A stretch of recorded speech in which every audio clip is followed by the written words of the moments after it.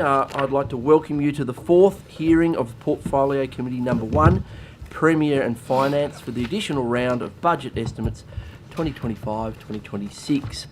I acknowledge the Gadigal people of the Eora Nation, the traditional custodians of the lands on which we are meeting today. I pay my respects to elders past and present and celebrate the diversity of Aboriginal peoples and their ongoing cultures and connections to the lands and waters of New South Wales. I also acknowledge and pay my respects to any Aboriginal and Torres Strait Islander people joining us today. My name is Jeremy Buckingham and I am the chair of this committee. I welcome Premier Minns and accompanying officials to this hearing. Today, the committee will examine the proposed expenditure for the portfolio of the Premier.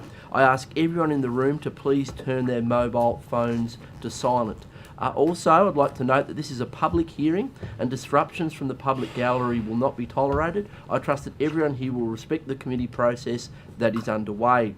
Parliamentary privilege applies to witnesses in relation to the evidence they give today. However, it does not apply to what witnesses say outside of the hearing. I urge witnesses to be careful about making comments to the media or to others after completing their evidence.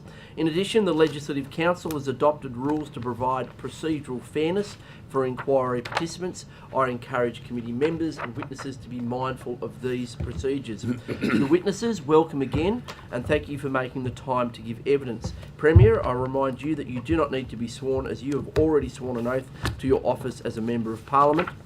Mr Draper and Ms Boyd, you have previously been sworn before this committee during this round of budget estimates. Therefore, you do not need to be sworn again. Today's hearing will be conducted from 9:15am to 5:30pm. We are joined by the Premier for the morning session from 9:15am to 1pm with a 15-minute break at 11am. In the afternoon, we will hear from departmental witnesses from 2pm to 3:30pm and Integrity Agency witnesses from 3:45pm to 5:30pm. During these sessions, there will be questions from the opposition and crossbench members only, and then 15 minutes allocated for government questions at 10:45am, 12:45pm and 5:15pm. We will begin now with questions from the opposition. Mr Tudorhope. Morning, Premier. Good morning. Premier, it's fair to say that you're headed for the exit. Isn't that the case? Well, hopefully not imminently, but... Well, you've told us that you're planning to retire after the next election, haven't you? No, I haven't. I mean, the only thing I've said is that, like everybody here, you're at the service of voters, and in the end, they decide whether you hang around or not. But if and we've got a tough re-election in front of us, but if we were to win, well, I'd love to serve a full term. Well, have you had discussions with your wife about it? Well, I have discussions with my wife all the time. What did she say about your future? Yeah. So, have you had discussions with your wife about it when she'd like you to leave? I think we've probably had discussions about my career and her career and the kids and whether I don't know, cleaned up the kitchen and all kinds of stuff. So have you had discussions with colleagues? Have you suggested to them that that there is an exit strategy available, that you're planning to go at some time after the next election? No. No? Are you aware, of course, that they're already having discussions, aren't they? Are they?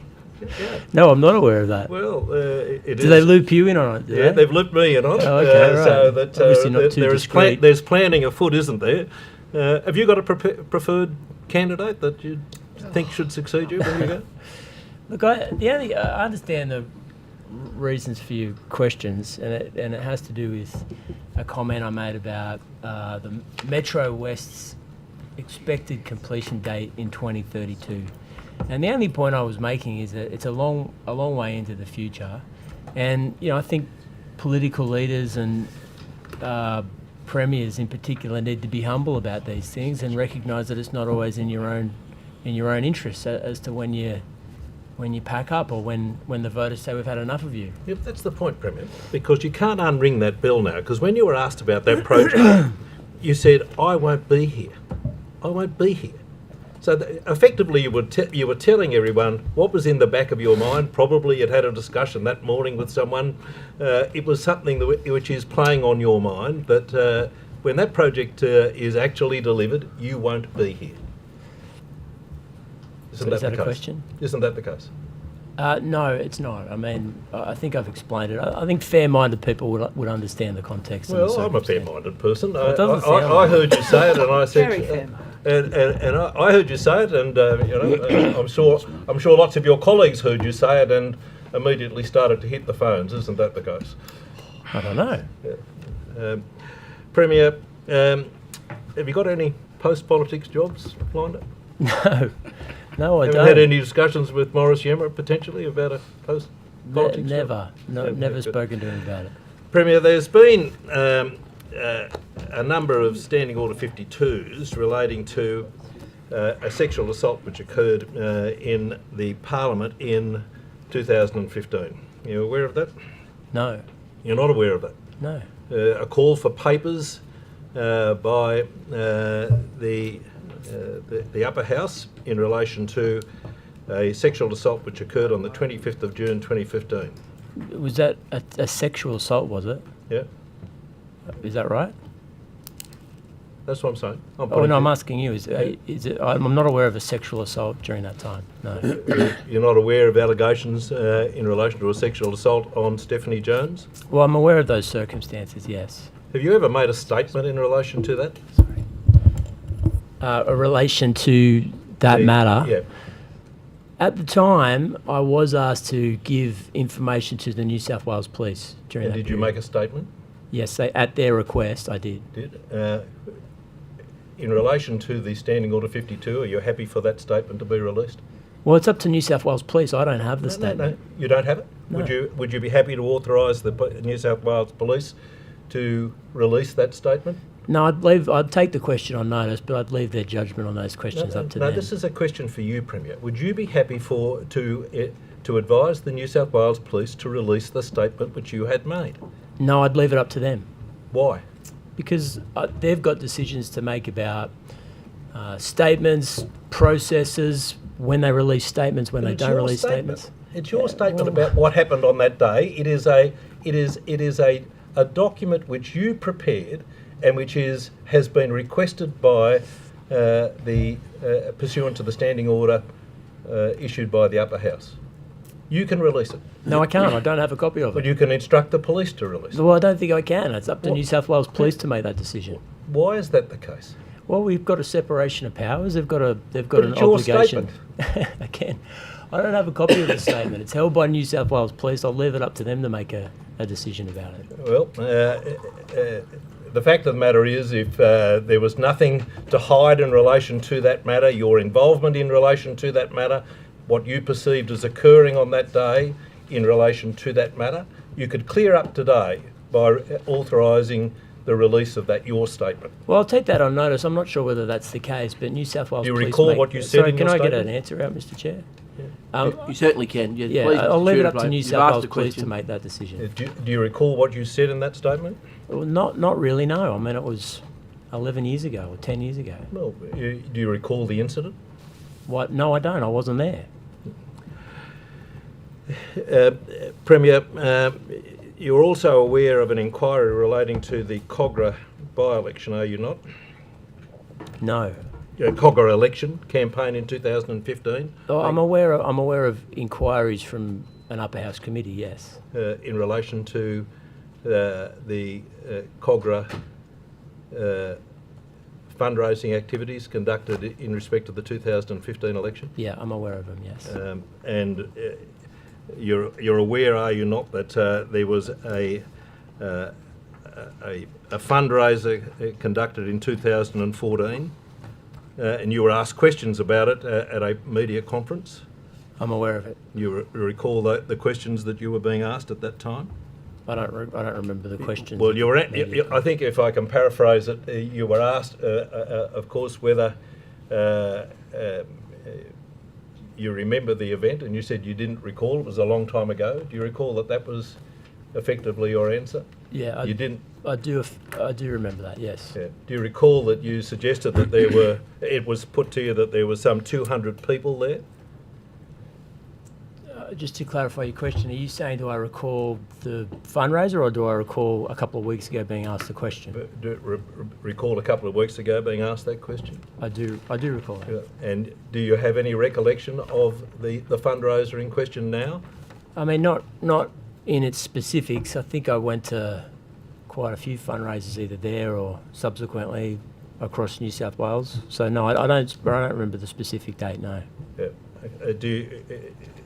Have you made any inquiries since that time in relation to the fundraiser in particular? Having been asked at the media conference about that particular fundraiser, have you made any inquiries since that time to just check the records to ascertain what occurred at that fundraiser, what documents were lodged in relation to the fundraiser activity? No, not particularly. Have you made any statement? Have you made any statement to the Electoral Commission in relation to what occurred at that fundraiser?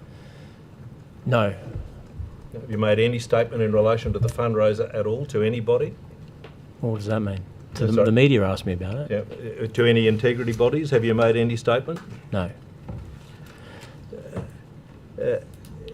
In respect of the actual fundraiser itself, the disclosure was that the amount raised was some $5,900 odd. Do you recall that was the disclosure which was made? Yes, I do remember. And it was put to you that there were 200 people at the fundraiser. Put to me by who? Put to you by journalists at the time? I remember, I guess that was part of the questioning from a couple of weeks ago, yes. Do you accept that in the circumstances it would be not unusual that there would be more than $5,000 raised in relation to a fundraiser where 200 people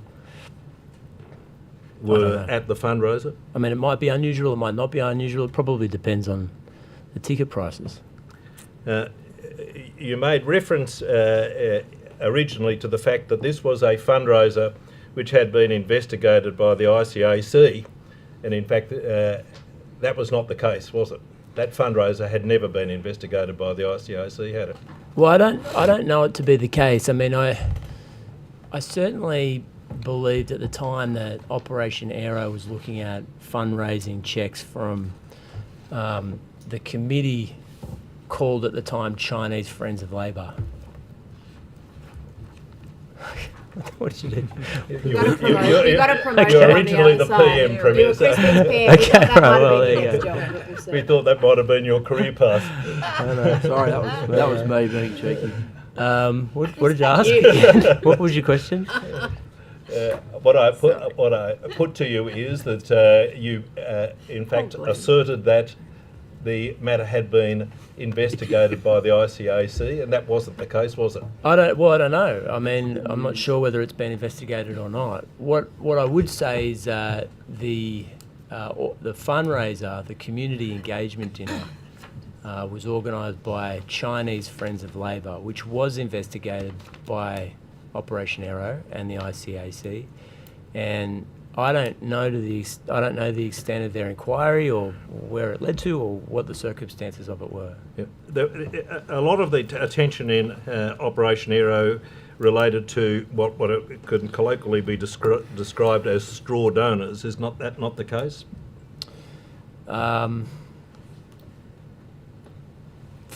It certainly was part of the inquiry. I don't know whether it was most of the inquiry or some of the inquiry. But the issue of cash money potentially being available, you recall, will you not, pretty vividly, the $100,000 which was allegedly delivered in a bag, and then an assertion relating to cash donors. I do remember that. And you'd agree with the submission, would you not, that if in fact straw donors were being used for the purposes of hiding the contribution of cash donors, that would be an illegal process? So, can you repeat the question? In the event that straw donors were being used to, in fact, hide the contributions to a campaign which were made in cash, that would be illegal, would it not? Yes. So if, in fact, there had been a previous fundraising function in 2014 which was using straw donors, that would be an illegal activity, would it not? Well, in any circumstances, for any fundraiser, if you use straw donors or you purport to present the donor as someone other than actually the financial contributor, it's illegal, full stop, in any circumstances. And then in the circumstances, if in fact the straw donors used for the function which was investigated pursuant to Operation Aero were identical to the same straw donors which were used in the 2014 function, that would be entirely coincidental, would it? I'm not following the question. It's a serious topic, but It is a serious topic. I want to make sure that I'm actually answering Well, the if question. in fact, Sorry. would you agree that if in fact the identical straw donors for 2014 were used in 2015 in what relationship? in relation to the two fundraising activities? For who?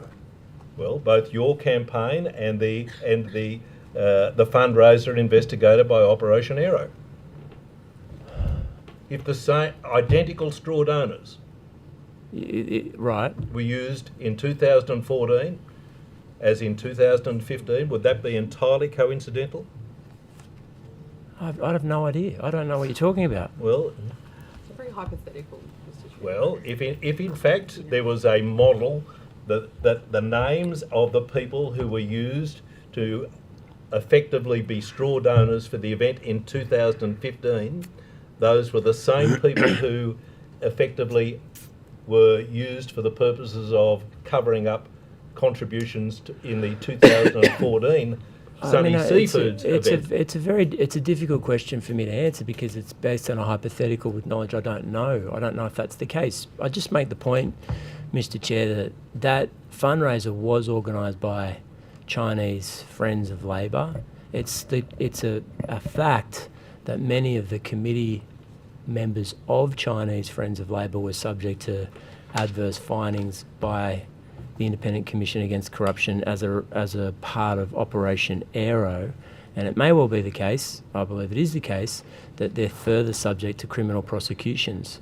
So I'm reluctant to sort of answer your I accept hypothetical that. I accept questions. that, It may Premier. well be before the I court accept soon. that, Premier, a bill has been introduced in the lower house, sponsored by 7 members of the crossbench, being the Road Transport (Medicinal Cannabis Bill 2025, and it proposes to make lawful for a person identified as having cannabis in their system to drive a motor vehicle or operate a vessel if they have a prescription for cannabis and are not behaving in an obviously drug-affected manner.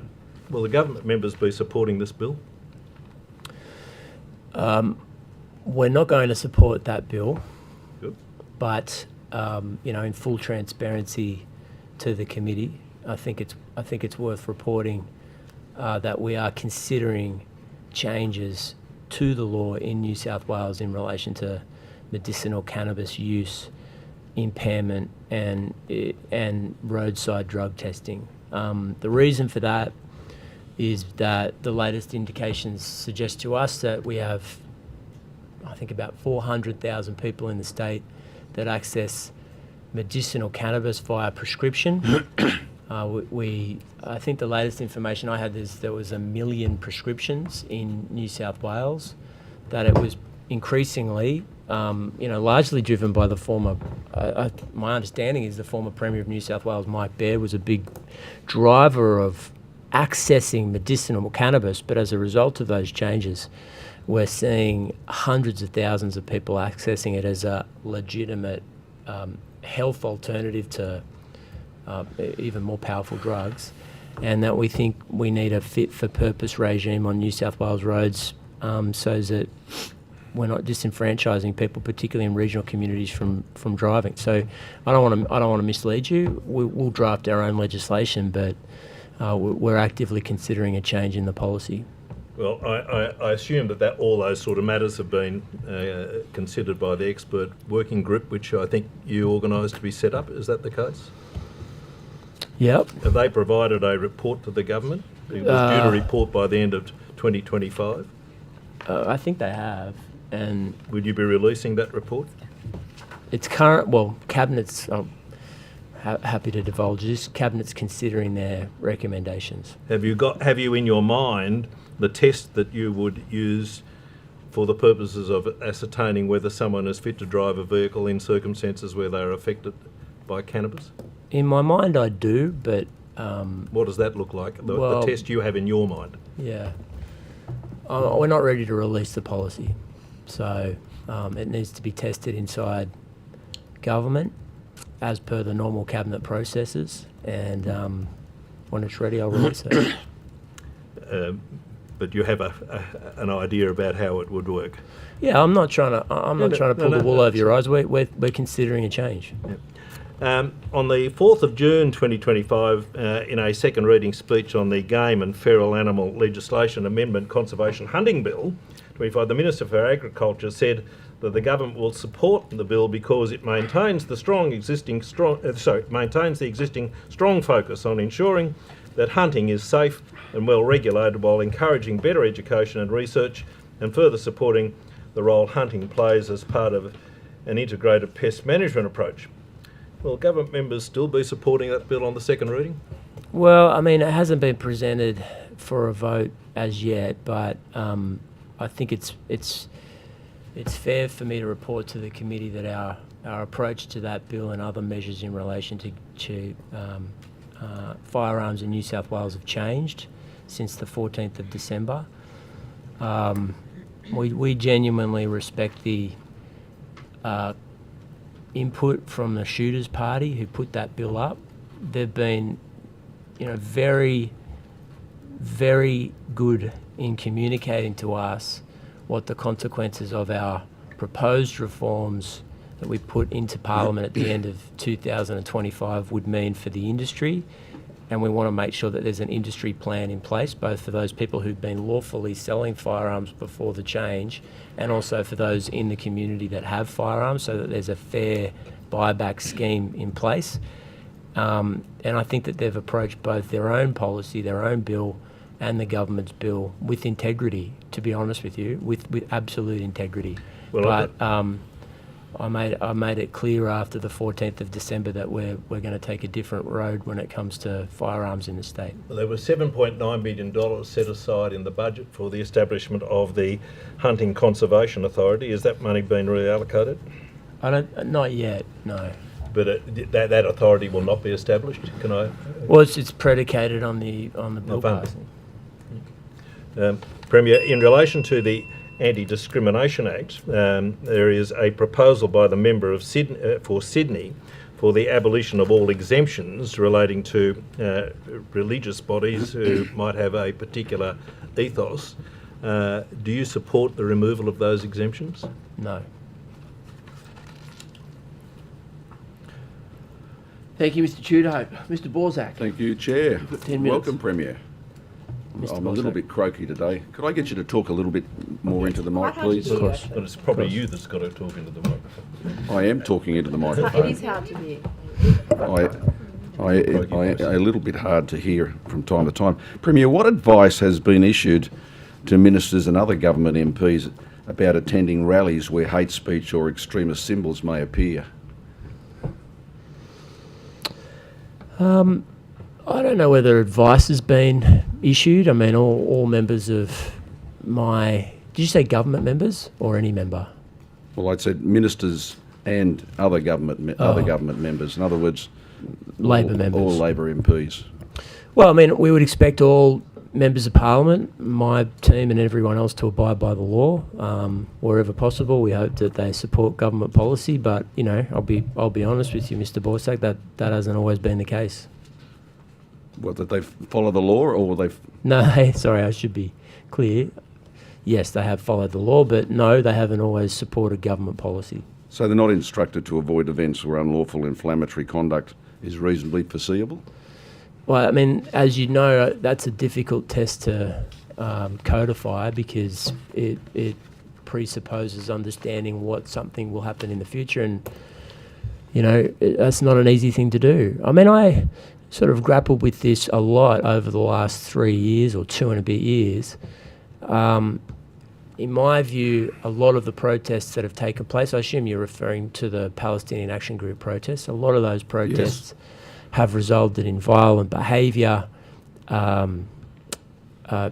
terrorist symbols, hate speech on Sydney streets. But I also believe, I genuinely believe, that a lot of people have attended those marches with none of those intentions in place, that they've tried to exercise their democratic right to freedom of speech and expression, and they're concerned about the circumstances relating to civilians in Gaza. They're not part of the Palestinian Action Group leadership. My dilemma is that those protests are organised by a pack of communists that just are intent on having a confrontation with police.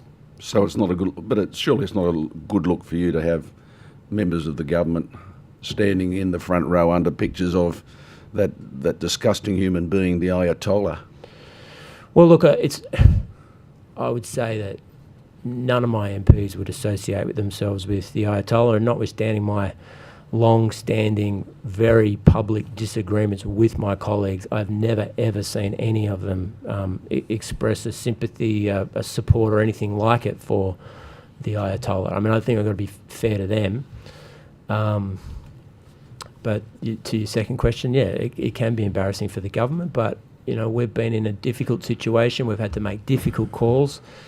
They haven't been universally supported by Labor members of Parliament, but I think they've been the right decisions in difficult times. Thank you. Just turning to issues in the bush for a minute and just talking about drought. Nearly half of New South Wales is already officially under drought declaration. Farmers are carting water just to keep livestock alive. What are you doing to address the acute water shortages for livestock and feed supplies and communities in the bush? Thank you. I mean, you're right. It's one of these. I've spoken to a lot of regional mayors who say to me that the changes in weather, particularly for regional communities, is unlike anything they've seen before. We've got a situation where some parts of the state could be affected by serious flooding and extreme weather events, particularly on the coast, and other parts of the state are in acute drought. And generally speaking, those things have worked in the same cycles, but now we have to deal with major flooding events, for example, on the mid-north coast, whilst at the same time ensuring that we've got support programs in place for drought-affected community. But look, I'm advised that we've got $250 million for the Drought Ready and Resilience Fund that aims to increase sustainability and resilience for primary producers in the state. The New South Wales and the Commonwealth Government announced a joint $45 million farm business resilience program in addition to the funds that we've already put in place, and Ray Willis was appointed as the drought coordinator in late November 2025. Premier, you obviously know that many farmers are already heavily indebted, and that these programs, if they were to result in loans, are just going to increase the burden on those farmers. The Country Mayors Association has advocated for direct subsidies, for example, for carting water and other things. Are you going to do that? I mean, piling more debt on this sector is not going to help them in the long run. No, I mean, that's a good point. In my understanding is late last year, Minister Moriarty reduced the interest rate on those loans to 1%, which is obviously well below the commercial return. But you still have to pay the principal back, which is the point that you're making to us. Well, look, with respect, even with a 1% interest rate, you're still carrying the debt, aren't you? And they can't pile on any more if it keeps getting drier and drier. We're actively looking at the situation. I mean, I don't have a silver bullet here, and I think this was an issue that bedeviled the previous government too. It's hard. It's a very difficult one to try and solve fully, other than to make sure that you've got programs in place and a safety net, so that when there is an ability to produce feed and export quality material, you can get it out the door and hopefully save for a more difficult environmental window that comes often immediately after. Our challenge is that those drought conditions are extending for longer periods and they're impacting earlier in the season than before.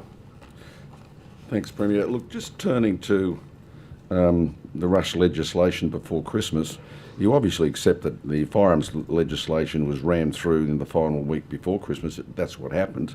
But what was the urgency to have it done before Christmas?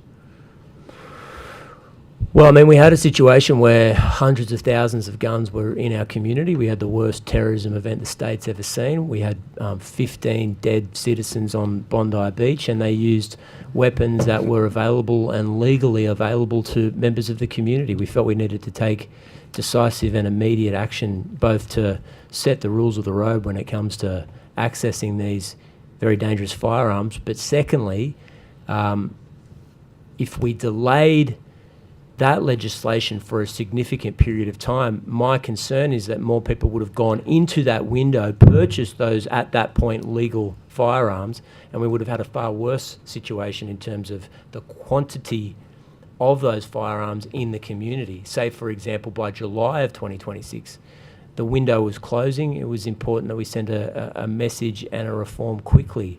We, in a sense, other than a minor change, grabbed legislation that was off the shelf as it applied to Western Australia. We were confident in their methodology and how they came about their reform plans, both for the buybacks, the quantity, and the specific regulation changes for what firearms would be available, and we went for it. So do you accept that rushing complex firearms laws actually undermines public confidence in the process? I mean, the firearms were legally owned. There are plenty of them out there in safe storage all over the state. Why do we have to always be subjected to propaganda talking about guns on the street? You know yourself that legally held firearms are not on the street, surely. Mr. Borsak, I don't agree with that. I mean, Well, you believe believe that the firearms I have at home are on the street. No, I That's don't. propaganda. I'm not making that claim about you. You shouldn't say that I am making that claim about you. No, But what I am I'm just talking saying about is, myself as an ordinary shooter. but what I am saying is that the sad reality for us is that the murder on Bondi Beach was committed by people who had legal firearms. That's the point I'm making.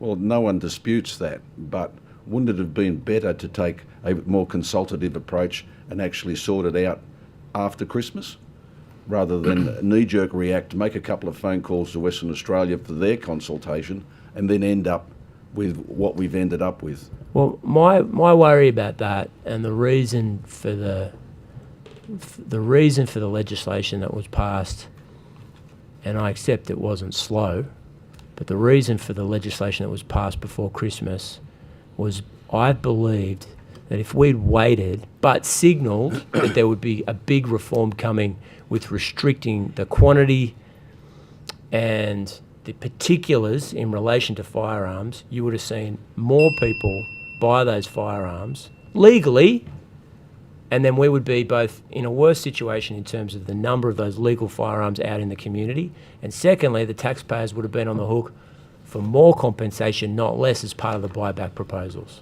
Premier, you're oversimplifying the process.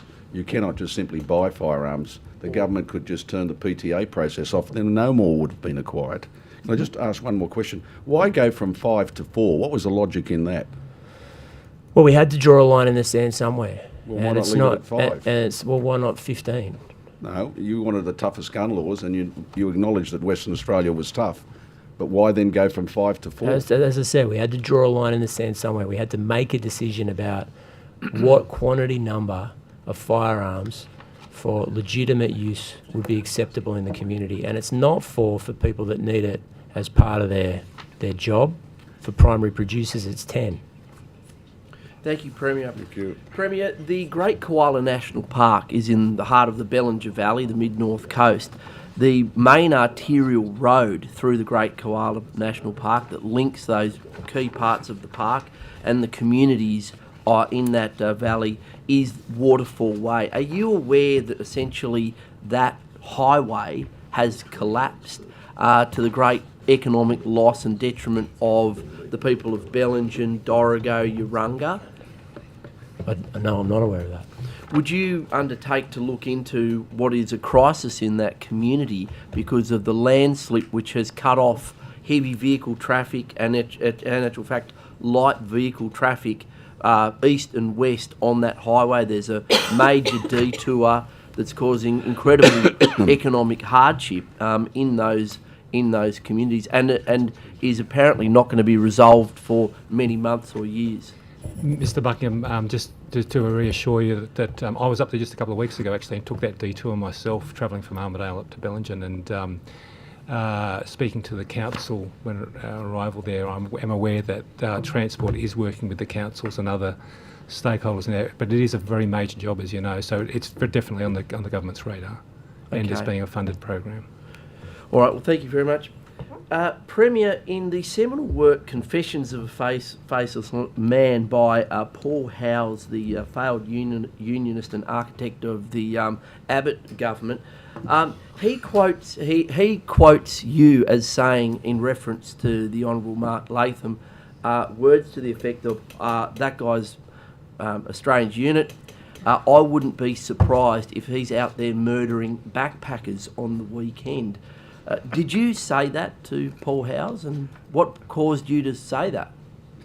I don't remember saying that, and I'm not saying I didn't. I don't remember saying that, but if I did, I shouldn't have, because I don't believe that. And you had you're not aware of Mark Latham's... No, of course not. Of course, you take everything he says with a couple of buckets of salt, but he boasts about being an associate of Milat and drinking with Milat, but you'd never heard anything to that effect? It was just a turn of phrase if you said it? It was probably a poor joke, and one I legitimately shouldn't have made. Don't think I expected it to end up in a book.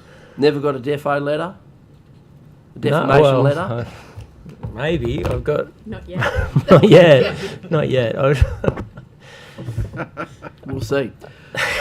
Premier, are you aware of the situation of the independent journalist and podcaster Jordan Shanks, who had his house firebombed a couple of times in Bondi, and then subsequent to that had death threats delivered by the ABC, the former or current, I'm not sure, ABC journalist Mahmoud Fazal?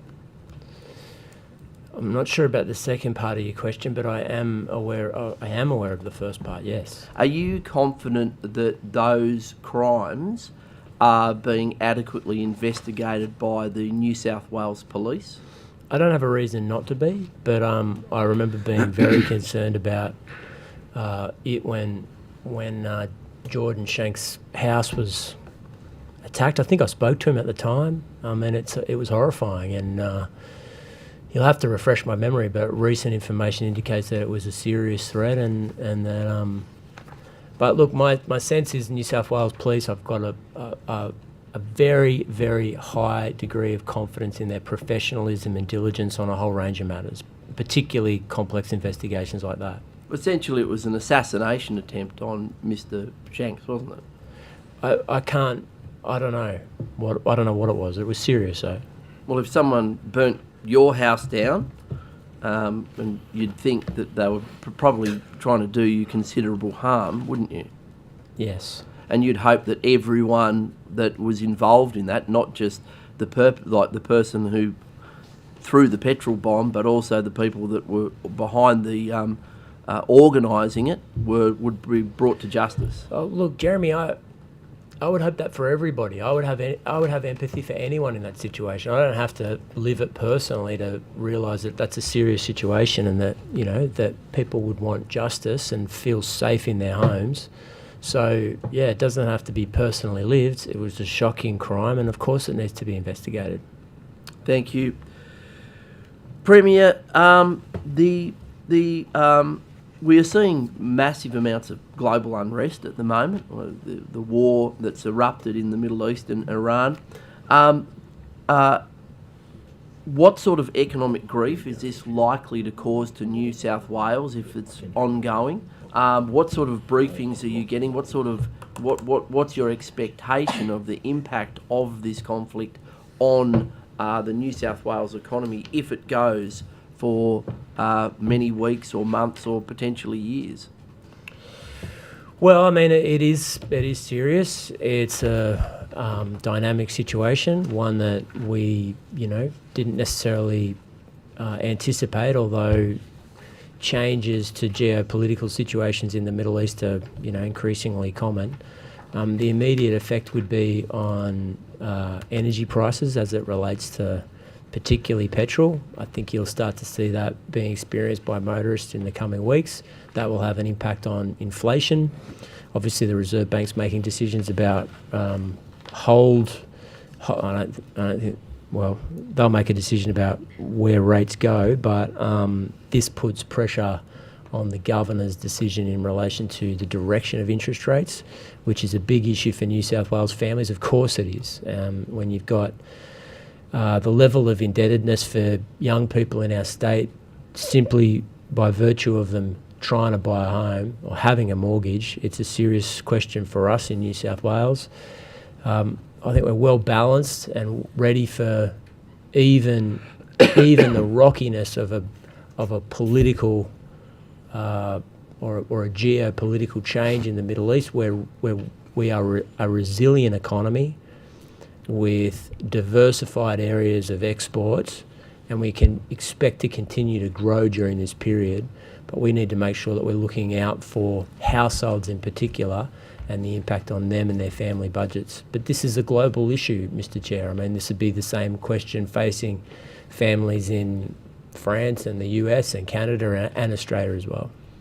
Turning to another global issue, and that's the issue of declining global fertility rates and depopulation. Our major East Asian trading partners are facing a catastrophic collapse in their population, having to stimulate their economies. The new Japanese Prime Minister's just released a massive stimulus package, and we've got massive amounts of debt in Japan, which is affecting global bond markets, effectively stimulating their economy because their population's declining.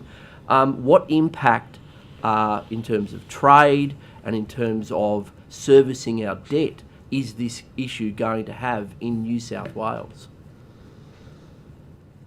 Well, look, international bond markets are robust marketplaces. I mean, the bond market, particularly for government debt, is larger than the equities market. I mean, there is access to capital. There's people that want to lend, and we would expect there not to be too great a disruption to that. In fact, oftentimes there's opportunities when it comes to... But it's going to be at much higher rates. So I understand that there's about $40 billion worth of debt that has to be refinanced in the short term that New South Wales holds at much higher interest rates. A lot of that was an original, effectively a zero interest rate. Interest rates now are about 5%. That's going to be a huge interest bill for people of New South Wales, is it not? Order. Well, was that you, Mark? And Catching up on social okay. media. Apologies. I wanted to give you He was listening to himself. Thank you. Yeah, I mean, I think that you'd have to look specifically at access to bond markets. New South Wales in particular's access to bond markets. It is a big and open marketplace. Yeah, I mean, there might be a situation where in Japan, as a result of their ageing demographics, they've got a stimulus program that they're running for the next couple of years, but throughout Europe and other parts of the world, they're taking the reverse course. They've actually got austerity policies and they're pulling back in spending and trying to get, well, in effect, their budget, their balance sheets under control after post-COVID expansion. Now, the leading reason for that is because they don't want to add stimulus on the demand side of the economy to drive up inflation. So what I'm trying to say is, it swings and roundabouts. The bond market's robust. We're not anticipating increasing borrowing costs as a result of ageing demographics in Japan, for example. It's probably more of a threat in terms of their growing economies in the years ahead. We'd be looking to see whether they tamp down economic growth in the 5 to 10 year range. Thank you. Martin, thanks, Chair. Mrs Mitchell. Thank you, Chair. Morning, Premier. Premier, we've been made aware, as you would no doubt be across, that there have been multiple patients escaped from Cumberland Hospital in recent weeks, and at least 2 of them allegedly have gone on to cause the deaths of 3 innocent people and leave 2 others with pretty serious injuries. Do you still have full confidence in the Mental Health Minister to manage the safety of the New South Wales community and mental health facilities? I do. Does it concern you that 2 dangerous patients were able to abscond from that facility within a day of each other? Yes, that does concern me, of course. Is it something that you have discussed with the Minister for Mental Health in terms of any interventions that were in place or what actions she took immediately after those incidents occurred? We did discuss it, yes. Okay. Are you aware that yesterday at her budget estimates she said that there was not sort of a full intervention or investigation launched until after the second incident occurred? Do you think that delay is acceptable? I don't have access to her answer, but can you tell me what she actually said? Sure. So you'd be aware in the first incident that occurred, somebody got out and then allegedly was involved in a car crash where 2 innocent people lost their lives. And a few days later, one of the second abscondees was involved in the tragic stabbing incident at Maryland's. And the Minister said that the first incident, where actually a staff member was overpowered and her swipe card was used to escape, which is pretty horrific, that didn't automatically trigger an ministerial intervention. She's put a team in place now to oversight that hospital, but it wasn't until the second tragedy occurred. Do you think a normal member of the community would think that's acceptable? Look, I think that a reasonable member of the community would accept that there are big challenges when it comes to forensic hospitals or psychiatric hospitals in the system, and the people that work in those hospitals, the professionals who are responsible not just for keeping us safe, but hopefully returning those patients back into the community, have got a difficult job in front of them.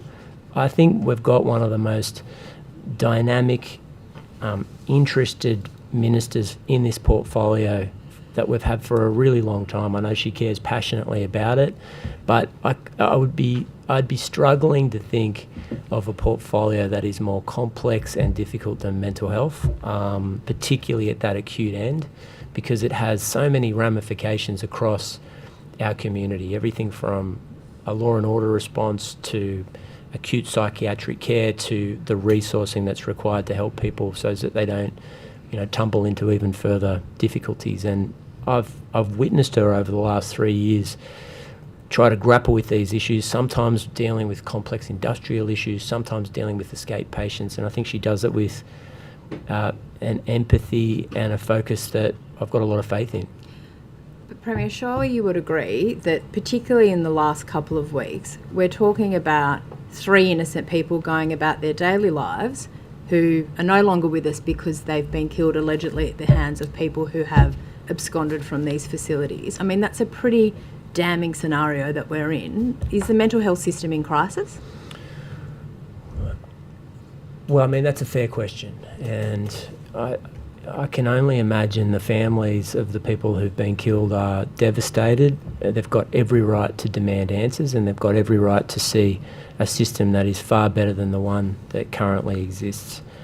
We, in particular in relation to Cumberland, we are genuinely putting in unprecedented capital funds into those projects, particularly at Westmead. I think that the original plans were drawn up by the previous government, but we're committing close to $500 million for that new hospital for psychiatric care. That will replace the old Cumberland Hospital, and we will see psychiatric patients moved from their existing location to the new facility. So I know you're not alleging this, but we're not doing nothing. No, and I'm not saying that, but I mean, you've had a pretty shocking set of occurrences in recent weeks that I think the community is pretty alarmed about. I mean, you wouldn't expect to have that scenario play out in New South Wales once, let alone twice in as many days, and to find that those 2 people did abscond within a day of each other, it's pretty horrific, isn't it? It is, and I'm devastated for the people that have been affected. The only point I'm trying to make is that both the Minister and the government are committing unprecedented funds to improve the system.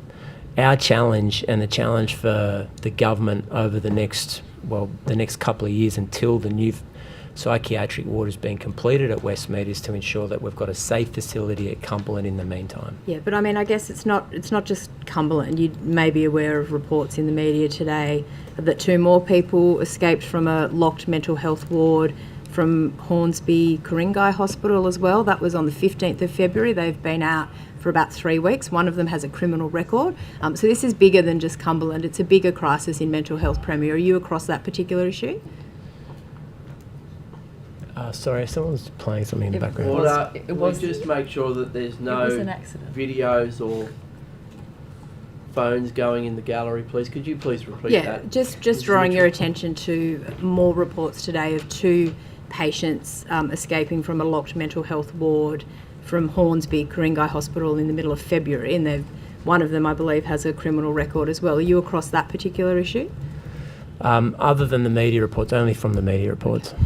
Does it concern you that there might be other escapees from other community facilities that are out that we don't know anything about? The Minister said yesterday she's not informed as a regular sort of routine basis when you do have mental health patients abscond. Do you think that needs to be changed?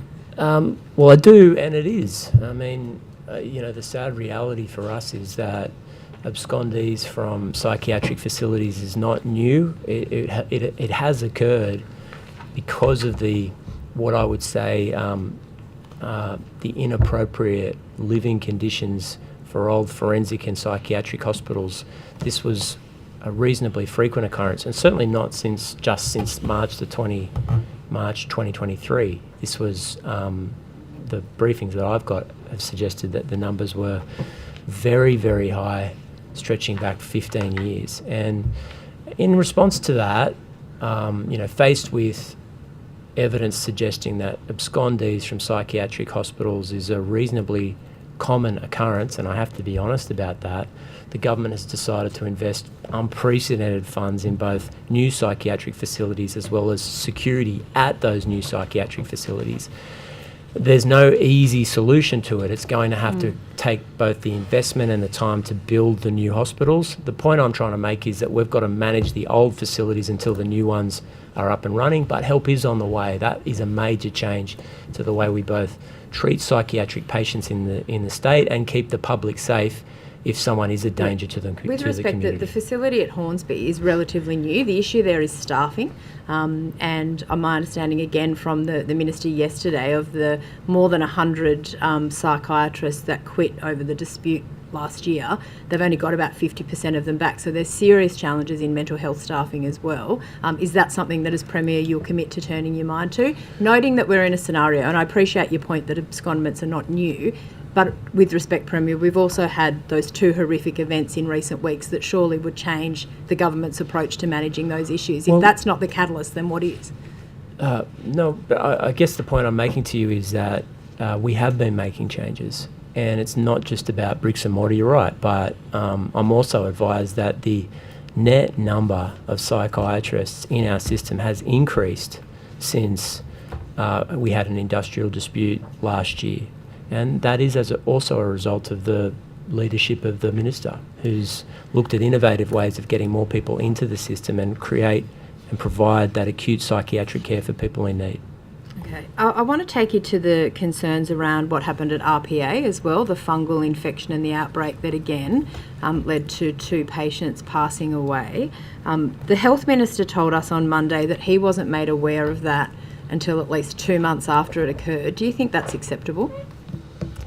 Well, I mean, I think in those circumstances, the Minister was told about it, and when he was told about it, he was given information that there was a comprehensive plan in place to deal with an obviously distressing situation. So I'm sure Ryan, who's very diligent about these matters, will make sure that there's processes in place for him to get it sooner, but I'm not sure the end result would have... I'm just going to finish my answer. I'm not sure there would have been any alternative alternative plan in place if he had known? But again, Because he's got a lot of trust in Kerry Chan, and the government does too. sure, but my point is there's great public servants in health, I agree with you, but he is the health minister, and at the end of the day the buck stops with him. Otherwise, what's the point with respect of having ministers if it's all left to public servants? If this cluster happened in December at a major hospital, there were 2 patients who'd passed away, another 7 had that fungal infection, and the minister was only made aware of it in early February because I put in a call for papers that was going to expose that incident had occurred. That's not great practice, is it, Premier? You can't think that that's acceptable. Well, I mean, I just take what the minister said, and that is that he'll look at the processes to ensure that he gets the information quicker. Yeah. Okay, so, and more generally across the public health system, there have been reports, and you would have seen them, mould outbreaks, pest infestations, maintenance failures. There's also some concerns coming from families of children undergoing cancer treatment up in Newcastle, John Hunter, about repeated mould outbreaks in hospital wards. Do you accept that those patients and families are upset that they're not being given the information transparently, and is that something you will look to improve?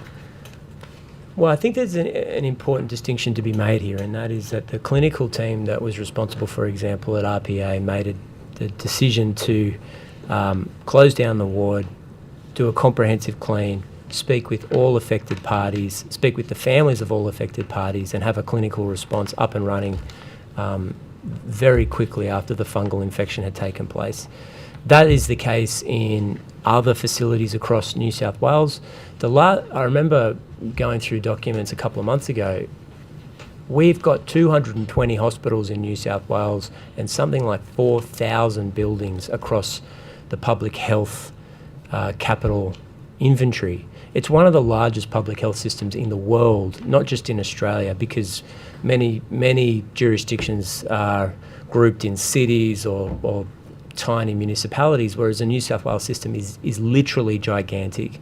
We're investing $12 billion on brand new hospitals across the state. John Hunter is one where we're building a brand new hospital. RPA is one where we're completely renovating it and putting $500 million into it. Same goes for Westmead, same goes for Canterbury, same goes for Bankstown, same goes for Fairfield, same goes for Rouse Hill.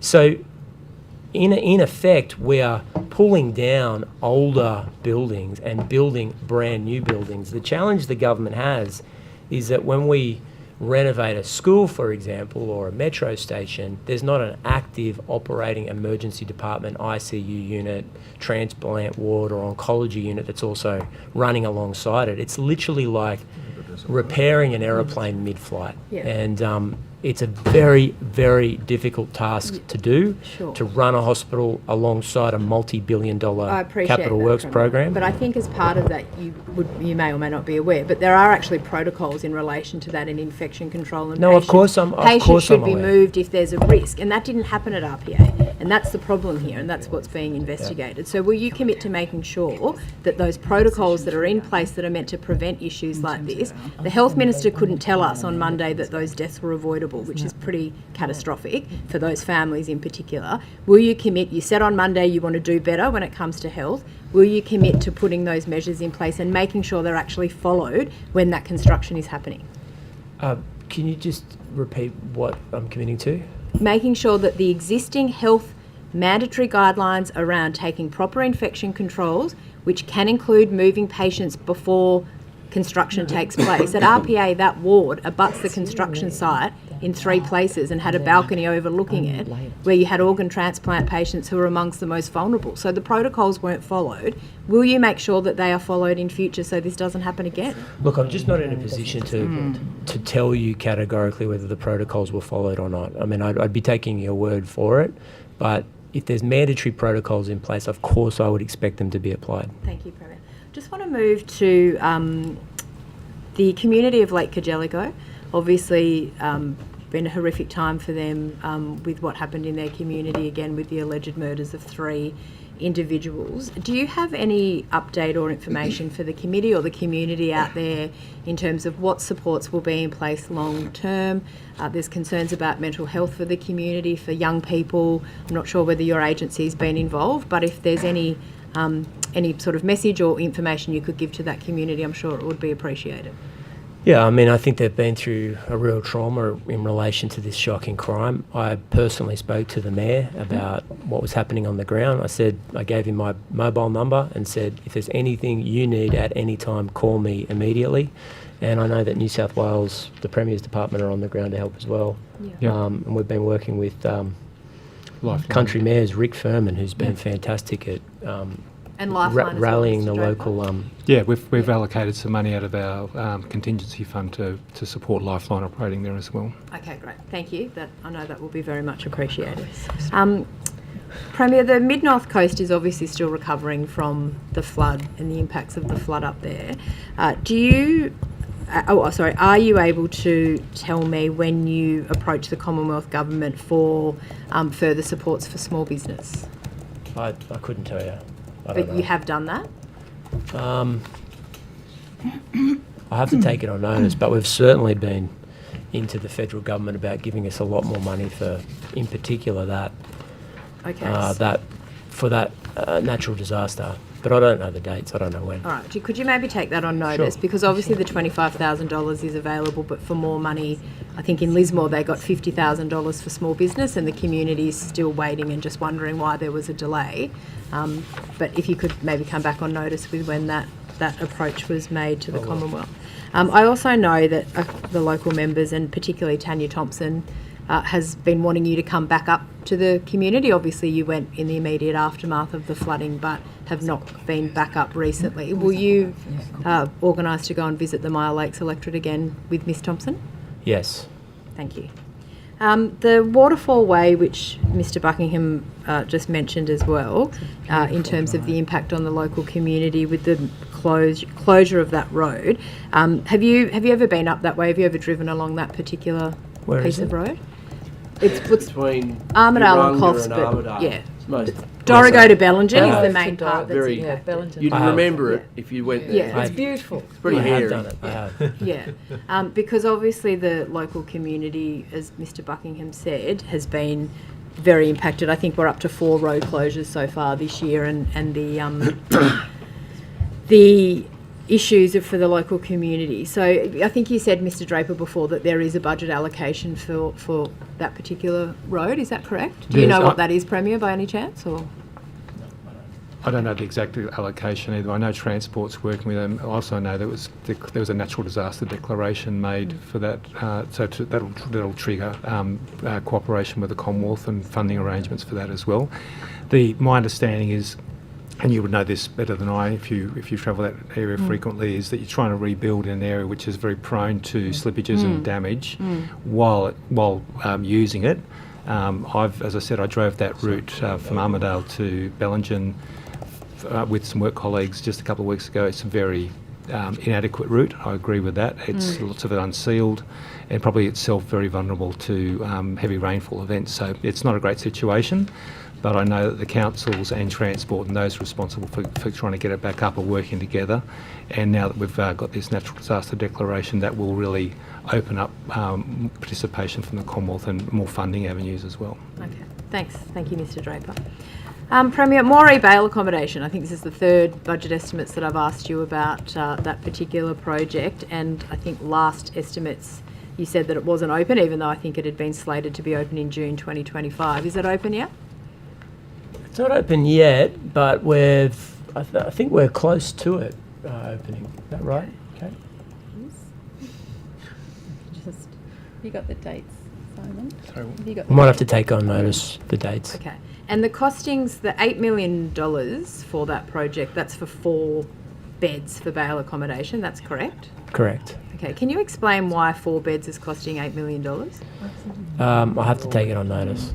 Okay. I actually don't know whether it is 4 beds or more. Let me take it on Okay. notice. Do I'll you come know, back to Mr Draper? I think that was the evidence from Minister Dibb on earlier last week. Yeah, look, I hadn't seen his evidence. It's not a big facility. It is quite a small facility, but the cost of the land acquisition. I mean, they bought a fairly sizable property. They've got to make sure they bring the property up to pretty high standards. I'm not sure whether the budget allocation is just for capital works or whether it includes some of the operational operational costs. By the way, Is that by the something way, you we might- could sorry, have. Can I just, Mr. Would you maybe be able to bring that back this afternoon? Yeah, I can check that out, and I can happy to Information? update you this By the way, afternoon. Sorry, the Brendan. reason for the delay, I mean, we could have opened it up last year or as soon as it was announced, but the mayor and the community was concerned about the location. Yeah, and you mentioned that last time, but it's been sort Well, of it's been several hard. I months mean, since- yeah. a number of the sites that have been chosen, the mayor and other civic leaders have said we don't want it there. And I think the local member, and I'm not knocking him for it, he's had a say as well. Mr. Chair, do you mind if I just take a 5-minute break? I'm happy to stick around longer at the end, but I'm just going to have to take a break. And I can just update Do that. you want to just Sure. do it this afternoon, Yeah, Simon? 'Cause no, just to confirm that money includes some of the ongoing programs, The not answer to just that, the Premier, capital. is yes. Actually, no, it's no. Actually, it's You're no. going to have to hold on. You'd say bugger it, I'm going anyway. Take the broadcast off, please, and the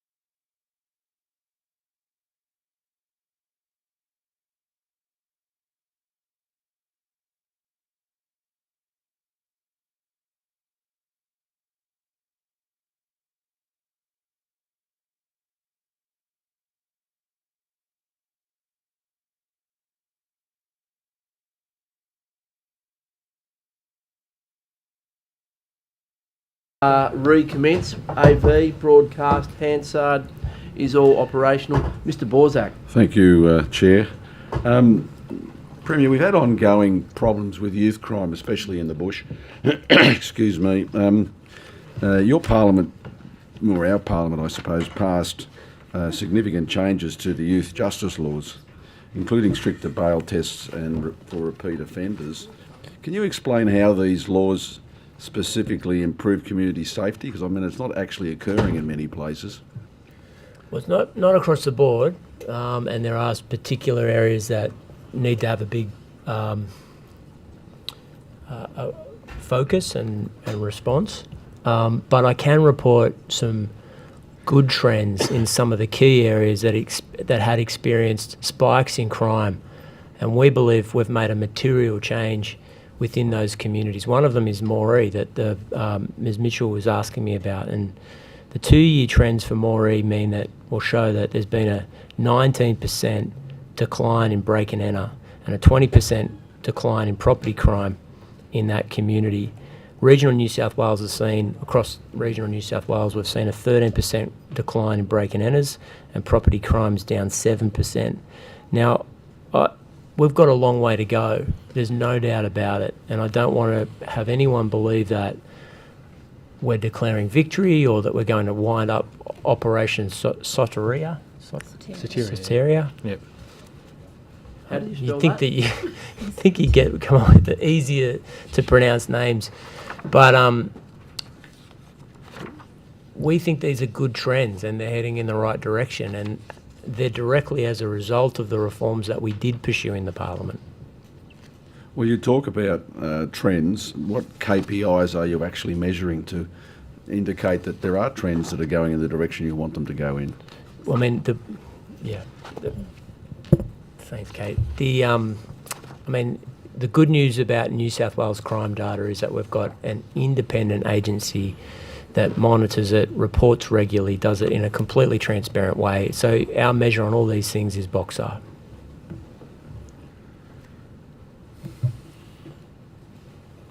Is that? Oh, sorry. Okay. Sorry. I was expecting a bit more. Minister, Premier, Well, give it. I guess, sorry, to your point, you're right, I should say more on it. I mean, it's, when I say Boxer, I mean independent statistics in relation to crime, and we want to see them coming down. Yeah, I mean, Boxer is the gold standard for measuring what's going on in the crime, and you've really got to keep an eye on what's going on there.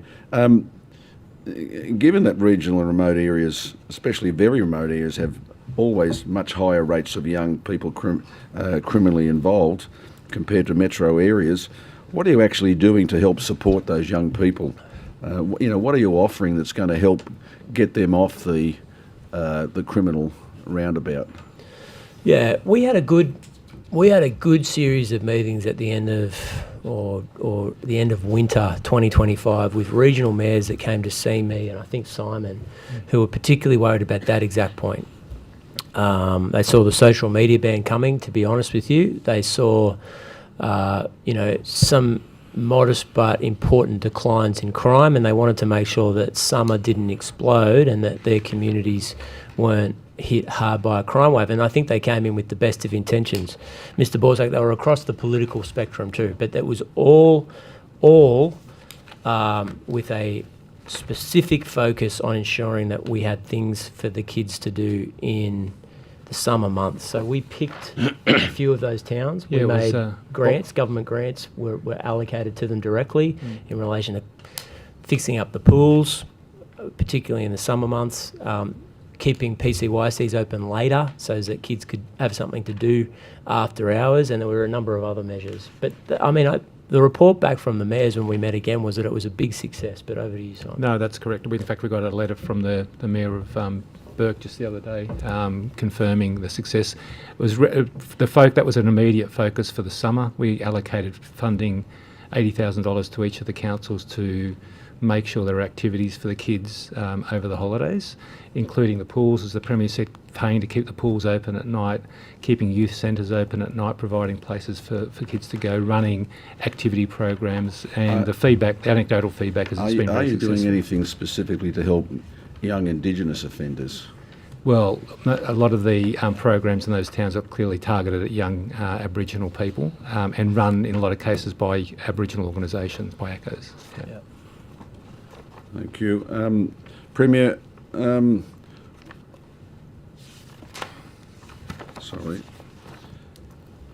regarding Khomeini imagery and the Bridge March, do you consider Ayatollah Khomeini an evil person? Or was he an evil person, I should say? You should use the past tense now.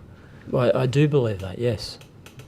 And why were police not directed to remove his portraits from the 3rd of August march over the bridge? Well, we don't direct police. They've got to make operational decisions as they see it, and that's the separation of powers as it applies, in the world.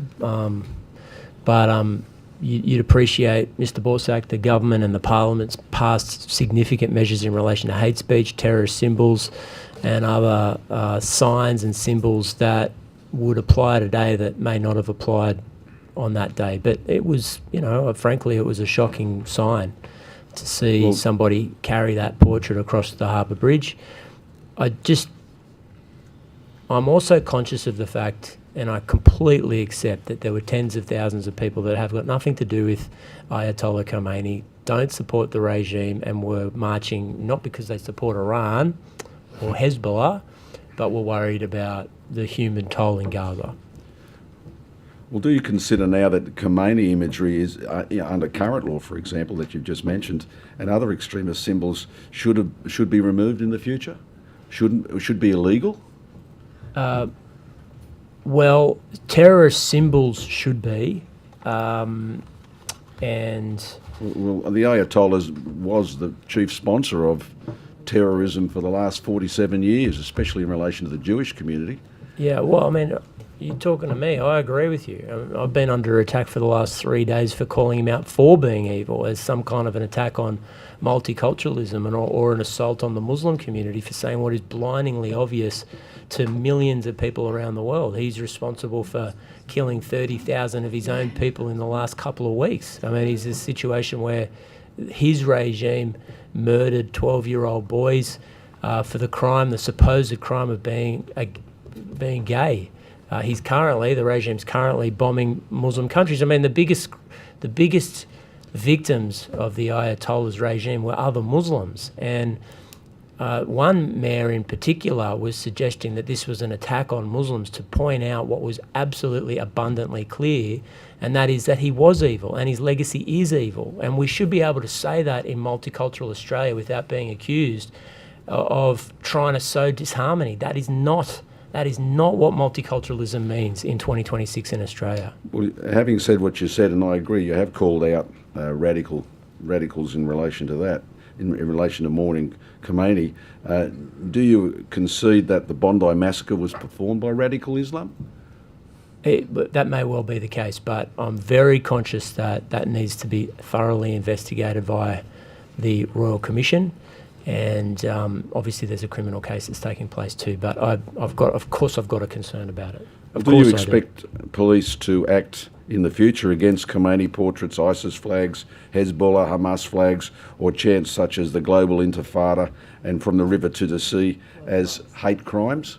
Well, we need to break them down. Hezbollah flags, yes. ISIS flags, yes. Hamas flags, yes. A portrait, I think that would be a breach of, as distasteful as I would find it, that would be a breach, I suspect, of constitutional provisions, and I'm not sure I would support it anyway. I mean, my description of the Ayatollah and his evil regime, I think it's appropriate.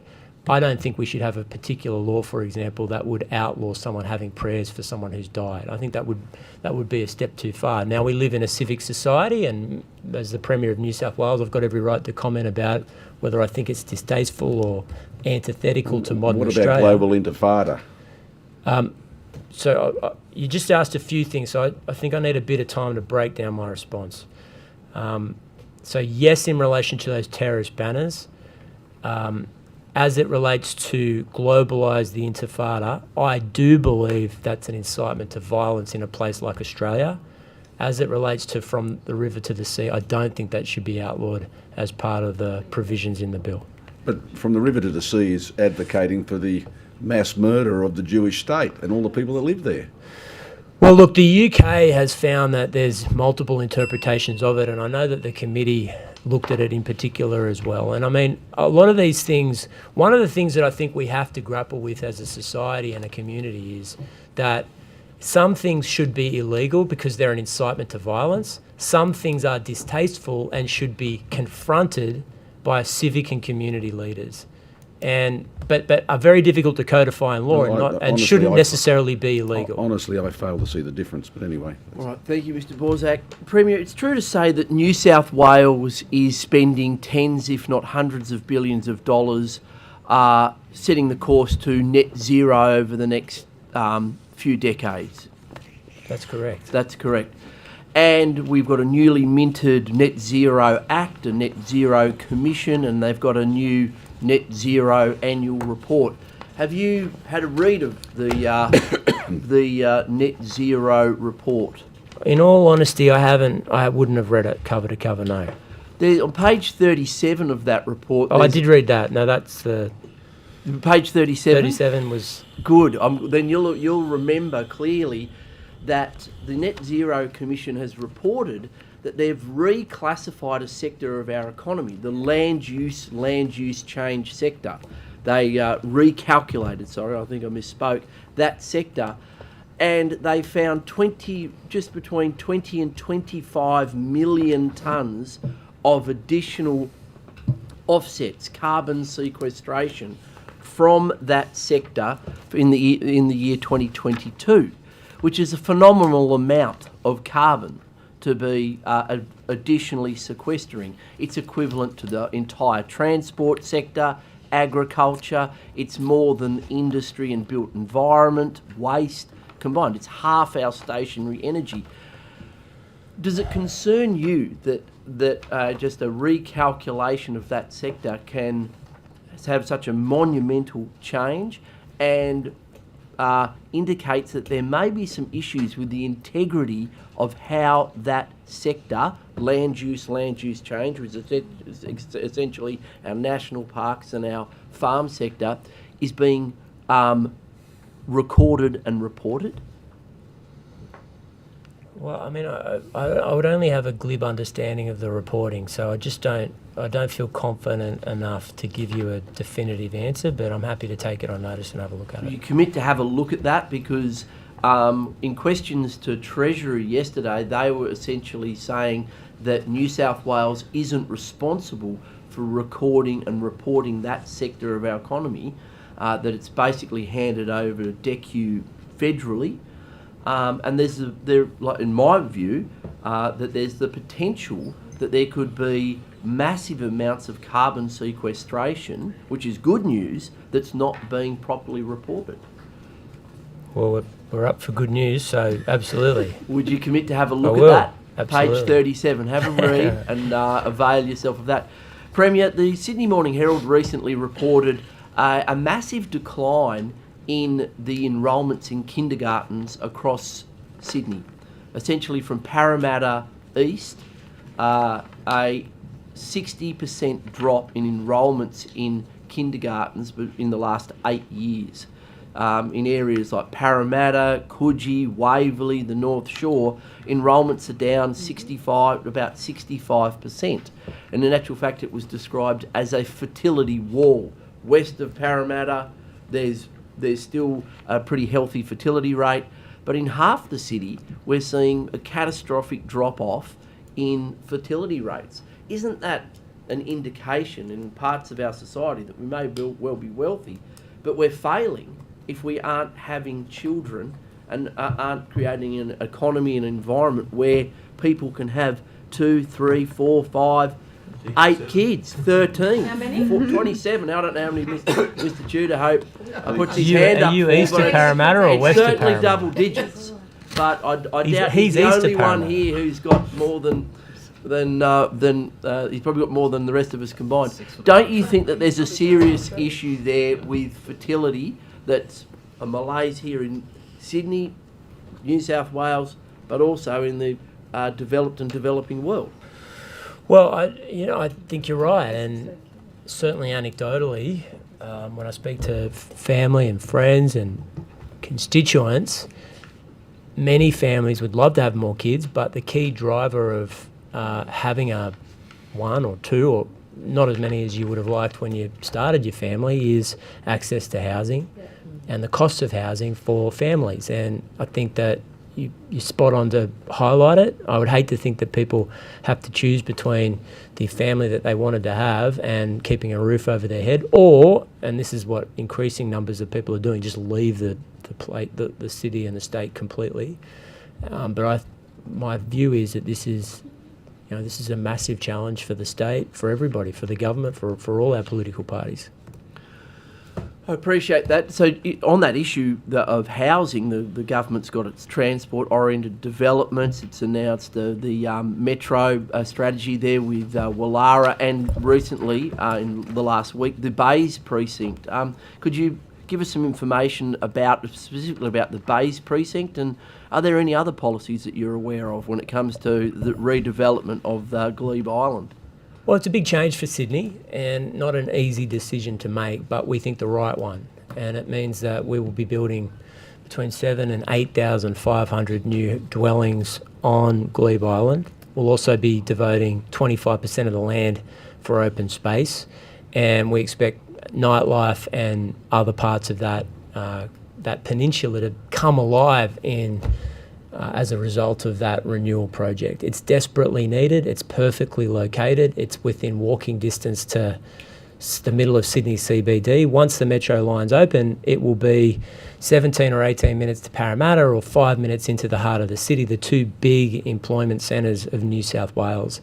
And at the moment, under the current plans, we would effectively be building $1 billion metro station, part of a at least $25 billion metro line for a car park and a cement work. So we needed to make the change, and it's not the only place we're building, but it is part of the jigsaw puzzle of new homes and new developments for Sydney. What's your response to the criticism from some that we need to keep it as a working port, that Kembla doesn't have the capacity, that which should be retained as a working port? What's the response to that criticism that's been levelled? Well, those critics are partly right, and that's why the plan went or underwent a change or a reform, particularly in relation to the heritage fleet, the deep water port for international tourism, and various other things that we continue and will continue to operate at the site. But to have the entire site be locked off, it would have been the wrong decision. It would have been the wrong decision for Sydney. It's also worth, I think, reporting that it's 3.5 times the size of Barangaroo. So even if it's 25% of the site will be for open space recreation, it's a gigantic addition to the open space and parklands for Sydney. Is that the quantum of the open space, about 25%? Yeah, I'd love to get more, but it's at least that. What's your response to the criticism that this is privatisation? It's a 99-year lease, it's privatisation, it's just like the power generators or the poles and wires. What's your response to that? Look, it's not. It's not that. And the second thing I'd say is that we went to the election promising that we would do this. I mean, we were very transparent about using available land for new housing developments in Sydney. And I didn't announce that the day after we were elected. It was a part of our election pitch to the people of New South Wales at the time. The government's investing tens of billions of dollars in the new renewable energy zones, and there's been community concern about the nature of the rollout, especially with the transmission lines. What's your view on that? How do you think that rollout is going, and are you taking the community with you, especially when the Irana Res with you as we transition from coal-fired power to renewable energy? Well, look, I think a lot of people would say that we haven't been taking the community with them because they oppose the government's plans, but we've been trying to do our best in an impossible situation. The truth of the matter is that we need to replace 8.5 gigawatts of energy that's currently produced by coal by something else, and a large measure of that will be renewable energy programs. Now, the truth is, I'd love to be able to say we can slow it down, we can have more measures in place, we can in effect, I guess press pause on the renewable energy projects, but I have to be honest, we can't. We're already behind when it comes to new energy production and generation in the state, and if we fall further behind, it will have a dramatic impact on both industry and energy prices for New South Wales consumers. As high as they are today, you can expect them to be even higher as a result of a dramatic delay in renewable energy projects. The only thing I'd say, Chair, is that we're not fanatics about it. At the same time as I'm pursuing a massive change in renewable energy generation for New South Wales, we're also exploring gas as a firming tool for New South Wales, particularly for industry, and we've made a decision in relation to Eraring Power Station to bridge the gap as we bring on that new power. But if we press pause on this, if this government, or if we lose the election, the next government slams the brakes on renewable energy projects in the state, power prices will skyrocket even higher than they are today. I can't tell you how high the stakes are. Just one last thing, Chair. Eraring Station due to close by 2029, that's 2.9 gigs out of the system. Bayswater due to close by 2033, 2.7 gigs out of the system. Vales Point, 1.4 gigs out. Mount Piper, not until 2040, but that's 1.4 gigs out. So the replacement of that soon-to-depart energy is a huge challenge for the state. And as much as it's affecting people's power bills today, it will affect jobs and power bills in the future unless we get cracking on it. Thank you. Just a quick follow-up. How's Santos going with the Narrabri? Have you had a brief from them? Like, have they made a final investment decision on this a gigantic new gas plant in the heart of the Pilliga Forest and now key farmlands? I don't think so, unless they've made it without talking to me. I mean, the latest information I have is that they're in the closing stages of a native title decision in, I think, the federal court. So when can we expect to see some gas flowing out of Narrabri? I can't give you a date. I don't know, but I mean, it's a, in terms of the timeline, it is a mid-timeline question. You know, we've got massive employers in the Hunter and the Illawarra that rely on reliable energy supply, and jobs are on the line unless we can get them a secure, long-term alternative form of energy. Just 1 second. Yes, because he's left for 5 minutes, there's nothing we can do. Unfortunately, there's no leftover time because the resolution of the House is that at 10:45 we turn to go. Well, not unfortunately, but like depends on your perspective. The resolution of the House is that it's 10:45, so the Premier's toilet break is the Premier's toilet break. 10:45 being the time. Is there questions from the government? Nothing from us. Members? Currently. No? All right, thank you. Well, that means that we will now have a half an hour recess and reconvene at 11:15 a.m. Thank you.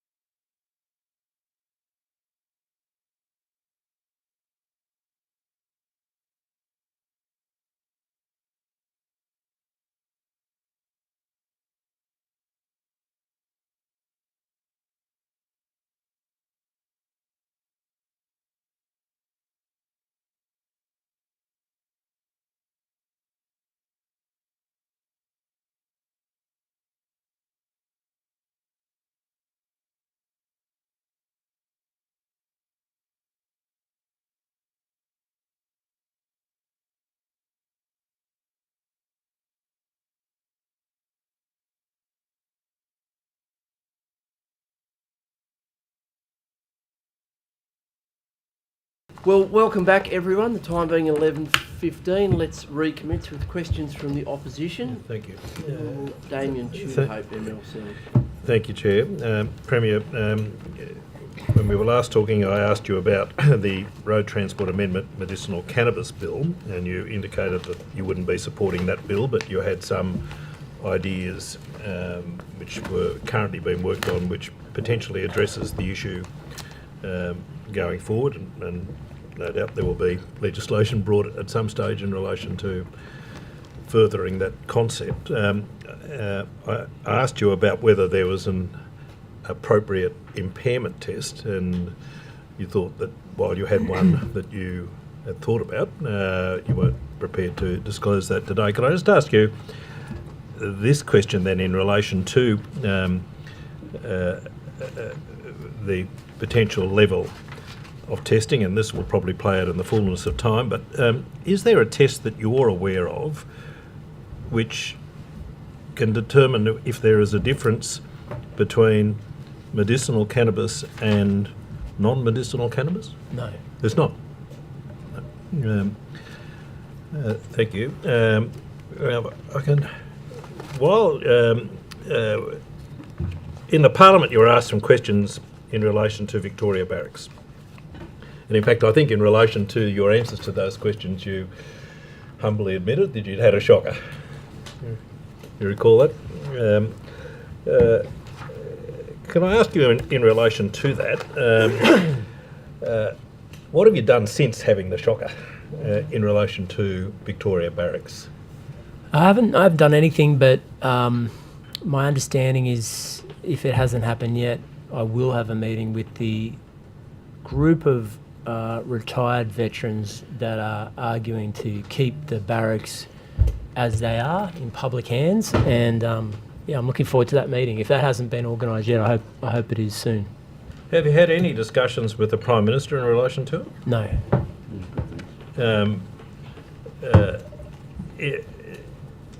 Do you have a view in relation to whether the proposal should proceed? In its I hadn't current thought. form? I mean, I hadn't thought about it much. Obviously, it's Commonwealth government land. It's not owned by the taxpayers of New South Wales. So, in all candour, I hadn't thought about the proposal much before it was brought to my attention. Obviously, I saw it in the newspaper. Look, on reflection, I think that it's an important part of the state and the country's heritage, and I'm keen to speak with and understand from the proponents who are suggesting it should stay in federal government hands as a defence site what their perspectives are. So, yeah, having been brought to my attention, I'm going to look at it closer. Yeah.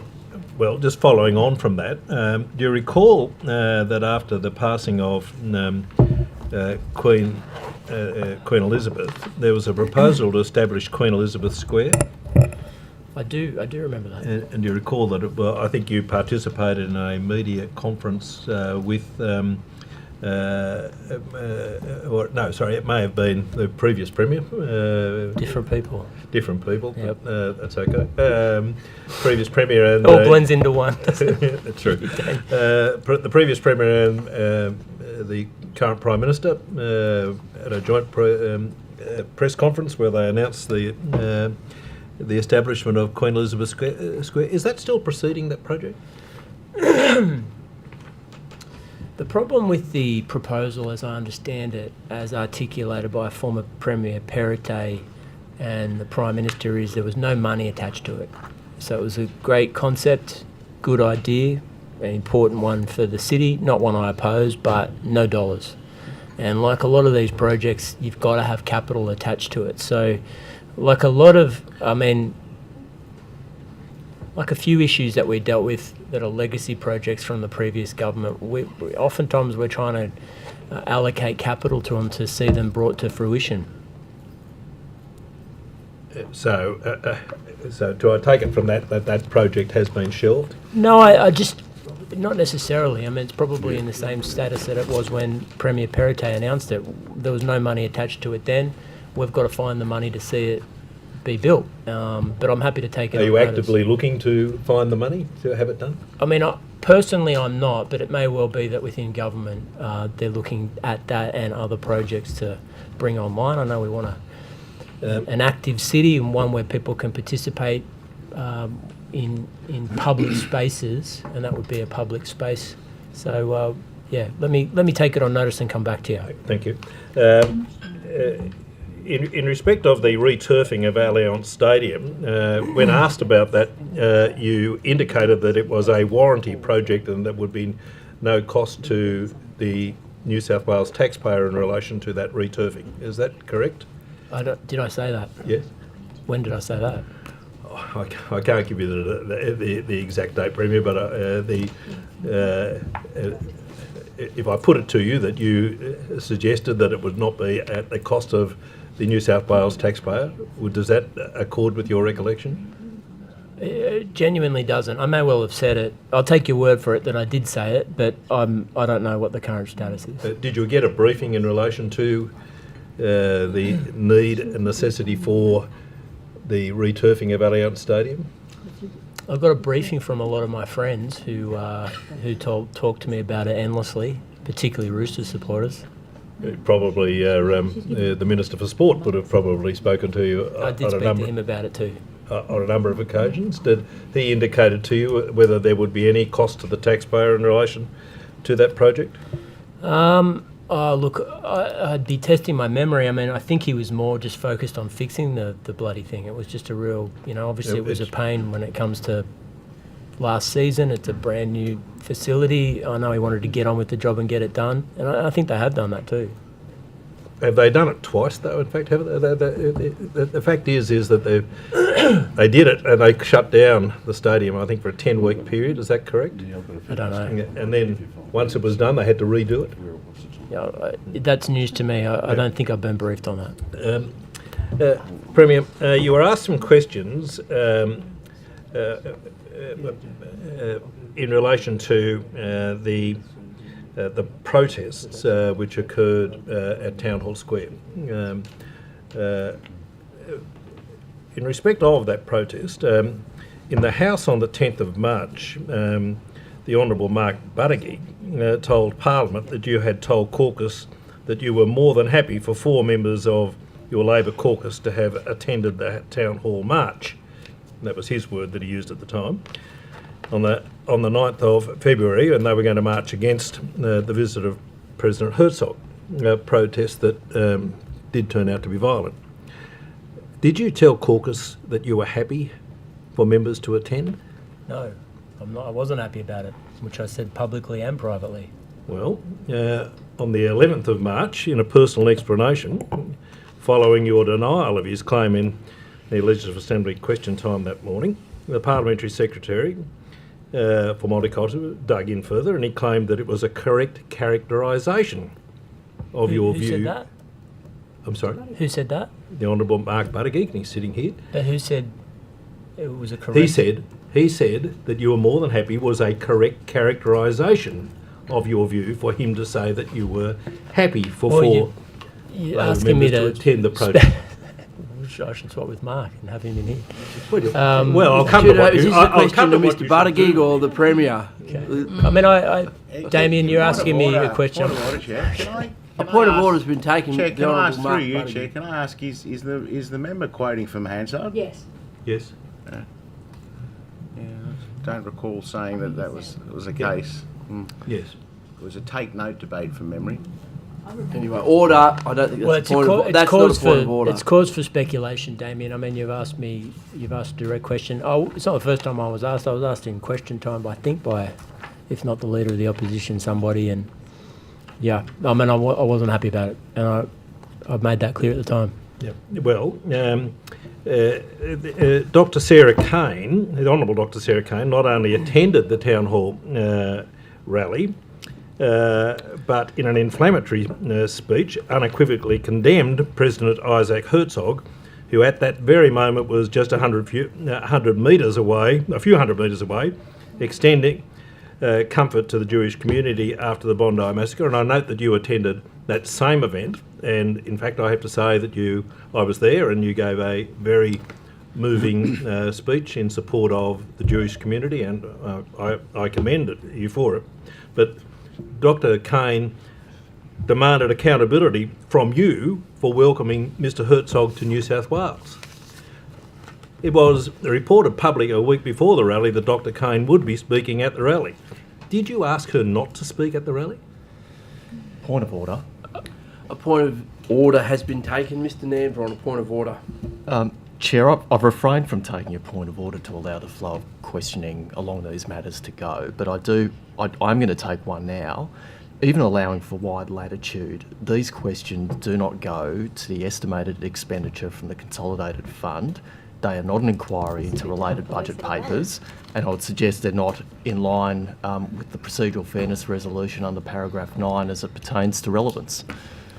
Look, I understand you that point, Mr. Namber, but I'm not going to uphold it. These estimates hearings have a tradition of wide latitude, canvassing a range of issues and the attitude of the executive to a whole range of public policy and their activities. So I'm not going to uphold that point of order and allow the question. Just point of order, Chair. Can I, through you, would the member like to correct Hansard that the distance between Town Hall and where the event was held is actually a few thousand metres, not a couple of hundred metres? It's not a point of order. I was, through you, Chair, I was asking if the member wants to correct the record. You can do that just by talking Premier, to do you recall? That's not a point of order. It's not a point of order. Do you recall the question I asked? No. Okay. In a sense was, did you ask her not to speak at the rally? Well, I mean, I certainly made it clear that I didn't want anyone to go to the rally. I made that particularly clear in relation to Labor MPs, and by virtue of the fact that I made that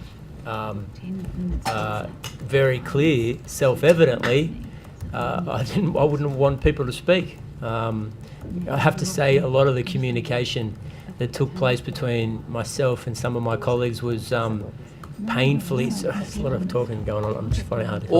Order, Ms. Mahaley. A lot of the. We're trying to have a hearing. A lot of the communication that took place during that period was very public, and completely in the open, often on the radio and often via media conferences. So everything I was saying I was saying to 8 million people that live in the state. I was on the news every night, making it clear. The Honourable Stephen Lawrence has made significant claims about police brutality in relation to what occurred at that rally. There is currently an inquiry in relation to that. However, he has made those claims in circumstances where potentially he has sought to undermine the police action at that rally. Do you support his views in relation to the actions of the police at the rally? No, I mean, I've been asked about this many times. It was a difficult, dangerous situation for New South Wales Police. It was a volatile time for them. They had an impossible situation to manage, and I've just, the only thing I've ever said about it, and I stand by it today, is that you can't judge the entire operation or even particular segments via what's transpiring on social media. It's way more complicated than that, both the lead up to it, the circumstances of the rally, and even individual interactions. And so my advice is to leave it up to the Independent Law Enforcement Conduct Commission to have their inquiry, and I wish people would do that. Lastly, the Honourable Cameron Murphy said that the actions at Town Hall were seriously out of step with community expectations of how police should behave. Have you asked him to withdraw those comments? I don't think it would do much good, but I'm happy to request it. My suspicion is he'll say no, and I guess this leads to the broader point. There are people inside the government that do not support the government's policies. That's crystal clear. They've made it publicly. They've made that public case. They do it in the media, and I can't promise unanimity in relation to all of the government's decisions. I'll just throw the government's policies and the decisions that we've made down on the reasonable person who said all of us were faced with an impossible situation to keep the public safe. We had 5,000 mourners at the International Convention Centre. We had 5,000 to 10,000 protesters at Town Hall. We had an obligation to keep the President of Israel safe whilst he was in Sydney, and we asked, the Parliament asked effectively, but the government certainly did, asked that police lines not be breached and a terrible confrontation taking place on Sydney streets would occur. And as difficult as the scenes were to watch of that Monday night, I think they would have been far worse if those police lines weren't breached. It would have been devastating for our city. And I agree with you, Premier. Premier, when Anthony D'Adam had a position of Parliamentary Secretary, undermined the police, you removed him as the Parliamentary Secretary. Well, in circumstances where each of those members that I have outlined to you has undermined the government's position in relation to the protests which the government had adopted, why haven't you removed any of those positions, some of which attract additional salaries of $22,000 per year, and in one case an additional salary of $35,000 per year, by virtue of the additional responsibilities given to them? Is there one rule for Anthony D'Adam and another rule for those 4 other members? No, I mean, I'll answer your question quite seriously. Anthony D'Adam was the Parliamentary Secretary for Police at the time. And I think the circumstances are, if he was attacking police while being the Parliamentary Secretary, that was completely incompatible. In relation to those other positions, often those committee chairs are determined by, obviously supported by the government, but often supported by the opposition as well. We don't have the numbers in the Legislative Council, and you can appoint chairs to different committees. Well, Premier, can I just stop you there? He wasn't Chair, the Parliamentary Secretary for Police. Order. Yeah, please conclude, Premier. Well, he was a Parliamentary Secretary. Yes. And he had a responsibility to support the government's position, which he didn't do. Well, don't the other members have a responsibility to support the government's position? I think there's a reasonable distinction between a member of the executive by being a parliamentary secretary and having a parliamentary role, chair of a committee, or even a whip. I mean, a whip is mentioned in the Legislative Council standing orders. These are parliamentary positions. Now, that's not a distinction without a difference. It's an important distinction. And as far as it applies in the real world, in terms of government policies, I cannot come to the committee and with a straight-faced claim to you that the difficult decisions that the government have taken are universally supported by members of the party or the government. I do believe I've got a big majority inside my government for the changes that we've made. And despite the fact that there's clearly dissent with some of the changes that we've pursued and the reforms that we've pursued, they're not in danger of being reversed. But, you know, I think in any big major political party, you're going to have differences. That's the case with your party as it is with mine. I'm sure that's right. Premier, you've been very strong on wanting to, I suppose, to promote social cohesion and embark on programs to prevent anti-Semitism, haven't you? I'm sorry, do you mind repeating that? You have been fairly strong in your support for, in fact, promoting programs to prevent anti-Semitism. Well, yeah, everything I can do to stop racism, anti-Semitism, hate in our community, of course we'll pursue it. So to eliminate something, you need to know what it is. And what I'm asking you is this. The International Holocaust Remembrance Alliance's definition of anti-Semitism has been adopted by the Australian government and the New South Wales government. Gillian Siegel, the Special Envoy to combat anti-Semitism, has called for state governments to require the IHRA working definition of anti-Semitism to be used across all levels of government and public institutions to inform their practical understanding of anti-Semitism. Do you support that proposal? Well, I'd certainly support it as a definition as it applies in New South Wales. The IHRA definition is a non-binding legal framework for future legislation. That's the reason it was constituted. That's the reason it was drafted. That's the basis in which it was effectively released to the world. And we've pursued changes that we think are important in terms of fighting anti-Semitism and hate speech in our community.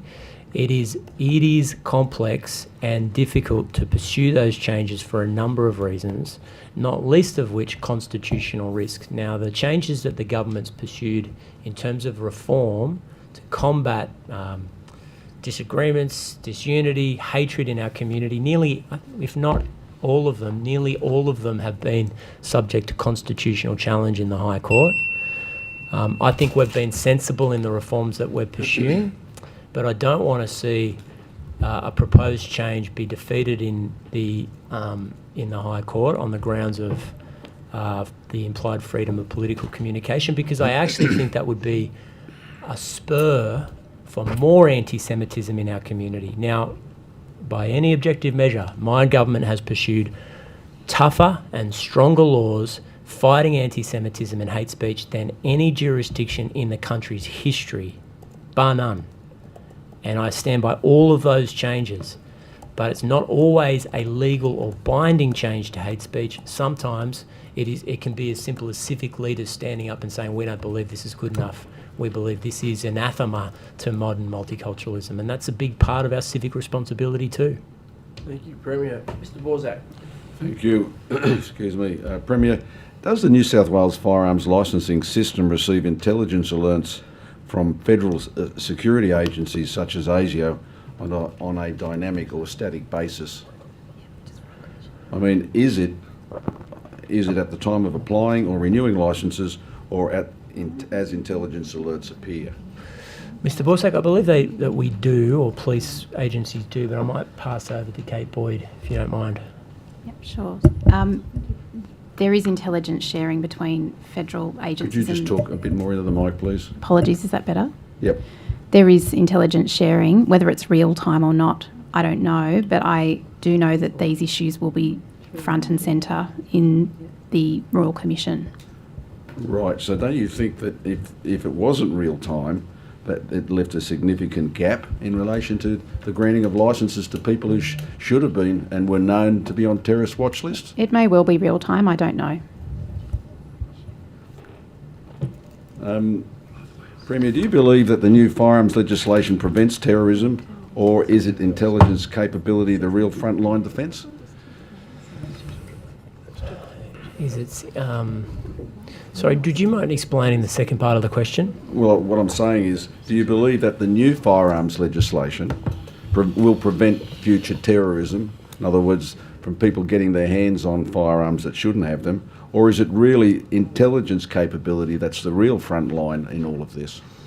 Well, I think, or I hope, certainly the intention of the bill is that it's both, and that, when there's a situation where intelligence is supplied by Commonwealth agencies to state law enforcement, there's a request or an application from New South Wales Police to deny for lawful reasons a gun licence, that the changes that we've made in relation to extinguishing appeal rights would in the long run make it safer. I mean, that's the intention of the bill. So are you saying in all circumstances extinguishing appeal rights only relates to failures of intelligence? Is that what you're implying? No, the opposite. I'm hoping that intelligence can lead to more information being provided by federal agencies to state law enforcement when they make decisions about who and when to grant a firearms licence. But you are aware of the fact that there are a myriad, and it's uncountable, the number of times that licences are removed for no good reason, and removing someone's right to appeal that to NCAT just simply destroys natural justice. Yeah, I mean, I accept that it's a blunt instrument, but I think a lot of reasonable people would also look at the circumstances relating to the worst terrorism event we've ever had and see that there's got to be greater cooperation between Commonwealth intelligence services being provided up-to-date, accurate information to New South Wales government agencies so they can make decisions before before someone gets access to a firearm and commits a terrible offence. I don't think that we would quibble with that that answer, Premier, but that's not really what's going to happen in reality, is it? I mean, there are going to be a lot of law-abiding citizens who are going to be treated very badly out of this legislation because they simply will not get a chance to appeal when they deserve the right to be able to appeal, because the police are not good players in this space when it comes to certain individuals right across the board, especially in rural and regional New South Wales. Well, look, there's a subjective premise to the question that I don't accept. Police have got an impossible job to try and keep the public safe. We believe that the changes to the legislation will see less firearms in our community, less firearms as it relates to those that could commit a horrible terrorism offence, but also in relation to domestic violence perpetrators. And we've seen some shocking examples of individuals that had lawfully acquired both a licence and a gun and went on to commit terrible crimes. This won't extinguish the rights for everybody to own a firearm, but it will impinge on some people's rights to have access to firearms, and we believe that's a necessary price to keep the public safe. Premier, the Assistant Police Commissioner responsible for the Firearms Registry told another inquiry she visited the registry only 3 times last year. Do you consider that adequate oversight for the agency responsible for firearm licensing across New South Wales? I just don't know. I don't know the circumstances or whether it's possible to get access to the information from wherever. Perhaps I could take it on notice and come back.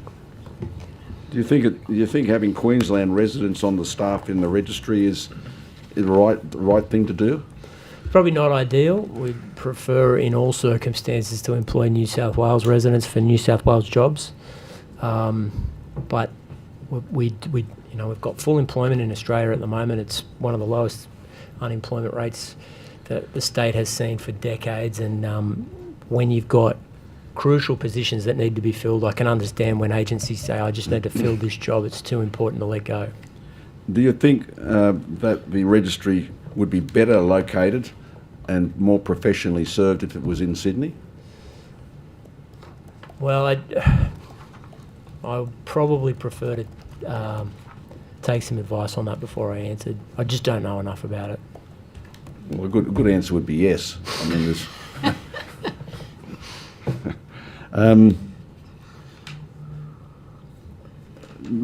Premier, before introducing new firearms laws, did your government consult with the police on this new legislation?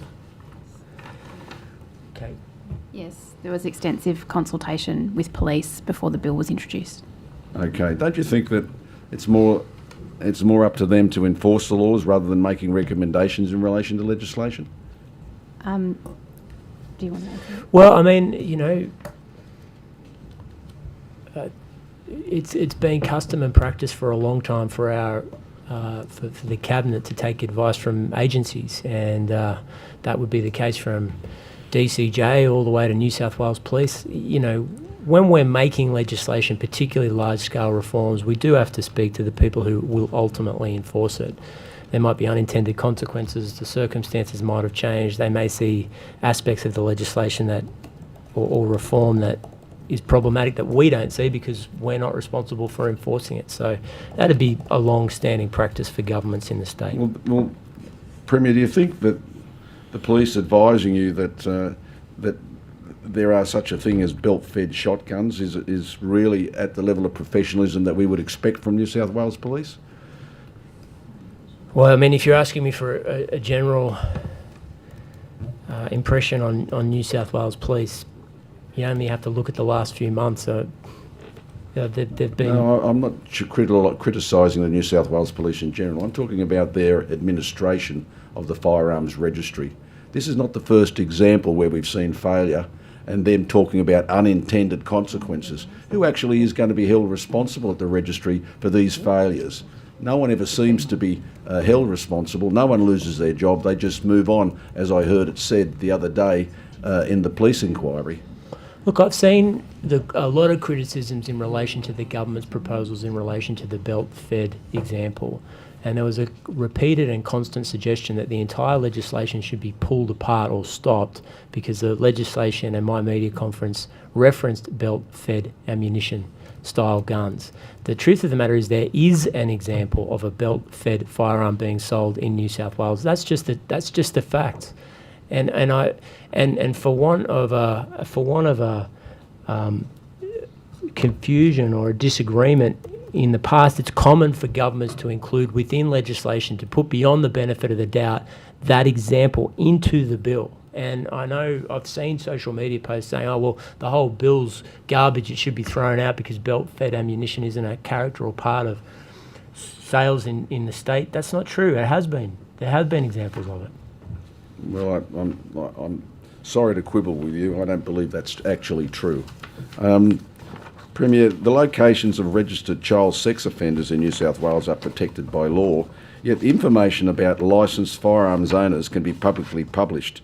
Why are privacy protections stronger for convicted sex offenders than for most law-abiding citizens in our community being licensed firearms owners? Well, I mean, privacy protections are important for the state, and we need to make sure that individual privacy, particularly for gun owners, is protected wherever possible, and I'd expect it to be... Well, Premier, we see the New South Wales Police Registry publishing that information and updating it every 6 months, pointing criminals to where firearms are located. Do you think that's a good practice?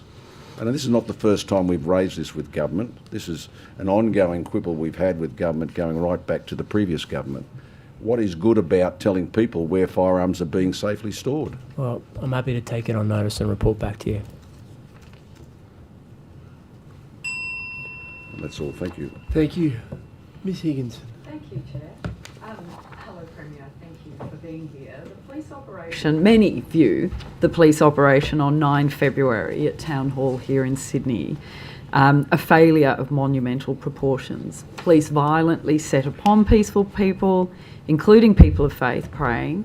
There were tens of thousands of people who simply gathered legally to protest a war criminal, the President of Israel. Do you take any responsibility now for that police violence? Well, look, I reject the premise of the question that it was, well, there's a few premises in that question that I reject.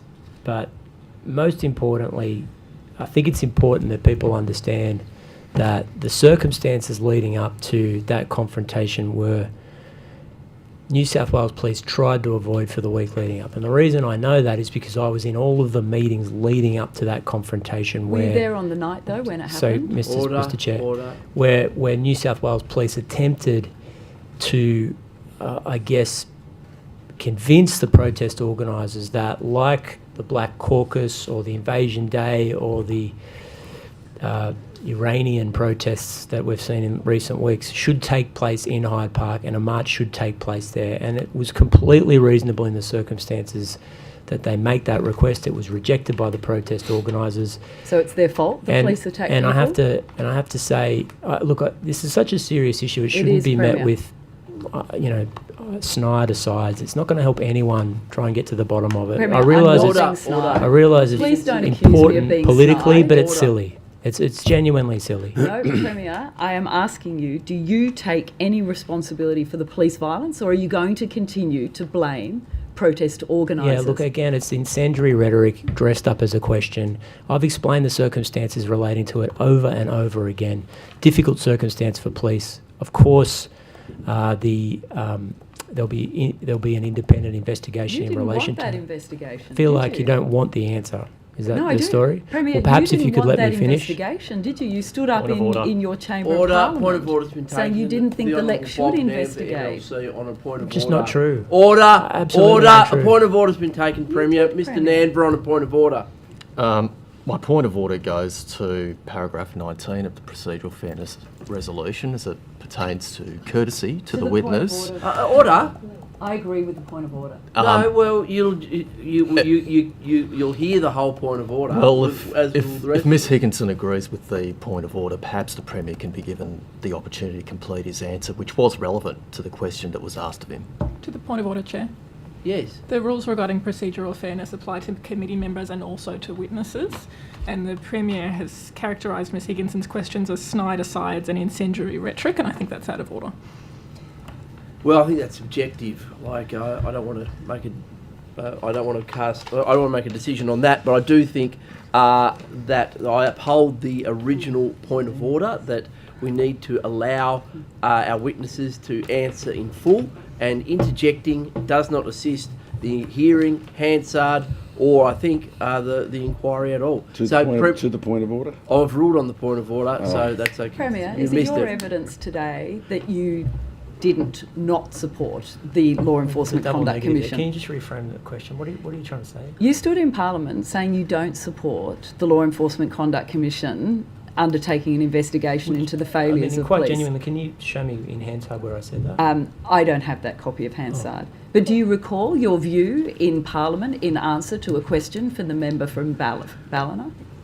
Mr. Chair, it is always the case that any police conduct is subject to an independent investigation, over and above whether I support it or not.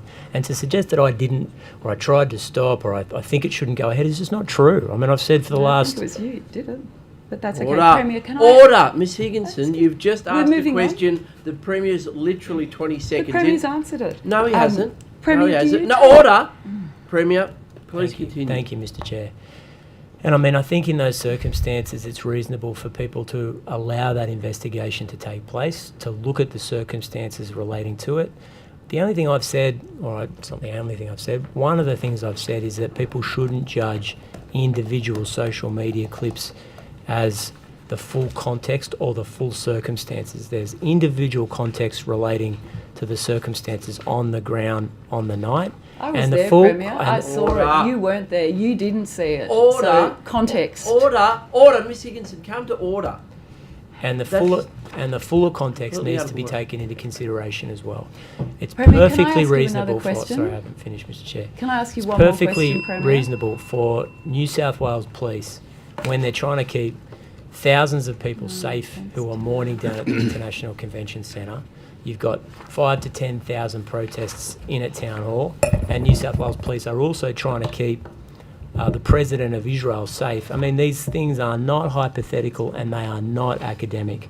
On the 11th of October 2023, we saw a big mob, including some of the organisers from the Palestinian Action Group, on the steps of the Opera House in what I would characterise as a terrible demonstration, where by the most generous interpretation, a gang was chanting, "Where's the Jews? Where's the Jews?" This was within hours of the horrible events in southern Israel. So, faced with that set of circumstances and the terrible context and consequences of people breaching police lines and having a confrontation in Sydney, Police should it just was be a able to lay into people. Order! and I don't think that there's a proper appreciation for how volatile and febrile the situation was. Thank you. Ms Mahaley. Thank you, Mr. Chair. Good morning, Premier. Long time no speak.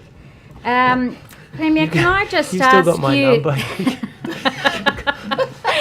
Can I just ask you, I think you know what I'm going to talk about today, but I just want to remind you of the two articles that the Herald printed on the 23rd of January, one being Eddie Obeid's family trust stake in $30 million Bankstown Metro high-rise, and the other being the pot of gold the Obeid family hid. It's a slap in the face for New South Wales. You're obviously familiar with the details that are in that article. You've read both those articles? I think I read them, but I couldn't recount them to you. You weren't on holiday at the time. You were Premier. What was the date? The 23rd of January. I wasn't on holiday. Great. Okay. So I assume you would have read it. You would have had a bit of a media discussion in the morning about it. Was your office contacted at all about those two articles? Contacted by who? By the Herald, the journalist there. I don't know. I have to You take don't it know. on If you can take that on notice, it'd be great. Did you seek any advice following those articles from any of your agencies? Not clarification about any of the details that were in those articles? Did you? Not that immediately comes to mind, but I'll take it on notice. Okay, that'd be great. Were you aware of what was the detail that was in those articles, specifically about Abade's interest in the Bankstown development site at Westwall Street, was that a surprise to you, that information that was in the article? I don't even know if I read the article. What did he own? I think this is about the Crime Commission struggling to be able to collect any proceeds of Abade's crimes, and the article specifically refers to hidden discretionary trusts in relation to his ownership of the Westwall Street property, and the fact that it now, thanks to the government's Todd, will have a huge windfall. And essentially what the article suggests is there's about $30 million worth of money coming to Abade as a result of that Todd decision that the planning department made, or the government made back in 24. But the real issue there of the article, as you can appreciate, is that the Crime Commission has not to date been able to confiscate any of the money or return any of the money that Abade stole from the people of New South Wales. Now, I know that you have made amendments to the Crimes Recovery Act back last year to assist with the statutory limitations, and the Crime Commission is now attempting their third attempt to try and recover money. Premier, you obviously want the Crime Commission to recover the money. I think we can clarify that. You do want the Crime Commission, and you'll do everything you can to assist. Is that right? Absolutely. And the three issues they've raised is there's evidentiary gaps, there's the complex web of discretionary trusts, and of course the statutory limitations. You've addressed the third part through last year's legislation. If they come back after 6 months, for example, and say to the government that we're at a loss of being able to obtain any money from Abade, will you consider a special commission of inquiry? Well, I think in a broader sense, because I'm taking your question very seriously. I know you've been a long-standing opponent to the Abade family and their malevolent influence on New South Wales politics in all of your political guises. I mean, that's been a constant in your public life. So I know that this is a long-standing, from the public's perspective, community interest issue for you. But I'll do everything I can to ensure that the Crime Commission has the resources in place to return ill-gotten gains to the people of New South Wales. Now, we've got to be a bit careful, or I have to be careful, in relation to crafting laws. Laws apply to everybody. They're not specifically crafted for an individual family. But, if we can see gaps in the law as it relates to someone who is clearly shown criminal, corrupt intent over his period in public life and make changes, I give you this guarantee we will do that. It's hugely important, not just so that the public can get some kind of recourse to the crimes that have been committed, but also so that those who are considering acting in a bad faith manner know that they can never turn their back. So you would consider a special commission of inquiry? Well, I don't know about a special commission of inquiry, but well, one of the issues they've raised is the evidentiary gaps. Sure. Kate might have some information about evidentiary gaps. Kate. Oh, Ms Mihalik, I think, as you know, the bill that was recently introduced by the government commenced in December, and that did address the evidentiary gaps that we identified with the Crime Commission that were limiting their ability to proceed here. So that those only recently commenced, and the Crime Commission is working very hard to look at this. But we're very limited in the public comment we can make about the status of that, given that there are pending criminal proceedings. But we're working very closely with the Crime Commission, not just on the legal impediments, but also the resourcing and other barriers. Thank you, Ms Boyd. The opposition? Thank you, Chair. Mrs Mitchell. Thanks, Chair. Premier, are you aware of a $150,000 grant that the Health Minister awarded to the Lebanese Muslim Association community at the end of 2024? No. Okay, so there was a grant, and I'm sure you'll take my word of that. It was announced. There were many ministers on the release, Minister Camper, Cots's, Dibb and Park, all part of that announcement. Are you aware that the president of that organisation made a donation to the Labor Party prior to the last election? No. Okay. Are you aware that the president of that organisation also made a donation to Minister Dibb's campaign as part of that? No, I'm not aware of that. Okay, so I did ask the Health Minister earlier this week and he wasn't able to confirm, but would you expect in that scenario that a one-off grant appears to have gone to this organisation where the President had made a donation to Minister Dibb, that there would be a conflict of interest process for that? Perhaps, I'm not sure. Okay, could you maybe take on notice for me whether or not there was any conflict of interest process Sure. for that grant and whether Minister Dibb made those declarations? Of course. Thank you, that would be great. Premier, who do you think should be responsible for decommissioning renewable energy projects at their end of life? Well, we've got a polluter pays system in New South Wales, and those who are responsible for cleaning it up or making the mess need to be responsible for cleaning it up. So not just like cleaning it up, but basically if a project comes to the end of its life, do you think that should be on the company or on the landholder? Well, usually it's sorted out via a commercial consideration between the landholder and the company. I mean, it's not compulsory that people hand over their land unless it's a transgrid line going through and it's a compulsory acquisition, but then the land's held by the government, not by the landholder. Okay, so have you looked at any of the issues around sort of ensuring that landholders aren't left holding the can financially? I mean, one of them's been brought to my attention recently, but it's really important. It's a legacy one from the previous government's time in office from 2013. It's not a solar farm, it's a solar, I can't remember the nomenclature or the terminology, but some kind of renewable energy project that is a fire risk, and the obligation falls on the landowner if the company's not in a position to clean it up. In this case, the enforcement agency is the local council acting under a licence from the Environmental Protection Agency. So the short answer is it's really important if someone's going to host a renewable energy project that the commercial arrangements are organised beforehand, but that would be the case for any kind of potential contaminants or clean-up or negative externality associated with industry in any part of the state. Have you engaged directly with any landholders in the last sort of year or so who are directly impacted by some of these large renewable energy developments? Yes. Okay, and have you had feedback from them about concerns about what happens at the end of life of these projects? I mean, I probably fair to characterise their criticism as they don't want it to go ahead full stop for a range of reasons. One of them might be post-life. What's the word you used? Decommissioning? Decommissioning. Yeah. But it wouldn't be the only thing they raised with me. Yeah, okay. Because I think you would agree that sort of any reasonable person would see you've got these big multinational, in some case, companies coming in, making a lot of money out of the projects, but the community perception is that there's not really the right processes in place. And when you've got a small individual farmer trying to work out contracts with, you know, some of these larger organisations, it's a bit David and Goliath. So will you look to do any work or see what can be done to better protect landholders in these circumstances? If there's something that we can do to protect landholders and communities, of course we would. Okay, thank you. Just one more from me before I hand back to my colleague.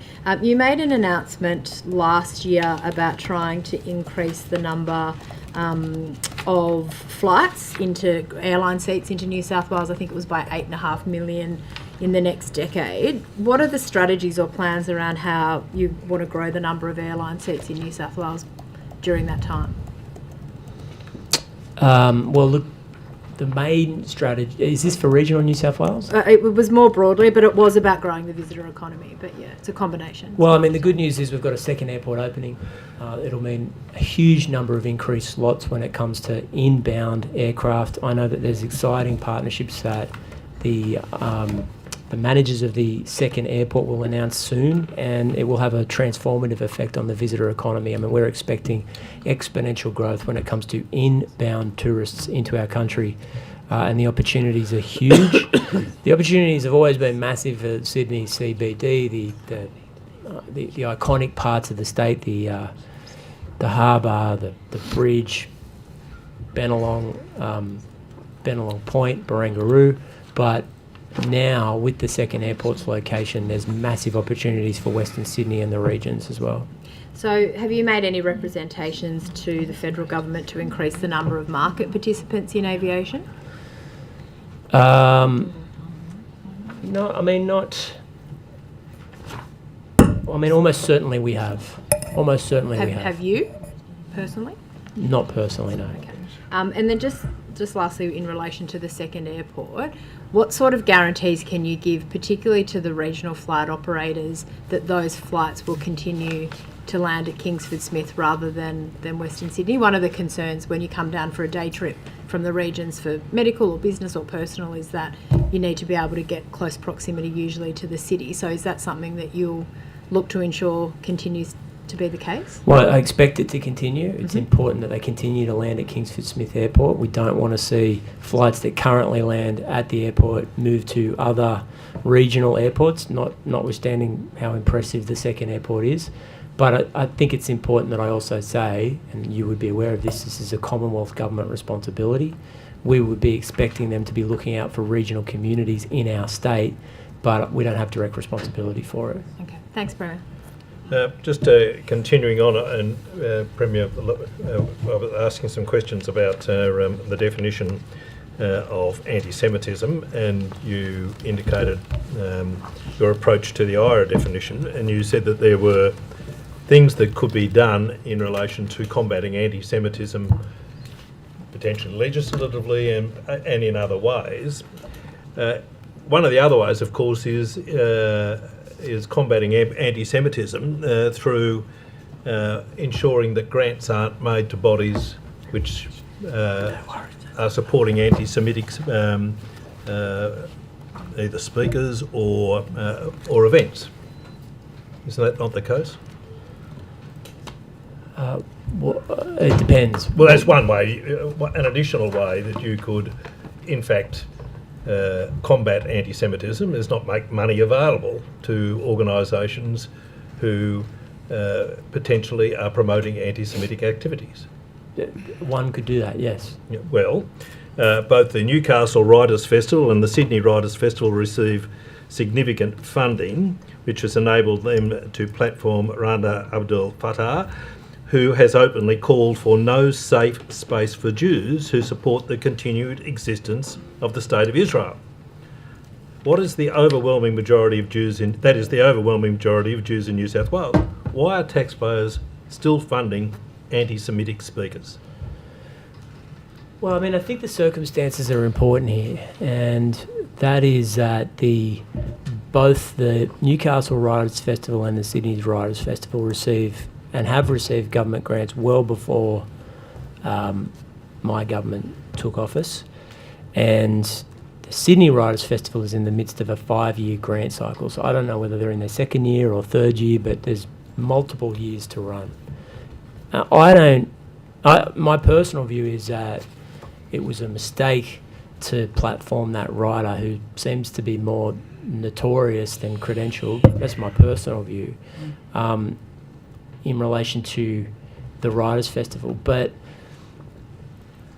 in these circumstances, I don't think the right thing to do, or the best way of confronting that kind of division and hatred in our community, is to yank money from those cultural organisations for a couple of reasons. Firstly, there's a lot of people that go to those festivals that drive, book sales or celebrate cultural festivals, or even are an important part of the visitor economy. And the second reason is, as we saw in South Australia, it becomes even more notorious. And perversely, you have the opposite intent. So rather than saying, look, this is obnoxious, objectionable behaviour from this particular author, that's our view, that's the civic leaders of New South Wales' view, not everybody, but a lot of people, by yanking the money, it becomes an even greater platform for that individual. And I understand that. But I just want to say one last thing. I know you've got more questions. But if the actual event is used as a platform for discrimination, hatred, anti-Semitism, then yes, there is already important provisions in the grant guidelines that need to be applied and will be applied. But going forward in terms of assessing applications for grants, surely it is an opportunity for government to say that we want to make sure that these grants are not being made to organisations which are potentially promoting anti-Semitic activity. Yeah, well, I mean... The context of yanking money is right, and I understand the point that you are making in terms of the notorious nature that you would give the event if you yanked money out in the middle of an event. But going forward in considering whether grants are to be made, is it something that the government ought to be promoting, is that organisations in seeking grants should be required to establish that they're not promoting anti-Semitic activity? I think that's absolutely fair and should be the case. I mean, not just anti-Semitism, any kind of racism. Correct. Well, Minister Cotzes promised $25,000 for a new security at the Masjid Ar-Rahman Centre, and Minister Graham approved the funding, signing a brief that indicated the funding would have the benefit of increasing the number of worshippers at that mosque. You approved a further $8,000 to the centre to promote community participation, inclusion and cohesion and deliver positive social outcomes. When you gave these funds to the mosque, it had a track record of celebrating, at that time, it had a track record of celebrating Hezbollah terrorists as martyrs due to their terrorist attacks on Jews. The mosque had just celebrated the brutal Iranian dictator Ayatollah Khamenei as a glorious martyr. Do we need a legal ban on taxpayer money funding anti-Semitic organisations like this mosque? Well, look, I'll take your question seriously, but I mean, there's a few things I'd say. Firstly, I've been, I think, the most vociferous and certainly the loudest critic of individuals that have been glorifying the death of Ayatollah Khamenei. The Liberal, I think he's a member of the Liberal Party, Mayor of Liverpool, said yesterday that he's the equivalent of the Pope, and that my criticisms of his death are equivalent to Catholics, for example, commemorating the death of the Pope. I mean, that is ahistorical. It's not consistent in any way with the role and nature of the Ayatollah and his regime, the human rights abuses, the horror that he inflicted on Muslims within Iran. But some people suggested to me that, I think in an outrageous way, that therefore, by me highlighting the obvious human rights abuses of the Ayatollah, that in some way insinuates an attack on Islam, and I think that should be rejected. And I think if you could take the opportunity to do that, I would be grateful. Well, there is a difference, of course, is that the Mayor of Liverpool, notwithstanding he has views that I don't agree with and you don't agree with, he didn't give them any money.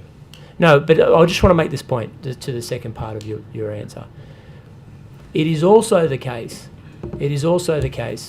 that Islamic groups, particularly mosques, are facing a major increase in security threats themselves, and abuse directed at their congregations. That is undeniably the case. New South Wales Police will sit here and tell you that after anti-Semitism and attacks on the Jewish community, the second protected group within our community that is subject to that kind of hate is the Islamic community.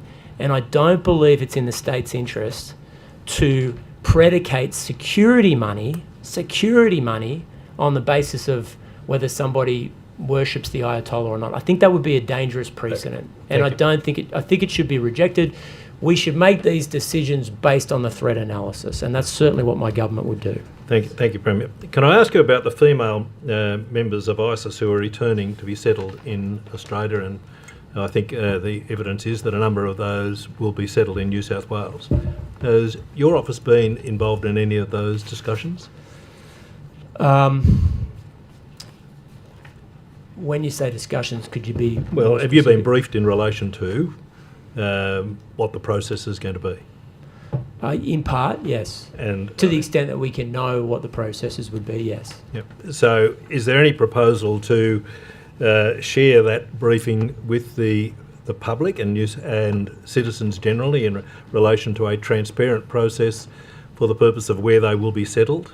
Look, some of it can be shared, some of it can't, because it relates to security and law enforcement, and I'm not gonna share it because it's the responsibility of police and others to keep the public safe, and it's necessary that it remain confidential. How do you get that balance between making sure that people feel safe and in their communities and female members of ISIS returning to Australia, potentially who are very radicalised in relation to the views that they hold and Well, we would- keeping the community safe? We would rely on precedent, in particular the precedent established in 2019 and 2022 when you were in power, and there was another cohort of these people who came back to our country. In respect of the iftar dinner, which was to be held, was that was the invitation to that dinner withdrawn by you or from the Muslim community?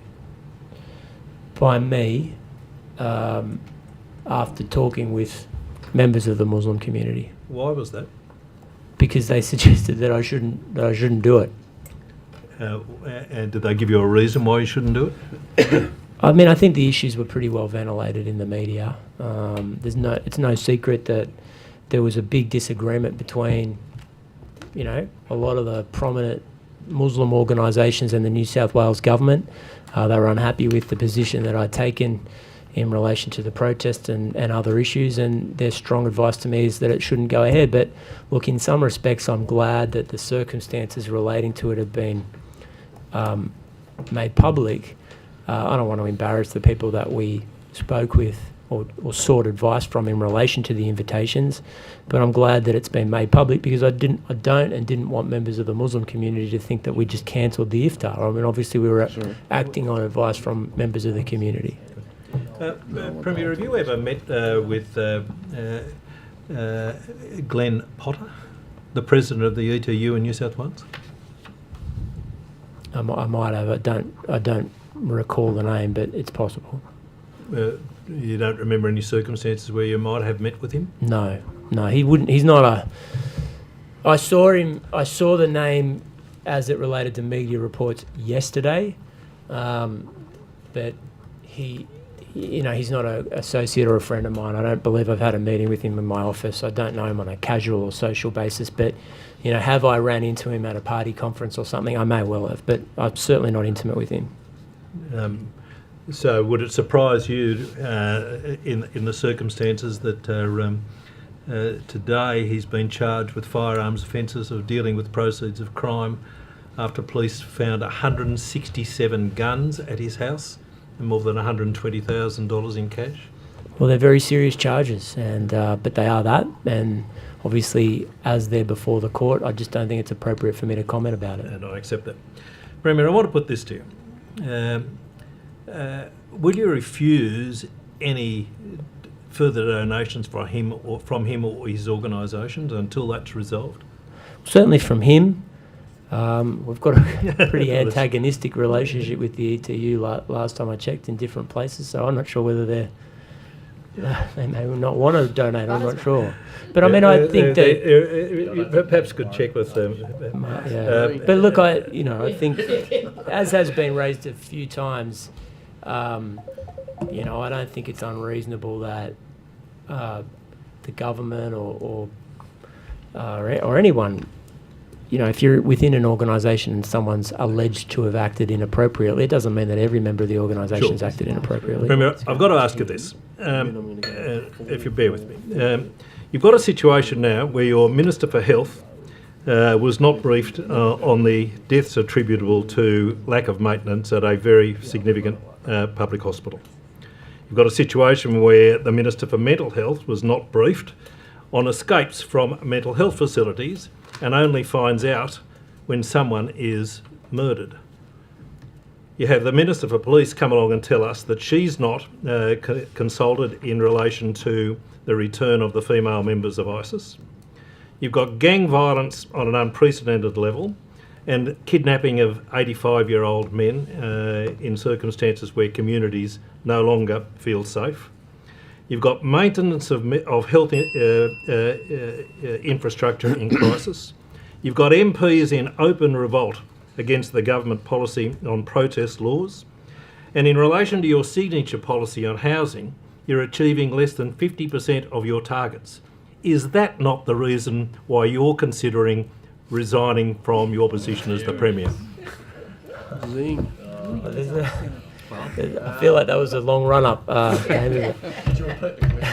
I'm happy to. It's a long list. No. I mean, I'm committed to this job. There are, clearly there are challenges with any administration, any New South Wales government, any government across the country, but I am very confident in the direction that we have laid down in our budgets and our clear commitment to both law and safety, a strong and appropriate approach to the budget, economic growth and job creation in New South Wales. I'm not pretending for a second that all the challenges have been completed. I think we've got a long way to go, but I think that we've made dramatic improvements from what we inherited in March of 2023. Thank you, Mr. Borzak. Thank you, Premier. Premier, why were anti-gun advocacy figures with no firearms experience or expertise included in meetings and media events on firearms policy? Would you mind just helping me out with who you're referring to? I'm referring to Stephen Bendel and Sarah Davies. From the what do they call themselves? They stood with you in media events talking about the new gun laws. From the are they from the Alana Madeline? Alana and yeah, that's it. Yeah, well, I mean, Mr. Borsak, they're the leading gun control advocate organisation in the country. I mean, they may not have extensive experience in firearms, but they do have extensive experience in the knowledge and understanding of legitimate restrictions on firearms across the country and how it interplays with other jurisdictions. So, well, who initiated the meetings with the Bendel and Davies on the 22nd of December? On the 22nd of December, well, the first time I had a meeting with them would have been in the fourth quarter of 2025, and that would have been initiated by the former Prime Minister John Howard. So which officers or agencies organised those My understanding meetings? is John Howard wrote to me and asked if I would have a meeting with the organisation. Were any briefing materials prepared for those meetings, and will you table them? They probably were prepared for the various meetings that I've had, but I probably have to take on notice whether they can be tabled. I wouldn't have a problem tabling them. Okay, I'm thank sure we you. can get that out. Thank you.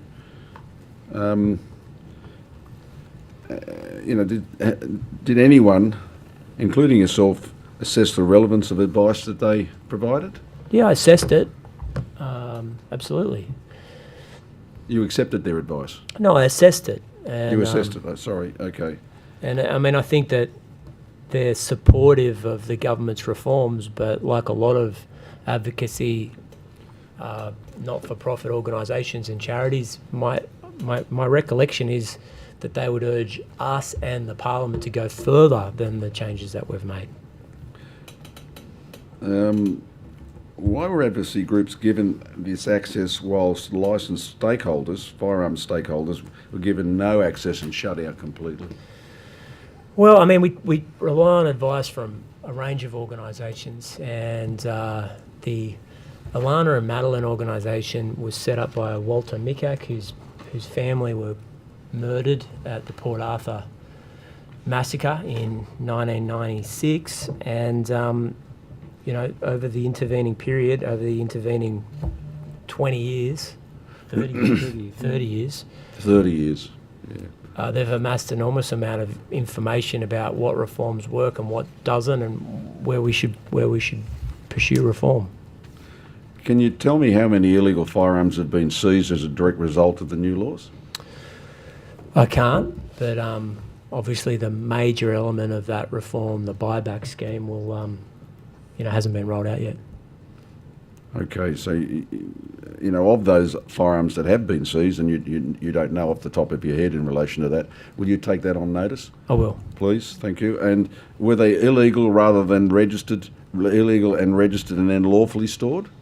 Let me take it on notice. Do you know why the firearms registry has descended into backlogs and administrative chaos at the moment?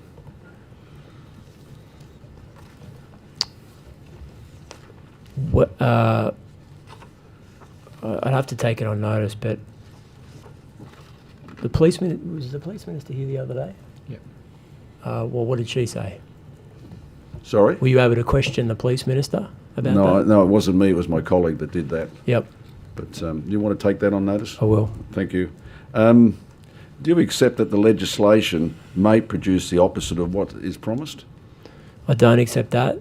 That's not our intention. I don't believe that will be the case. We've relied on the circumstances relating to Western Australia.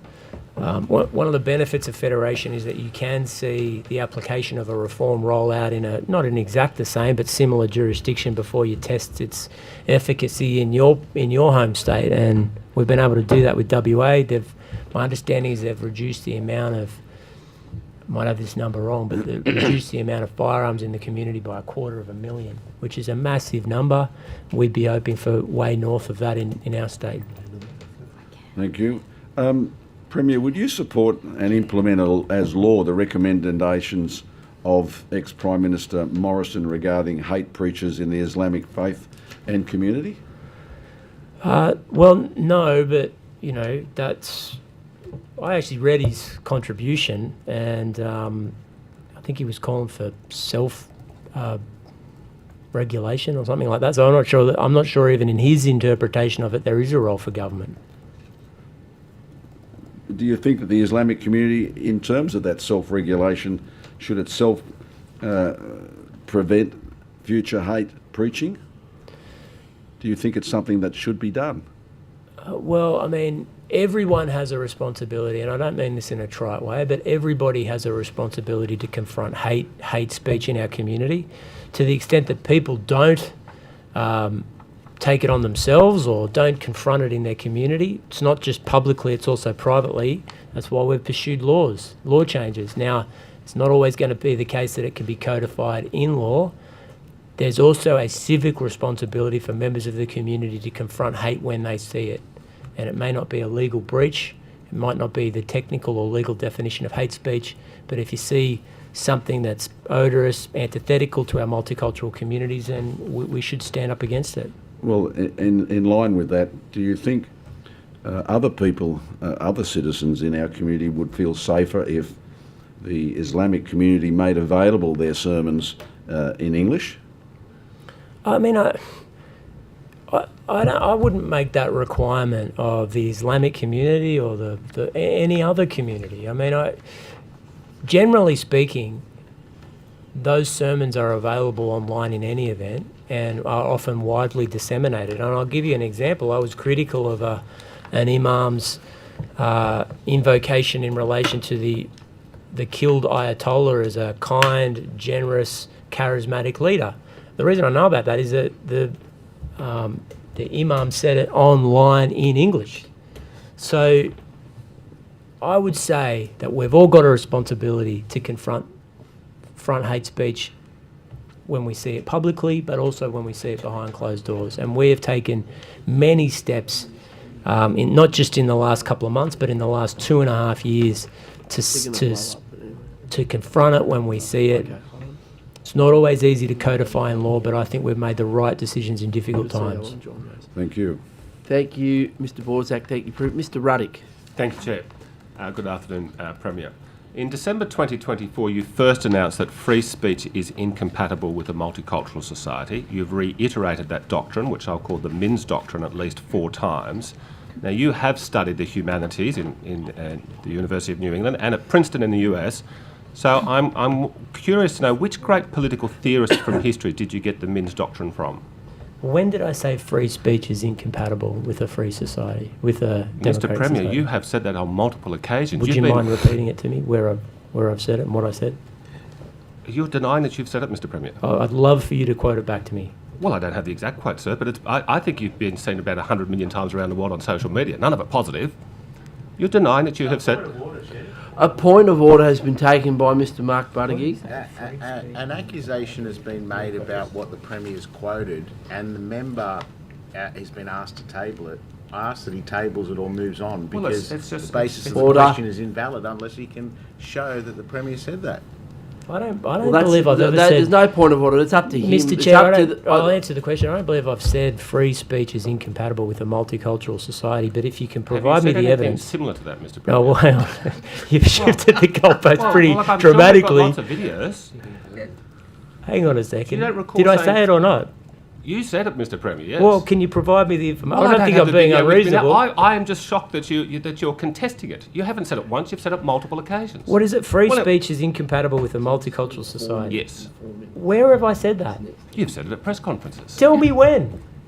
I'm not going to look it up now. Well, far out. I mean.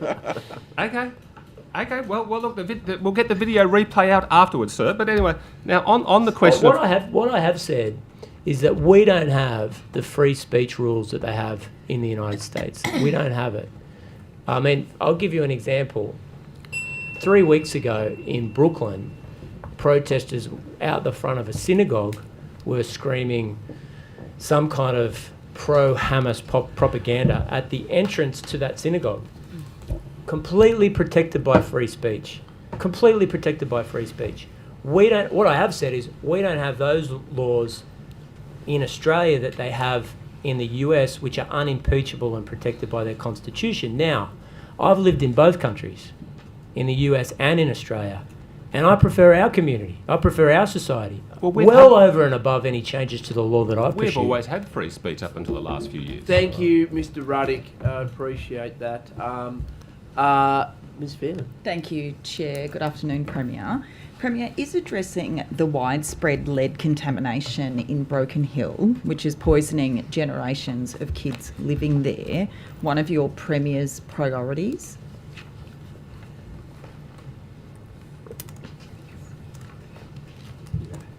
I think the previous administration had a particular, Gladys Berejiklian in particular, had a Premier's priorities, which was a number of particular agenda items. We haven't done that, not because You we don't have any priorities? No, I knew you'd say that, but no, we haven't done that because there are many things that pop up. Oftentimes it's at a moment's notice, and it's very difficult to triage something. Let's not call it a priority project then, but the Premier's department has taken the issue on and are leading this whole of government approach. Is that correct? I understand it is correct. And do you consider yourself bringing down the blood lead levels of kids in Broken Hill who are frankly getting poisoned by lead in their blood from mining? Are you committed to acting on that issue, and do you see it as a priority? I see it as a problem, and therefore something that we need to take action on. Why is it so hard to get funding for this program? So I understand that there was a funding pitch put in for the budget last year for more funding that was rejected. Did that come from the Premier's department, that funding pitch, or did you have any say in that? Well, I don't know if it's correct, and I don't have the information directly, so Secretary Boyd's just provided me with a note that says that in 25 to 27 we've put in 4.2 million additional, in particular to confront... That's over 3 years or 2 years? Over 2 years, to confront Broken Hill Environmental Lead Program, the Yes. B Help program. So what that is kind of the business as usual funding. So what the business as usual funding is doing is leading kids like toddler Goldie, this was literally in the Broken Hill Times last week, returned a blood lead level reading of 16.3 micrograms of lead. That is extremely dangerous for a toddler. Her mum has just been living there for 3 years and her partner is working there. They had remediation carried out, and now her daughter's returned a blood lead reading of 14.6.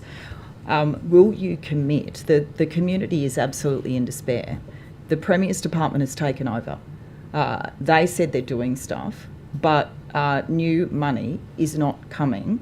Last year, as I said, they just got business as usual funding. So when can the community expect the level of funding that they need to get on top of this situation? Is it going to be this year?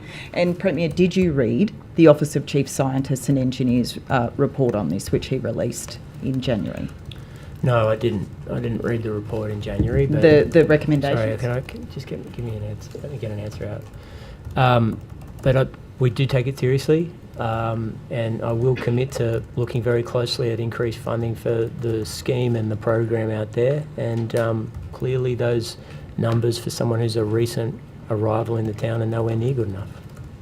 No, and quite a few kids do have that. In fact, blood lead levels have plateaued since investment has essentially reduced. So, in other words, the funding has to be increased to get those blood lead levels down. Would you agree? It may well be the case, I don't know. Ms. Sam, can I just clarify that the Premier's Department is coordinating a number of agencies, and we supported the Chief Scientist to do the report that they've just done, and all those agencies are now in the process of working up a response to that, and that will determine the sort of funding that might be available for any future activities. Thank you, Mr. Draper. Ms. Boyd. Thank you very much, Chair, and good afternoon, Premier.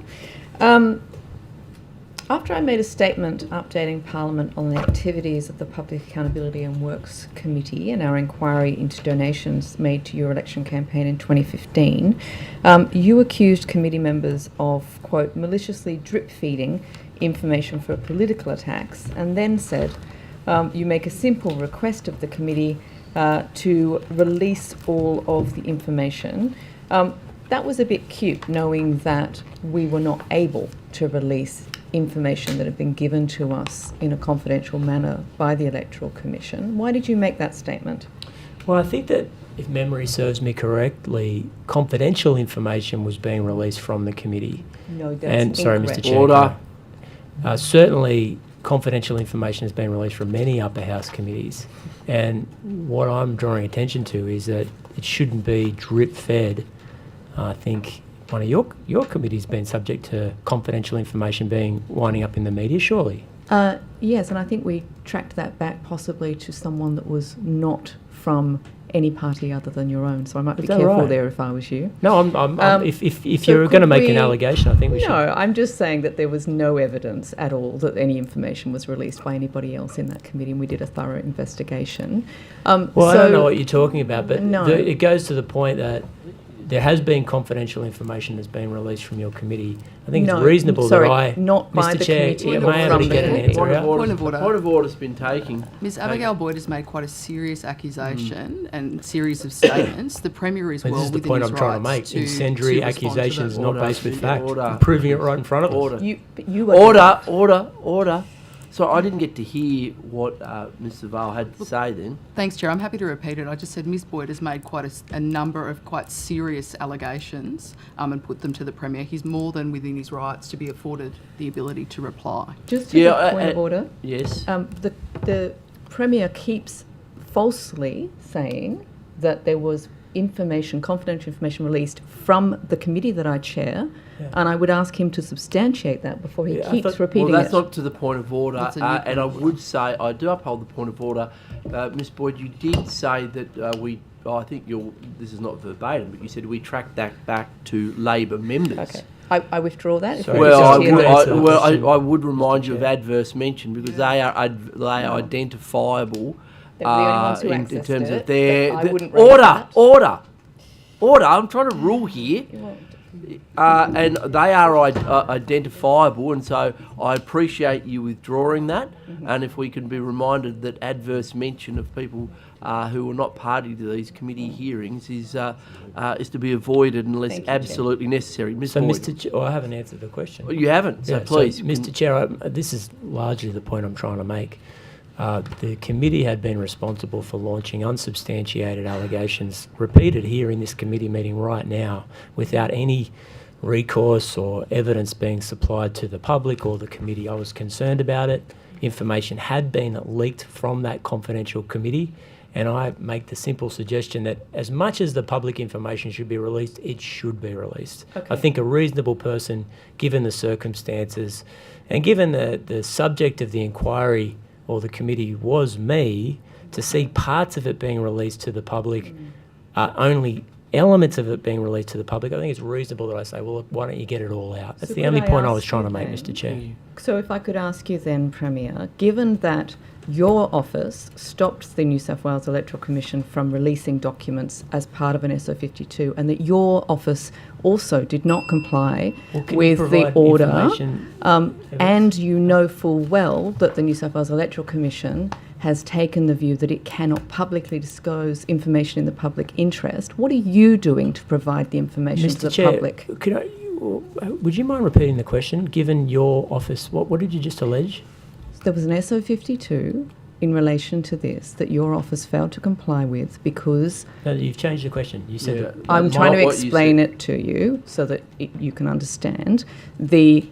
Your office stopped information being provided in an SO52 for the benefit of the committee because of your view. But again, it's the Electoral Commission. I'm not the.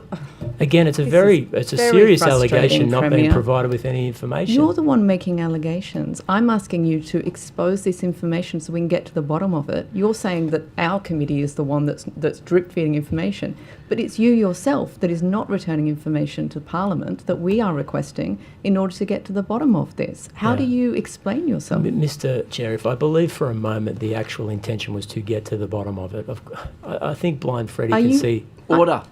I think Blind Freddie can see that this is... Point of order's been taken. Sorry. There's been multiple interruptions and a series of quite serious allegations and statements put on the Hansard record by Ms Abigail Boyd. The Premier, again, is well within his rights to be afforded the ability to reply, given the seriousness of some of these allegations. Just to the point of order, the allegations that have been made by the Premier about me and my integrity and my honesty has also been put on without any background, without any anything to back that up.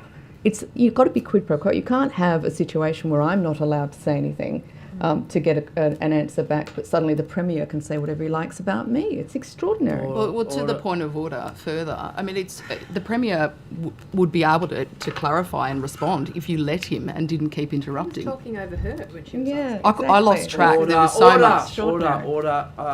I think there's two different issues raised there, but I do think that the issue you were raising, Ms. Uval, is the courtesy required to be provided to witnesses so that they can answer in full. Clearly, that's a case study in interjecting over the top of each other means that we don't get good outcomes in terms of the hearing and answer. So, Premier, have you got anything else to add? No.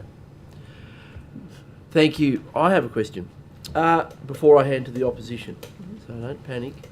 On February 2026, the New South Wales LA Legislative Assembly, the other place, supported a call for a Commonwealth Royal Commission into water management. Since that time, what action, if any, have you taken to give effect to the Assembly's resolution? Well, it was a Commonwealth Royal Commission, so it's hard for us to establish one of those. Have you lobbied anyone in the Commonwealth? Has anyone in government done anything, got up on the phone and said, hey, the Parliament of New South Wales thinks this is a good idea, what do you think? No. No. Are you going to? I don't know. Probably not. Probably not. Not because I'm not interested in the issue, but I'm just not sure whether we would use our time with the Commonwealth to lobby for a federal Royal Commission into water. I think there should be an inquiry into it, but I think it should be focused in particular on any remediation or reforms that are required for those communities, particularly the Murray communities. And I would be worried that a Royal Commission in these circumstances wouldn't lead to immediate remedy. Okay, reform. Thank you. Just one last one. The Wilcannia Weir. I remember going out to Broken Hill way back when with you, Premier, to learn about the issues in the Darling River. The Wilcannia Weir, which I know the state government has committed considerable funds to, has now apparently been put on the back burner to great distress to the community of Wilcannia because of I think a shortfall in federal funding. Will you commit to, and the government commit to lobby the federal government to come to the party to make sure that we're to the benefit of the Wilcannia community and the Barkindji people is built? Yes. Thank you. Mr Tudor Hope. That's a good answer. Premier, under the recently passed Work Health and Safety Amendment Digital Work Systems Bill 2025, Mr Glenn Potter, of course, would be a union official who would have access to people's digital work systems. Would you have concerns about that, given what has transpired? Well, he wouldn't be given access unless he was a lawful delegate, and the government has committed, as part of the rollout of that reform, to focus in its initial incarnation on retail workers and gig workers, and other parts, construction sector, civil construction, residential housing construction, that they require major regulations to be inserted in the bill, and particularly in relation to workplace access rights and the timing of the changes, and we haven't settled on them. That'll be the subject of negotiations, no doubt, with unions, but also employer groups and the NBA and others. And I've personally met with the NBA and other employer groups already. Thank you, Premier. Well, the time being 12:45. Sorry. 12:45.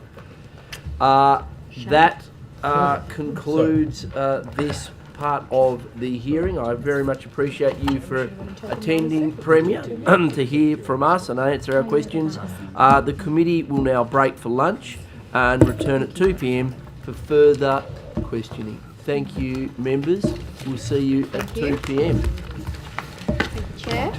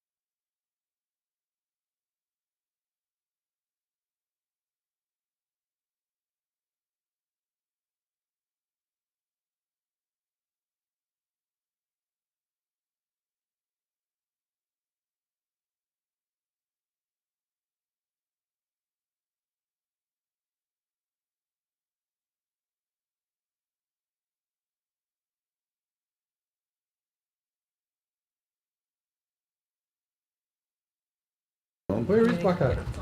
He's back in half an hour, apparently. No, sorry. Okay, thanks very much. Welcome back, one and all. The chair's not here, but he tells me he will return. Before we resume questioning, we welcome additional departmental witnesses, Ms. White and Ms. Paramaguru. I think I've got it right, thank you. As you did not attend the initial round of hearings, you'll need to be sworn in prior to giving evidence. Could you please state your name and position title and swear either an oath or an affirmation? Maybe starting with you, Ms. White, first. Thank you very much. My name is Gillian White. I'm Deputy Secretary of Social Policy and Intergovernmental Relations at the Cabinet Office. I swear that the evidence now about to be given by me shall be the truth, the whole truth, and nothing but the truth, so help me God. Thank you. And Ms. Paramaguru? Thank you. I'm Abby Paramaguru, Deputy Secretary, Economics, Housing and Infrastructure Policy at the Cabinet Office, and I solemnly, sincerely and truly declare and affirm that the evidence now about to be given by me shall be the truth, the whole truth, and nothing but the truth. Thank you. For all other witnesses, I'll remind you that you have already been sworn before the committee during this round of budget estimates and therefore do not need to be sworn again. I will begin with questions from the opposition. Thank you, Chair. Ms. Boyd, this is an old story that you and I are going to traverse again.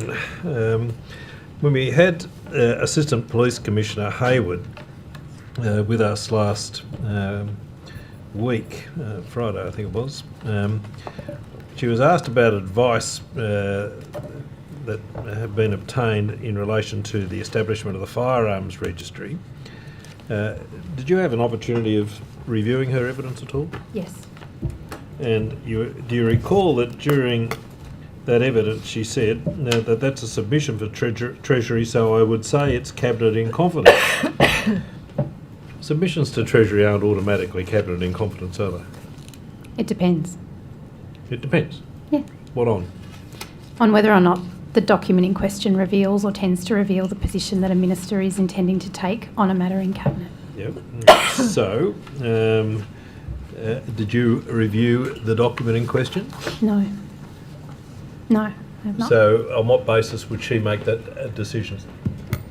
I think you'd have to ask her that, and I believe in the end she took it on notice because it was a difficult question for her to deal with on the spot, and I think that's the case with a lot of officials on these matters. So I think her intention was to take it on notice and seek advice about whether there was a Cabinet claim in relation to the document. And that's fine, but she'd already made the decision.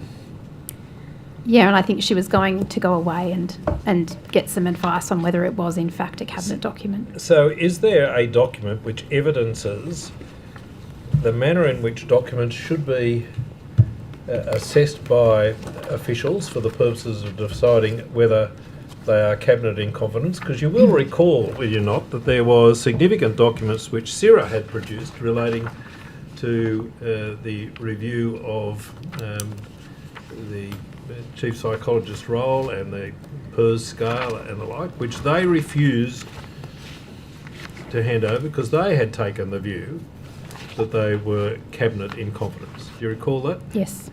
Did you ever review those documents to decide whether they were in Cabinet in confidence in fact? I'm not sure if they're the exact documents that were discussed in that hearing, but I did review a further tranche of documents that were produced to the House that on closer inspection were deemed not to be Cabinet or were either Cabinet and produced voluntarily. But I'm not sure whether it was exactly the same document. So can you just explain to me the process that the officials go through or departments go through for the purposes of forming a view, and who is the ultimate decision maker in respect of whether a document is Cabinet in confidence or not?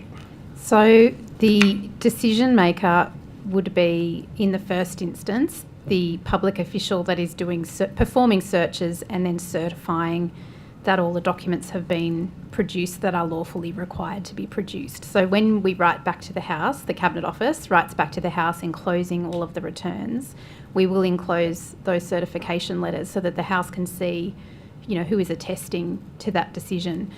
But what I would say is that those decisions are complex decisions, and they are done in incredibly tight timeframes given the very short time that the House often gives the sector to produce incredible amounts of information. So it is not surprising to me that decisions might be taken that may turn out to be not correct, or that on reflection documents that were initially interpreted to be cabinet documents might not actually attract cabinet protection. So I would just say that around any confusion that might arise in these sorts of hearings around the status of particular documents. Yeah, but except from me, though, that in relation to the evidence she gave last Friday, the decision had already been taken. I believe she took it on notice to go No, but- away and have a look, and then perhaps there might be an opportunity for the document to be provided.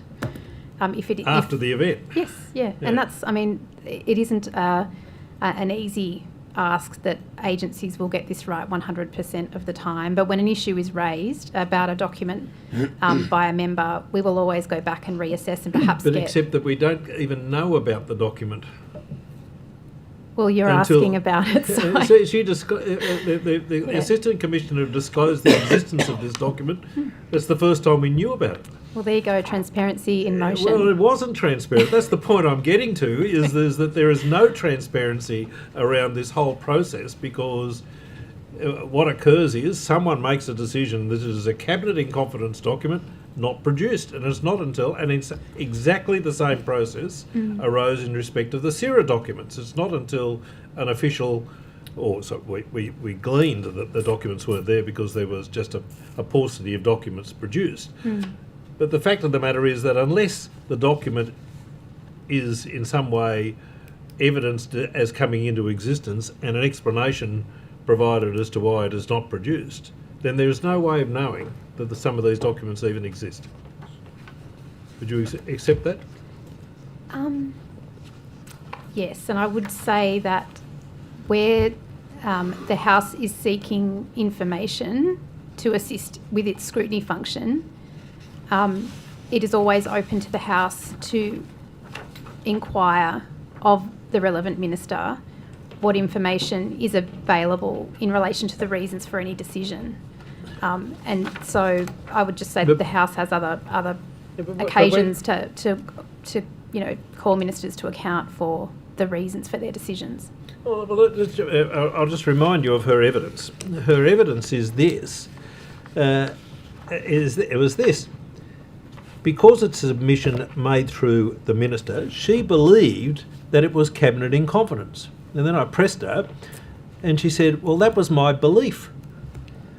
Now, I think she ended up saying that was my understanding. Her understanding.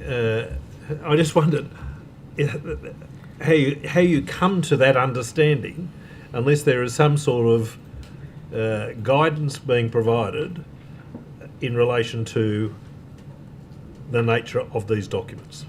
There is guidance, and public officials are trained and expected to understand the nature of cabinet information. It's a critical sort of core function of all public officials. Is there a document which evidences that? Yes. Can you produce that? Yes. Okay. They're thank public. I can actually just tell you what they are. It's the Cabinet Practice Manual and the Premier's Memorandum on Cabinet Confidentiality. Thank you. Do the members of the public service seek your advice regularly on whether something is a cabinet in confidence document or not? They would seek advice from both their own internal lawyers, so the General Counsel within the department, but on occasion they would reach out to the Cabinet Office, yes. They would come to you? Probably my General Counsel or used to. the legal team, yeah. I get asked sometimes. How often would you be asked about whether a document is cabinet in confidence? Regularly. Regularly? Yes. And in making your determinations, do you record those determinations in some manner? Yes. That you have formed a view about a particular document? Yes. And where is that recording? It may be in the form of an email or another brief or document. Yes, there are briefings that we give from time to time about the status of records, yes. So, I'm not flagging this with you, but it may just come to existence. If I was to seek all those documents where you had given advice in relation to whether a particular document was cabinet in confidence, you'll be able to produce a series of emails to various officials relating to the advice that you had given. I'd have to take that on notice and probably assess the documents as to whether or not they reveal cabinet information. Is your advice always followed? I don't know. You don't know? You may have from time to time given advice that a document isn't cabinet in confidence and an election is still made not to produce it. No, I'm not aware of that ever occurring. Yeah. Are all submissions to Treasury cabinet in confidence documents? Submissions to the Expenditure Review Committee of Cabinet are cabinet documents. Certainly the ERC, I accept, Yes. have the same status as cabinet documents. Yeah, I'm not sure what a submission to Treasury is other than a submission to that committee. And certainly all documents which go to the formation of policy would not be cabinet in confidence. Yeah, it would depend whether they tend to reveal the position that the minister's being advised to take or is considering At taking. what point on do their they own change? cabinet. What do they change status from effectively being just policy proposals, submissions, to cabinet in confidence documents? Yeah, there's a temporal element to it, I think, is what you're Yep. suggesting. It really is a question of fact based on the circumstances and, yeah, the objective nature of the document and where it's at in terms of the cabinet process. If in fact documents were produced in relation to a particular Standing Order 52 and advice had been sought from you in relation to whether a document was cabinet in confidence, should I expect to see the email from you and your assessment as part of the documents produced? No, I mean documents that are created after the date of the order are not generally produced. Or in respect of legal advice relating to the Standing Order 52 as a standard provision in relation to Standing Order 52 documents? Look, I think we have a different view about the effect of those calls for papers. Our position is that when an order is made by the House, the only documents that are required to be produced are those that predate the date of the order. We're not required to produce. And why have you formed that view? It's a well-established position based on formal advice. Well, who gave that advice? I think it's in the 2014 Solicitor General's advice that has been tabled in the House on many occasions. So all those members who prepare their SO 52 documents and include a provision in those documents, including any legal advice sought in relation to the validity or otherwise of these documents, you take the view that is a superfluous clause to include in Standing Order 52 documents. Is that Well, it's just at odds with the scope of the power of the House, I would say, but we often voluntarily provide the legal advice that supports an interpretation or other approach that we've taken in relation to standing orders where there might be a dispute. So we generally routinely table those advices anyway. Mr. Draper, can I just ask you, I'm coming back to you, Ms. Boyd, by the way. Oh, thanks. Can I ask you about the Queen Elizabeth Square? You heard the evidence being given by the Premier this morning that it was a submission done, but it was unfunded. Do you recall that evidence that he gave? A commitment, I think he said it was this morning. It was a a former Premier stood by up. the former Premier and the Prime Minister after the passing of Queen Elizabeth. I'm taking your word for it. I really know nothing about it. But you heard him give his evidence this morning. Sure. That there was no money attached to that agreement. What's the question? Do you recall him giving that evidence? Do I recall the Premier giving evidence this morning? Yes, I do. No, the evidence about Queen Elizabeth Square. Yes, I do. Yeah, good, thank you. Was any assessment done in relation to that proposal? Not by me. By anyone, do you recall? What are you asking if we've assessed? Whether any assessment had been done about the potential to convert Macquarie Street East for the purposes of establishing Queen Elizabeth Square. It wouldn't be done in... It's an infrastructure project. It wouldn't be done in the Premier's department. And I doubt it would be done in the Cabinet Office either. It would be done by the people who have responsibility for looking after those assets, and that would be under the planning portfolio. So to the best of your knowledge, no work has been done that has ever come to your attention in relation to the establishment of Queen Elizabeth Square. I think Ms Maher's got something to say about that. Ms Maher? Mr Tudor-Hope, I can add one thing to that. When that announcement was first made, the protocol team back then, Department of Premier and Cabinet, was tasked with seeking permission from the Palace to find out whether we could explore that concept. That was largely the extent of the involvement of the Department of Premier and Cabinet. Sorry, just let me understand that again. So you wrote to the United Kingdom to get permission? It's the normal practice where there's something involving the sovereign, I guess, that the Premier's protocol team would undertake that communication with the Palace. But as far as concepts, budget, design, those sorts of things, that would be a matter for planning. So other than the approach, other than the approach to the Palace? And now that I say that, I've probably got that wrong. It probably went through Government House. Our protocol team will be saying, Kate, it would have gone through... Are you aware that whether they got a response or not? I'd have to take that on notice. Sorry, Mr Tudor-Hope. Was any other work done in terms of scoping the work to be done? Not by our department. By any other department, are you aware? I think, planning department specifically, where in planning I can't recall, but they were definitely involved in meetings with the former Premier's office in terms of the aspiration around that project. And there would have been some modelling on costing, would there? I imagine so. Can I just clarify, Mr Tudor, are you asking about activities that happened under the former government? Is that what you're asking about? I'm asking whether it has been pursued, whether the proposal which was agreed to by the former Premier and the Prime Minister in relation to the establishment of Queen Elizabeth Square, has it been pursued by this government? Well, I think the Premier answered that question this morning. Well, I agree. He said there was no money attached to it when the commitment was made. I just wonder whether, when you said there was no money attached to it, whether the fact that there was no money attached to it, did that then bring an end to the project? I think his evidence this morning was that the former government never allocated any money to it. That the former government never allocated. There was an announcement made by the former Premier, but no money was ever allocated to it. This is 3 premiers ago now, 2 premiers ago.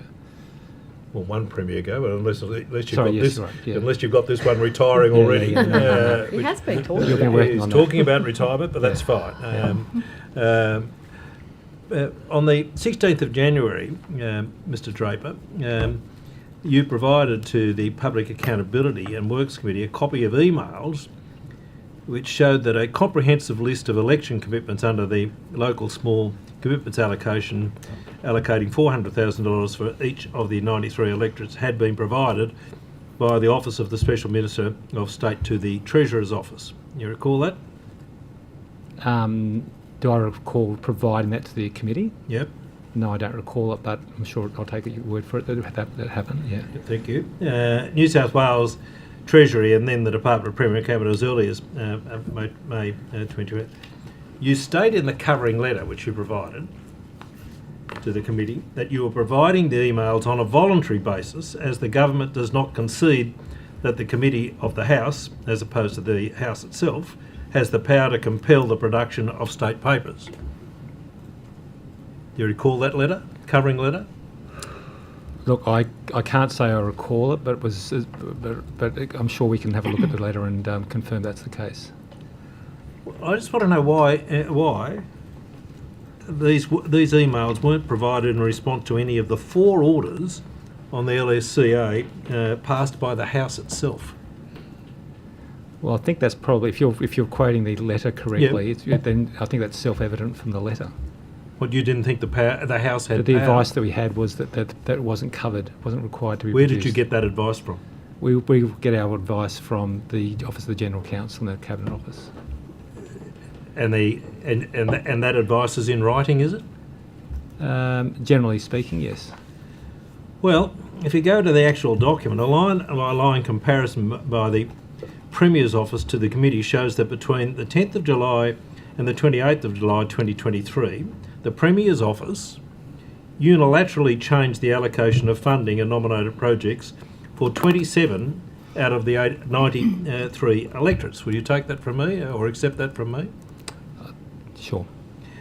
The changes to several electorates were made in consultation with the independent members for Sydney, Murray, Orange and Wollondilly. On what basis did the Premier's Department choose to present briefs to the Special Minister for State asserting that projects that were not present on the list supplied by the Special Minister of State in May but were substituted in July by Cherie Burton of the Premier's Office were eligible funding as election commitments made in the March 2023 election? Mr Tudor, you've asked lots of questions about this and other members of the committees have asked about this at budget estimates. There's been a parliamentary inquiry into it. I think everything that can be said about that has been said. Well, your role in it has not been explored, Mr Draper. Well, what is your question about my role? What? This is a document which you have submitted to the Special Minister of State for the purposes of him signing off on grants in circumstances where it was certified that these were election commitments in March 2023 which had been made in the Premier's Office. Changes had been made in the Premier's Office. If your question's about me, I don't think I was even the Secretary of the Department at the time period you're referring to. Well, you signed off on the letter. Oh, perhaps I'll come back. Are you talking about the letter of January this year, or are you talking about the actions that were taken in January this year? Okay, the letter in January. I was clearly the Secretary of the Department then, but the period you seem to be asking about is in mid-2023. I'll come back. Thank you. Ms Boyd, you said earlier today in evidence that belt-fed shotguns had been sold and I assume registered in New South Wales. Can I take that on notice and get you the details of that example? It might assist. Well, I've asked some more specific stuff which you might be able to also answer in the same on notice answer. On the 16th and 17th of December, sorry my voice is going, 2025, in a press conferences, the Premier referred to belt-fed shotguns. Can you please provide a photo or an image of such a shotgun, such a firearm? Do you really need me to provide that, Mr. Sorry? Forsyth? You sure you need the Cabinet I'd like Office to see a provide photo that? of one. I've never Okay. seen one. Yep. It's like the dodo. It just doesn't appear. No, I mean, I understand the point that you're making, but the expert ballistics team within police, the advice that we have is that firearms have been modified so that they have a belt-fed capacity and that such firearms have been sold in New South Wales. Well, I would really like to see how that works. I'm happy to take that on notice and provide you with more please. details. And how many belt-fed shotguns have been sold in New South Wales? I don't know. I can take that on notice. How many belt-fed firearms of all descriptions have been sold in New South Wales to licence holders? Again, I'll take that on notice. Anything to do with Thank belt-fed, I'm not a huge expert on belt-fed I don't weapons. expect you to be, but you said you've got experts advising you, and I expect them to put up or shut up. That's the reality of it. Yes, yep, I'm happy to do that. Where were these belt-fed firearms sold? Who made them? And if made overseas, when were they imported? Yeah, my understanding is, and I'll confirm this on notice, but that it was imported and came via Queensland to New South Wales, but was modified in some way, and that is why the policy decision was taken to include belt-fed prohibitions in the bill. Look, I'm happy to be proved wrong. Yep. The Premier suggested that reducing the amount of registered, authorised and safely stored firearms in the community would improve public safety. Can you please provide evidence to support this assertion? I'm sorry, could you repeat the question? The Premier suggested that reducing the amount of registered firearms authorised and safely stored in the community would improve public safety. Can you please provide evidence to support his assertions? Yes, I think the best evidence of that would probably just be the rate of gun crime in Australia versus a country like the United States with a more permissive gun control regime, it's a fairly plain comparison that might support that conclusion. I think you're actually wrong, but the Premier also inferred that licensed firearms were connected to domestic violence. Can you please provide the Boxar data that reflects this inference and evidences his position? Yeah, I'd be happy to do that. Thank you. And are you aware of the studies conducted by a leading authority in the field of firearms and violence research, Dr. Samara McPhedran, which refute the Premier's views? No, I'm not aware of that. Okay, thank you. And obviously, were Dr. McPhedran's papers provided to the Premier? Not by me. No? Okay, thank you. Mr. Latham. Thank you, Chair. And I'm sorry to apologise to the committee that I wasn't here this morning. Apparently I was driving up and down the Hume Highway between Menangle and Belangolo. So, but having done that, I'm here this afternoon. You'll be pleased to hear. My questions are to Kate Boyd. And to start with, I wanted to ask about the charter of the Cabinet Office. Is it an independent office, or does it see itself as acting generally in the interests of the Premier and the Labor government that it serves? That's a really good question, and thank you for asking it. I'm really happy that you've read our charter. We are a public sector agency, and in that regard, we are separate from and independent from political officers. And our duties as public servants are to be apolitical, impartial and objective. And so we take that very seriously. We are, however, subject to the direction and control of the Premier, and we implement the policies of the government of the day. So you're independent, but you're subject to direction and control. Yeah, we're independent to by an the head of extent government. from the Premier's office, but we have ethical duties and we are required to be apolitical. So we are subject to direction and control, but we also have obligations to stay apolitical, impartial and objective. Okay. Can I refer you, please, to the long letter written by the Electoral Commission to the Legislative Council on the 8th of December last year, giving an extensive list of historical and somewhat obscure precedents by which the Legislative Council decided not to press its SO52 call for papers resolution. What contact did you have with the Electoral Commission in the preparation of that particular letter? Don't think that I consulted with the Electoral Commissioner on that particular letter, but I did have correspondence, which I think I produced to the House with the Electoral Commissioner when the first order was passed on this matter, just requesting that the Electoral Commission keep the Cabinet Office informed of its position on that order so that we could brief the ministers who are responsible to the House about the status of their return. Right, so the Electoral Commission didn't ask you for any advice in following up that particular correspondence on matters where the Legislative Council in the past hasn't pressed its resolution, because they've got a matter here from Parliamentary Council Office, from the Office of Local Government, the Ombudsman. You know, they're reaching back into research that I would have thought only an expert like yourself would be aware of. Look, I know that the integrity agencies talk as well amongst themselves about these common issues that they face. They're in a difficult position. Obviously, there's a need for accountability, but they are also independent and are holding sensitive material, the publication of which could really compromise their statutory functions. So they do discuss those matters, and it wouldn't surprise me if those precedents had come from those discussions, but I'm just speculating. I'll ask the Electoral Commissioner herself later on.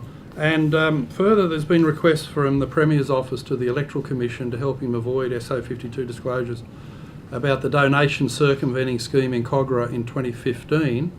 What involvement have you had at the Cabinet Office in these contacts as the Government's Chief Advisor on SO52? I would just refer to the papers that we produced in response to the latest order. That evidences our role. Right, but don't you advise the Premier's office on the legal status of these particular arguments where the Electoral Commission is saying that it might jeopardise their statutory functions? Yes. And an investigation that may or may not be happening? So did you provide that advice to the Premier's office? No, I think the way I would characterise it is we encouraged the Premier's office to seek that advice directly from the Commission, given that they're an independent agency. We would not assume or presume to advise the Premier about the position of the Electoral Commission. That's a matter for them, and so we encouraged the Premier's office to seek that advice directly from the Commission. Right, so to the best of your knowledge, that was an interaction between the Premier's office directly with the Electoral Commission? That's my understanding. Not going through you? I think we advised that that was the approach that would be consistent with past practice and that they ought to do that. And I believe that was done. Okay. On a separate SO 52, the sexual assault incident in Parliament House, allegedly involving the Premier's good friend Jamie Clements, how can a legal advice from the Crown Solicitor 10 years later be classified by you as administration of justice? The proposition's absurd, isn't it? It's absurd because it's not my classification, it's not my decision to be taken. It's the document in question, I think, is held by the New South Wales Police Force, and the attorney, I think, is the minister responsible for that return. The decision was taken. Attorney? Yeah, I think or the it was. police minister? I think it was the attorney in relation to court documents, and then the Minister for Police in relation to statements and other investigative records held by police. So but where are you saying the advice came from? The police legal advisors? Yes, and also Crown Solicitor's the Crown advice Solicitor. 10 years later as part of administration of justice 10 years To the ago. extent that the advice referred to or had extracts of statements from the investigation, it would tend to reveal those investigative documents and therefore be caught by Standing Order 55 itself. So to avoid frustrating the inquiries of the House, a summary of that advice was provided to the House which didn't reveal the investigative material. Right, who wrote that summary? The Crown Solicitor. She wrote her own summary and then you passed it on? Yes. Okay, that clarifies some things about the mysterious role of the Cabinet Office as you juggle independence with political directives. Thank you, Ms Boyd. And Kate Maher, this Queen Elizabeth Square, which I've been hearing about, a long way from Western Sydney, but nonetheless perhaps important. Will there be a statue of the late monarch along the lines of Queen Victoria, who stands regally opposite the Supreme Court? And it's said of her, in typical pose, one eye on Albert and the other eye on the Mint. So what are we going to do for Liz? Mrs Windsor. I think this is above my pay grade, Mr Latham. But is there a statue? We need another statue, don't we? It's something not for the lefties to not a defend matter for me, but thank you for. It's not a matter. You don't know if there's a me. statue or not? I don't. I'm sorry. Well, I'll press that. Trigonani. Once I get out of Belanglo tonight, I'll press that hard. Thank you for questions the on questions on the notice paper. Thank you very much. Thank you, Deputy Chair. Ms Boyd, the Cabinet Office opposed changes to the it appears the Cabinet Office opposed changes to the standard of proof in the inmate discipline system, which was introduced via changes to the CAS Act. Those changes were announced on the 3rd of October. There was, and I won't refer to names because I don't think there's any need, but there was a particular officer, and I'll refer to everyone as officer if that's okay, with no disrespect to anyone's role or anything like that, but a certain officer said on 15 October 2025 that they was, quote, wanting to be clear, it cuts across everything the Ombudsman recommended. We opposed.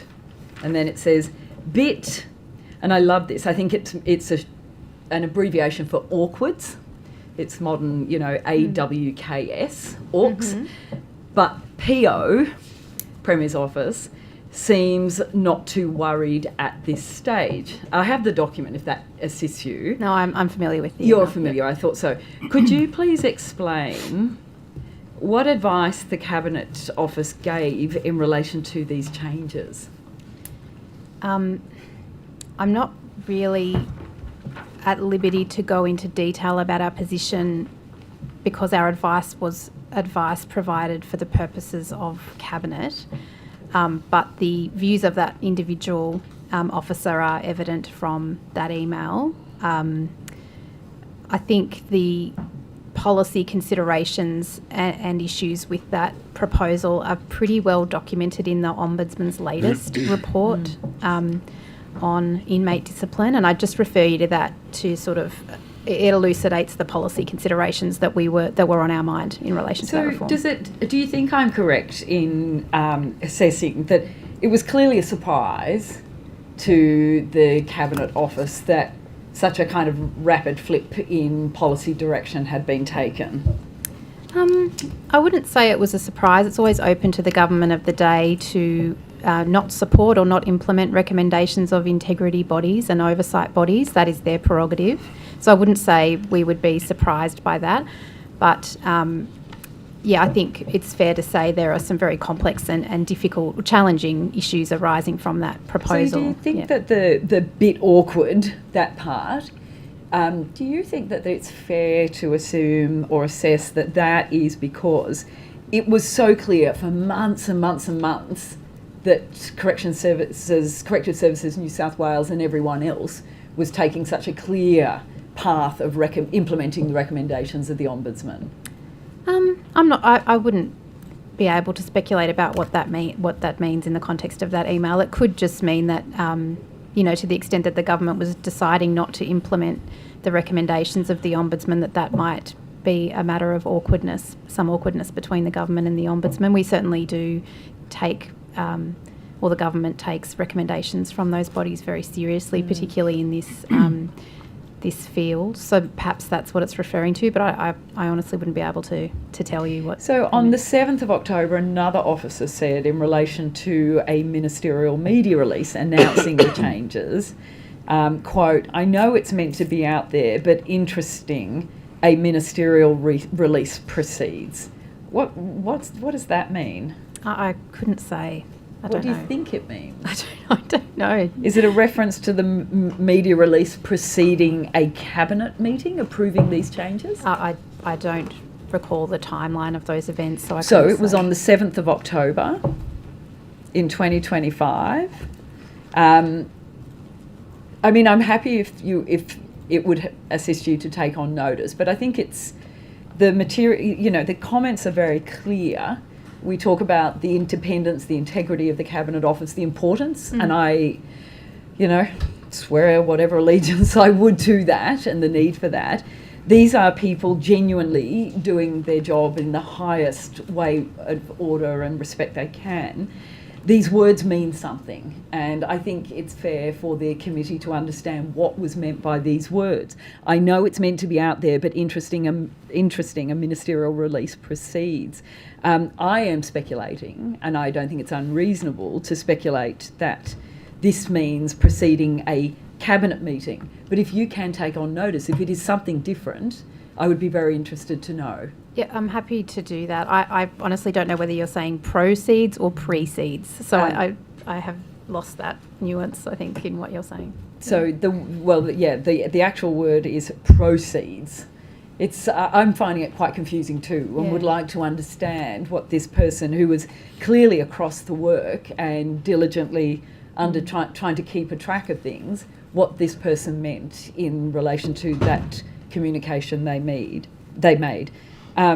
Given your office is in contact with the Premier's office on this issue, are you aware that changes made in the corrections portfolio could in fact be perceived to confer some kind of private benefit upon the Premier's brother, who was advocating specifically for these changes, who acts for prison guards in his role as union solicitor?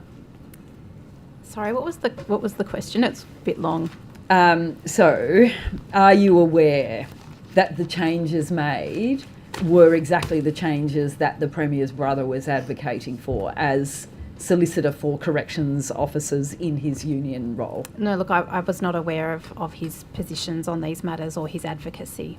Do you think that this could remotely be connected to why the note saying that Premier's office was not worried about contradicting the Ombudsman's advice? Oh no, I couldn't say. I think that's a long bow.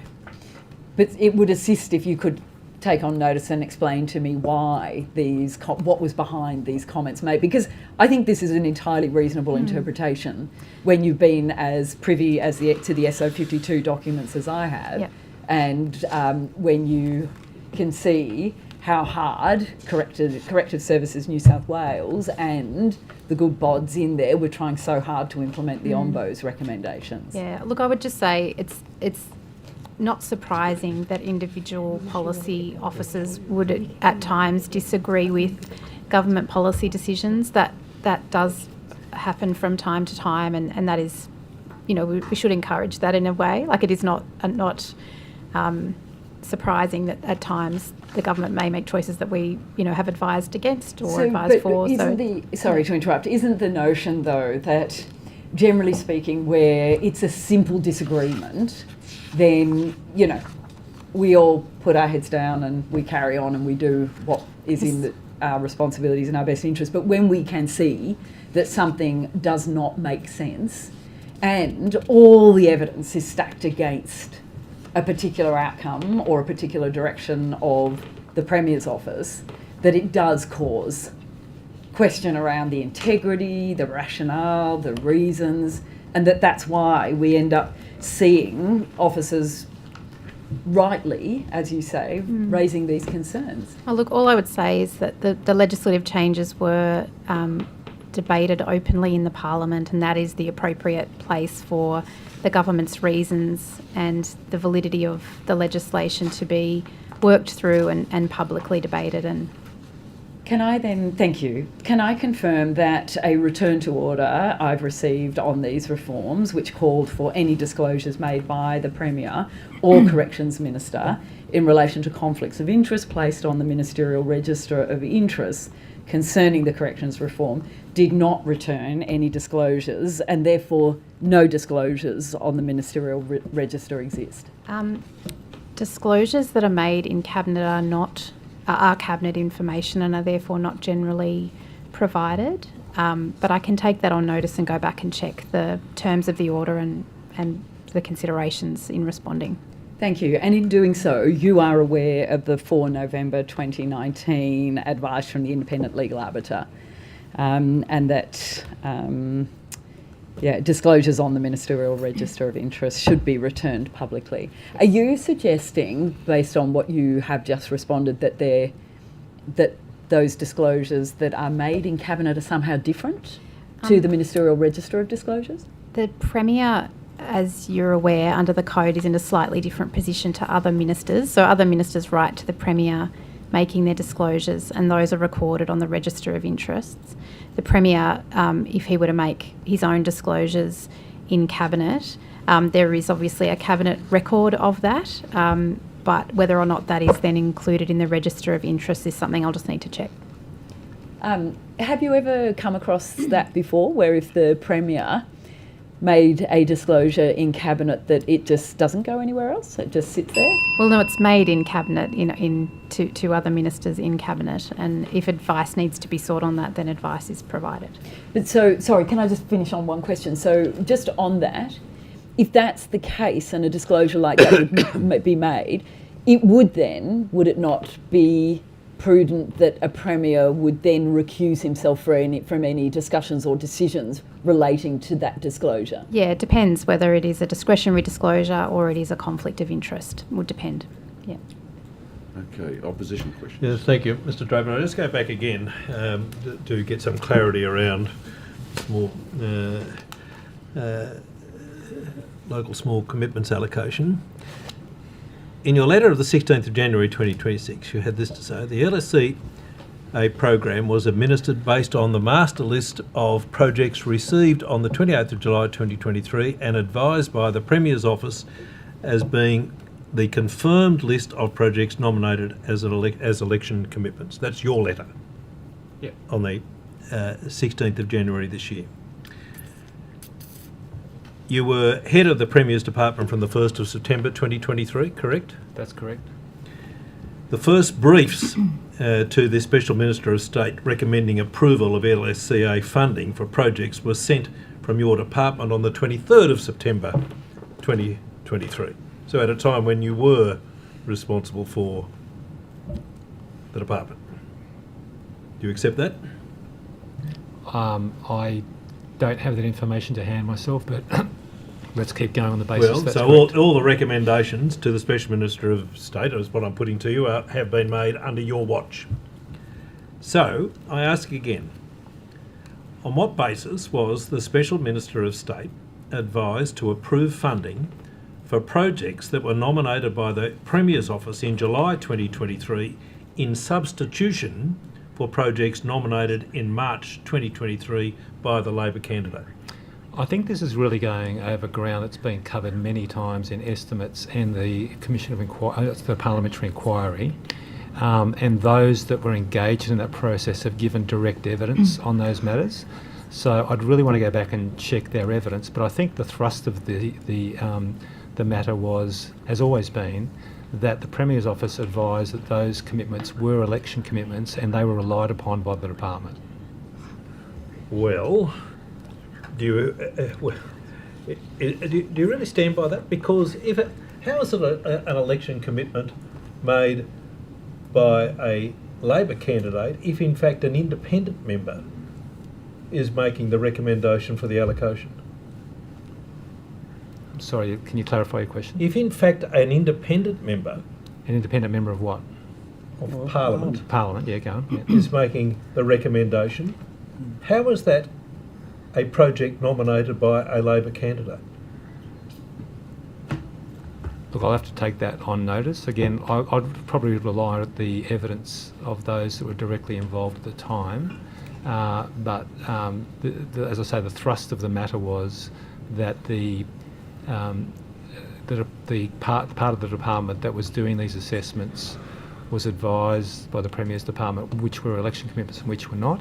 And it's not for public servants to decide what are election commitments. So what I'm putting to you is that your letter represents the continuation of mistruths in relation to... I am advised. I'm advised. That's what the letter says. Yeah, well, well, when you're advised, do you ever question that advice? Of course I do, yeah. So... I've no... And because this matter has been so thoroughly examined in Parliament, in budget estimates committees and in the parliamentary committee, there's really not that much more to learn about it. Well, except this, there is a glaring problem that these small commitment allocations, local small commitments allocations, had to meet a test that they were commitments made by a Labor candidate at the election. That's the test which should have been applied. Do you accept that?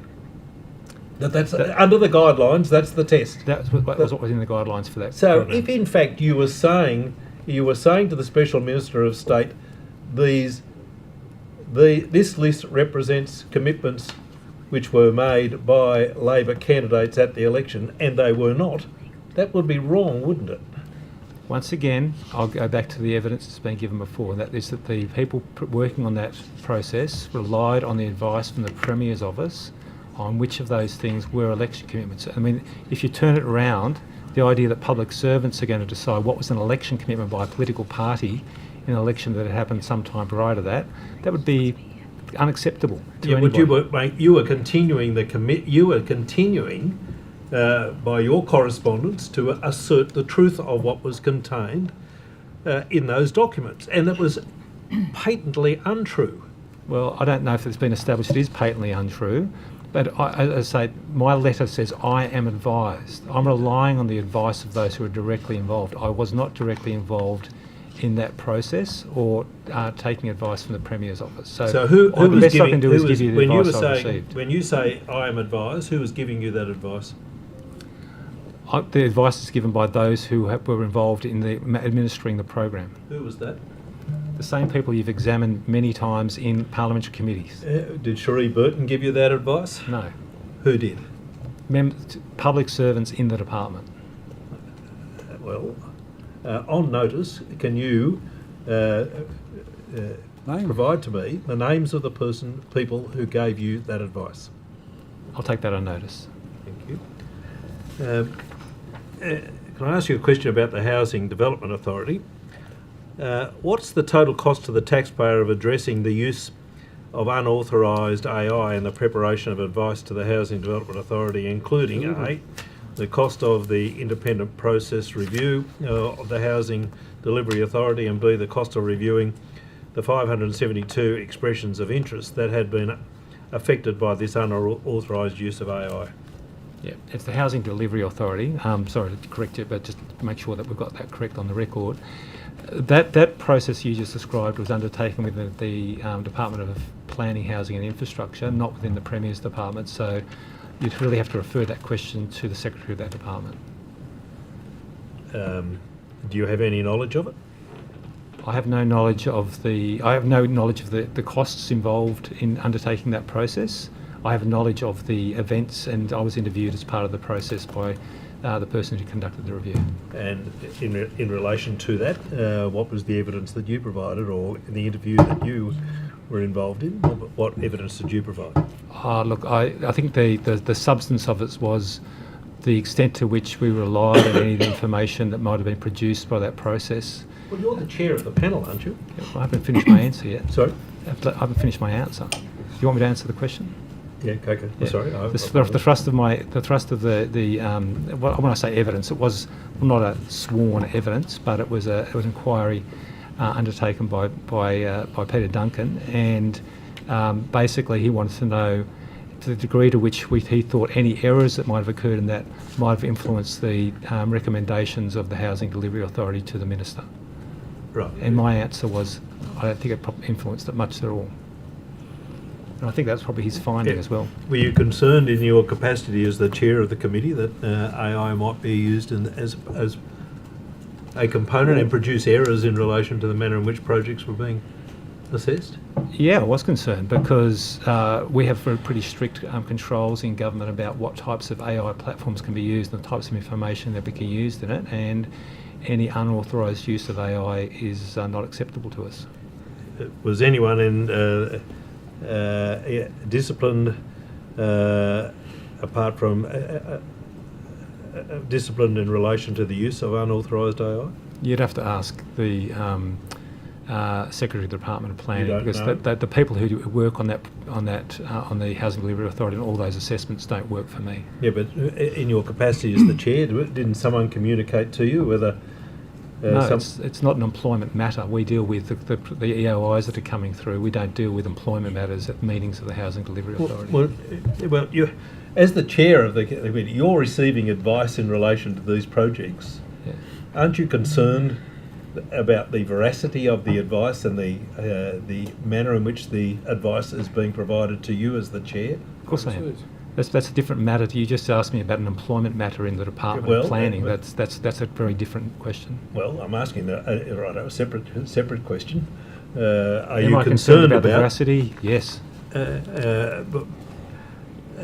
Some of that key advice has come from David Gainsford, has he not? Did it not? Which advice are you referring to? The advice in relation to projects which your committee was assessing. David Gainsford is the Deputy Secretary who oversees that work, yes. And he's now on extended leave. Are you aware of that? I don't know what his employment arrangements are at the moment. He's, as I say, I'm not his employer. The Secretary of Department of Planning is his employer, and she was here just the other day. So, if in fact, who's providing the advice which was previously provided by Mr. Gainsford? Well, the last meeting we had, Mr. Gainsford was at the meeting. Mr. Preshaw, maybe. Sorry. Mr. Preshaw. Yeah, thank you. Possibly. I just wanted to ask Ms. Boyd, just going back to the SO52 process and some of the I guess, advice to departments and ministerial officers. You may be aware, recently did a call for papers into hospital maintenance and cleanliness, and one of the responses back from the Health Secretary, as part of the call for orders, it was asking for papers and any photos and videos as well.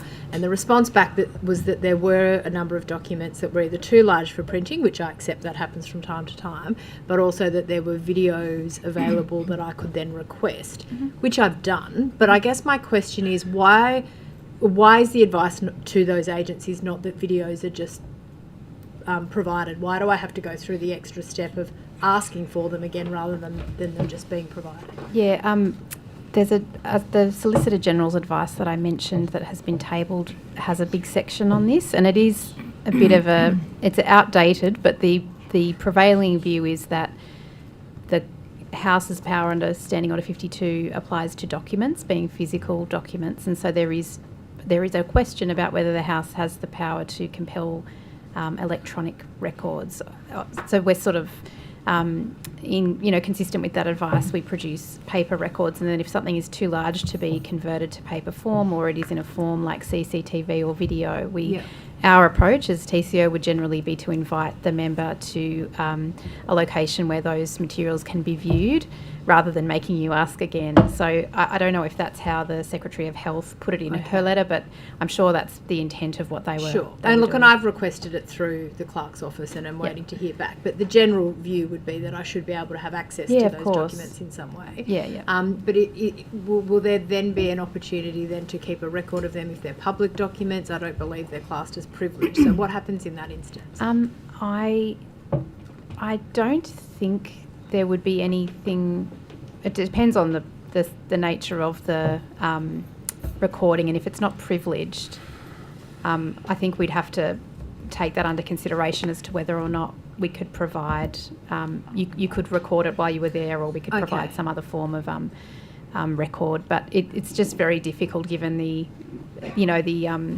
there's no requirement on the agency, or they're not compelled to produce it to the house if it isn't a physical document. So it does create, it's a proactive disclosure. And so is that based on that Solicitor General's advice? Or is that more, because taking, and I appreciate what you've said, but obviously there's a lot more that happens in an online and digital format these days than paper, even compared to that advice if that was in 2014, you're right, and we do. Is that something that is on the sort of radar to be looked at in terms of that? And I think the practice is obviously for us to always convert it to a printed record where it is digital, like for example email or text or whatever.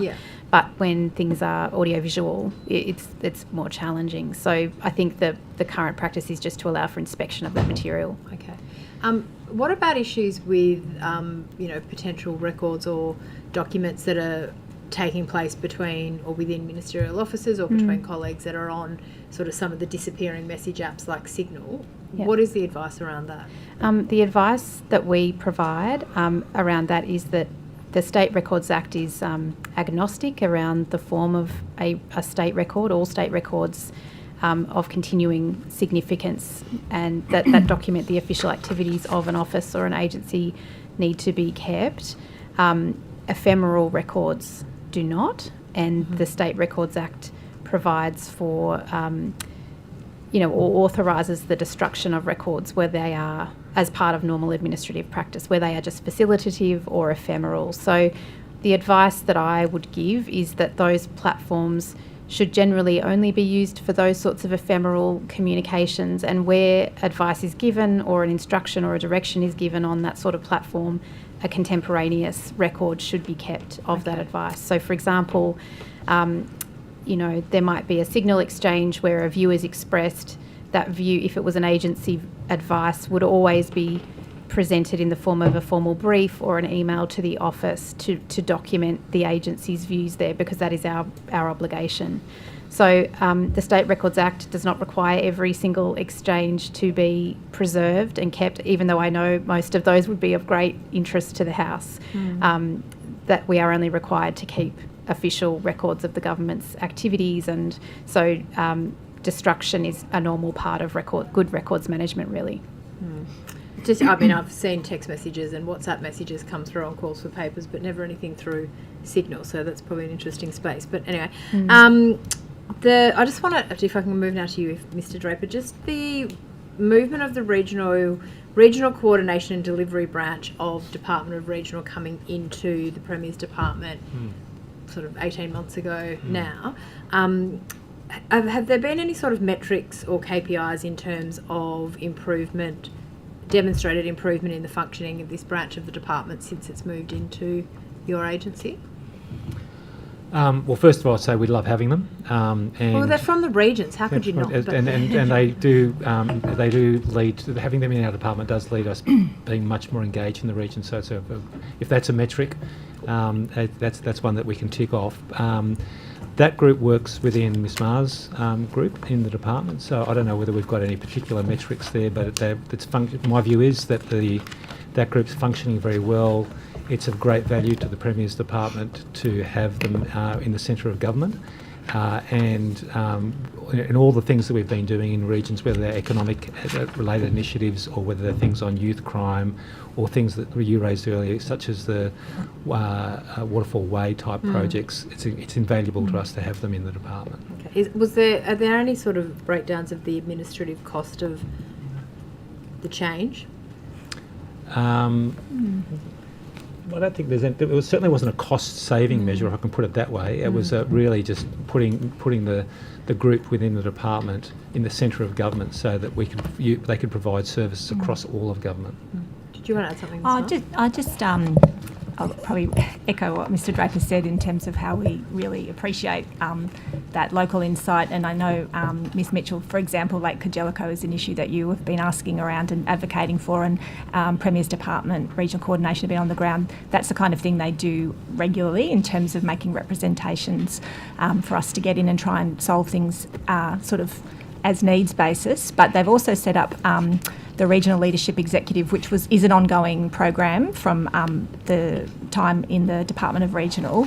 We've now really focused that work. The teams have come up with their action plans and the priority areas, and more than happy to provide you with some more information about that. So that's that cross-government agency, council, so local government JOs, etc., coming together in their frequent meetings. And I think as far as a metric goes, we feel that there's a lot of buy-in from and making sure that we're representing the local voices through those regional leadership executives and really identifying priority issues. If there's something on notice you could provide about happy to. that, Yeah, that would be yeah. really If I could just say, I think using that example this morning where we ran those summer programs in Coonamble, Walgett, Brewarrina and Burke over this summer, we could not have done that unless we had the regional coordinators in our group. They set that whole thing up, working with councils and non-government organisations. So in terms of, I guess, the reporting structure up to relevant ministers, obviously when they had their own sort of standalone regional agency, it would go to the Minister for Regional.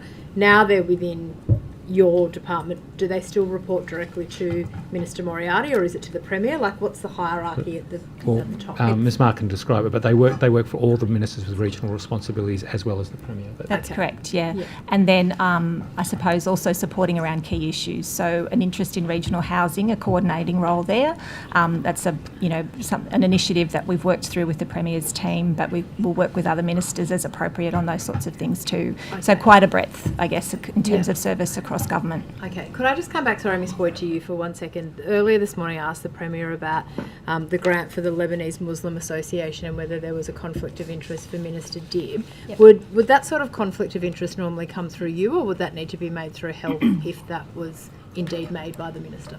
Yeah, usually a minister who considers that they have a conflict or may have a conflict would write to the Premier explaining the interest that gives rise to the conflict or potential conflict, and then how they propose to manage it.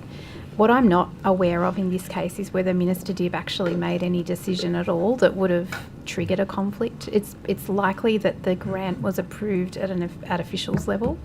I'm not really sure or aware of who the decision maker was. So I think while you're, presenting that he had an interest, the other side of the equation is, did he actually take any action in relation to this? And I just don't know. Okay. Are you aware of any declaration being made in relation to that particular grant? No, but I wouldn't disclose it here if I was. Those are confidential. I have to try. Yeah. Thank you.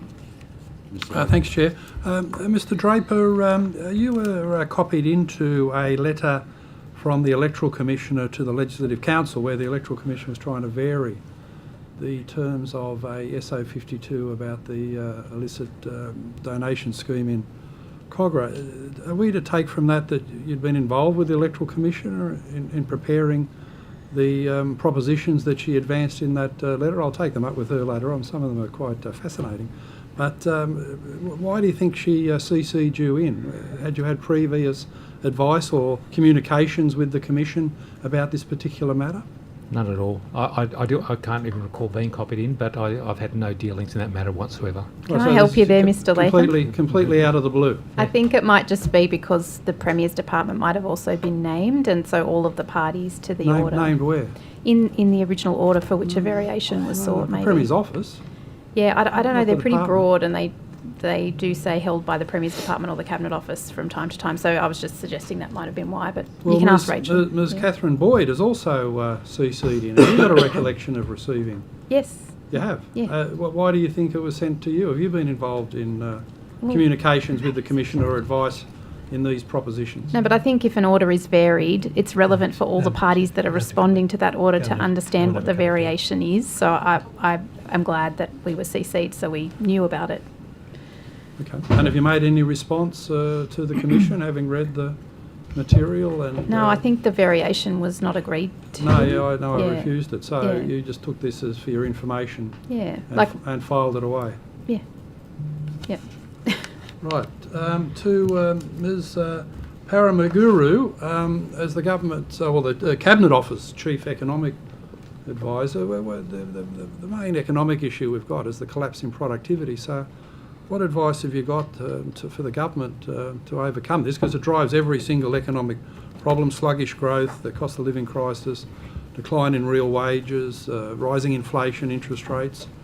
Is there a focus in the Cabinet Office on doing something about the productivity crisis, particularly here in New South Wales? Thank you for the question, and absolutely productivity is and its declining growth rates is a challenge for a lot of economies across the world and nationally in Australia.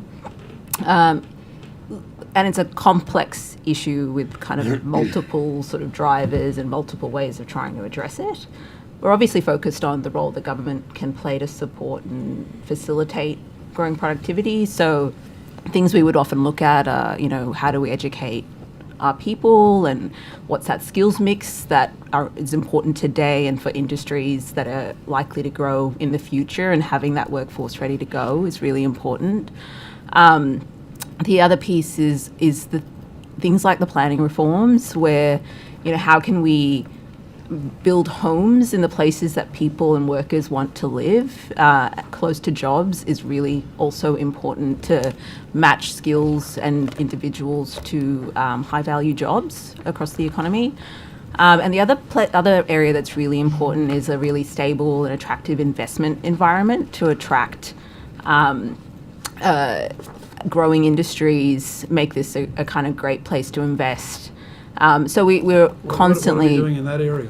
Look, we've got obviously things like everything from, what can we do from a regulatory perspective to make, reduce some of the red tape, and we're sort of seeing discussions on things like, for example, modern methods of construction and how to innovate in that space is one example that would be important for business investment. The other things is obviously things like the Investment Delivery Authority. That's looking to make it easier and more attractive for large investments in Australia in key industries and in New South Wales in particular. So, look, all of those areas are really important levers that government can play. We're constantly watching and looking at what we can do and how effective some of the things are. Right, and is there an exemplar internationally that we should be copying? It seems to me the highest rates of productivity globally in economies that you would compare to ours are the United States and Poland, from which our illustrious Deputy Chair hails. The Polish economy is going gangbusters with productivity, as is the United States.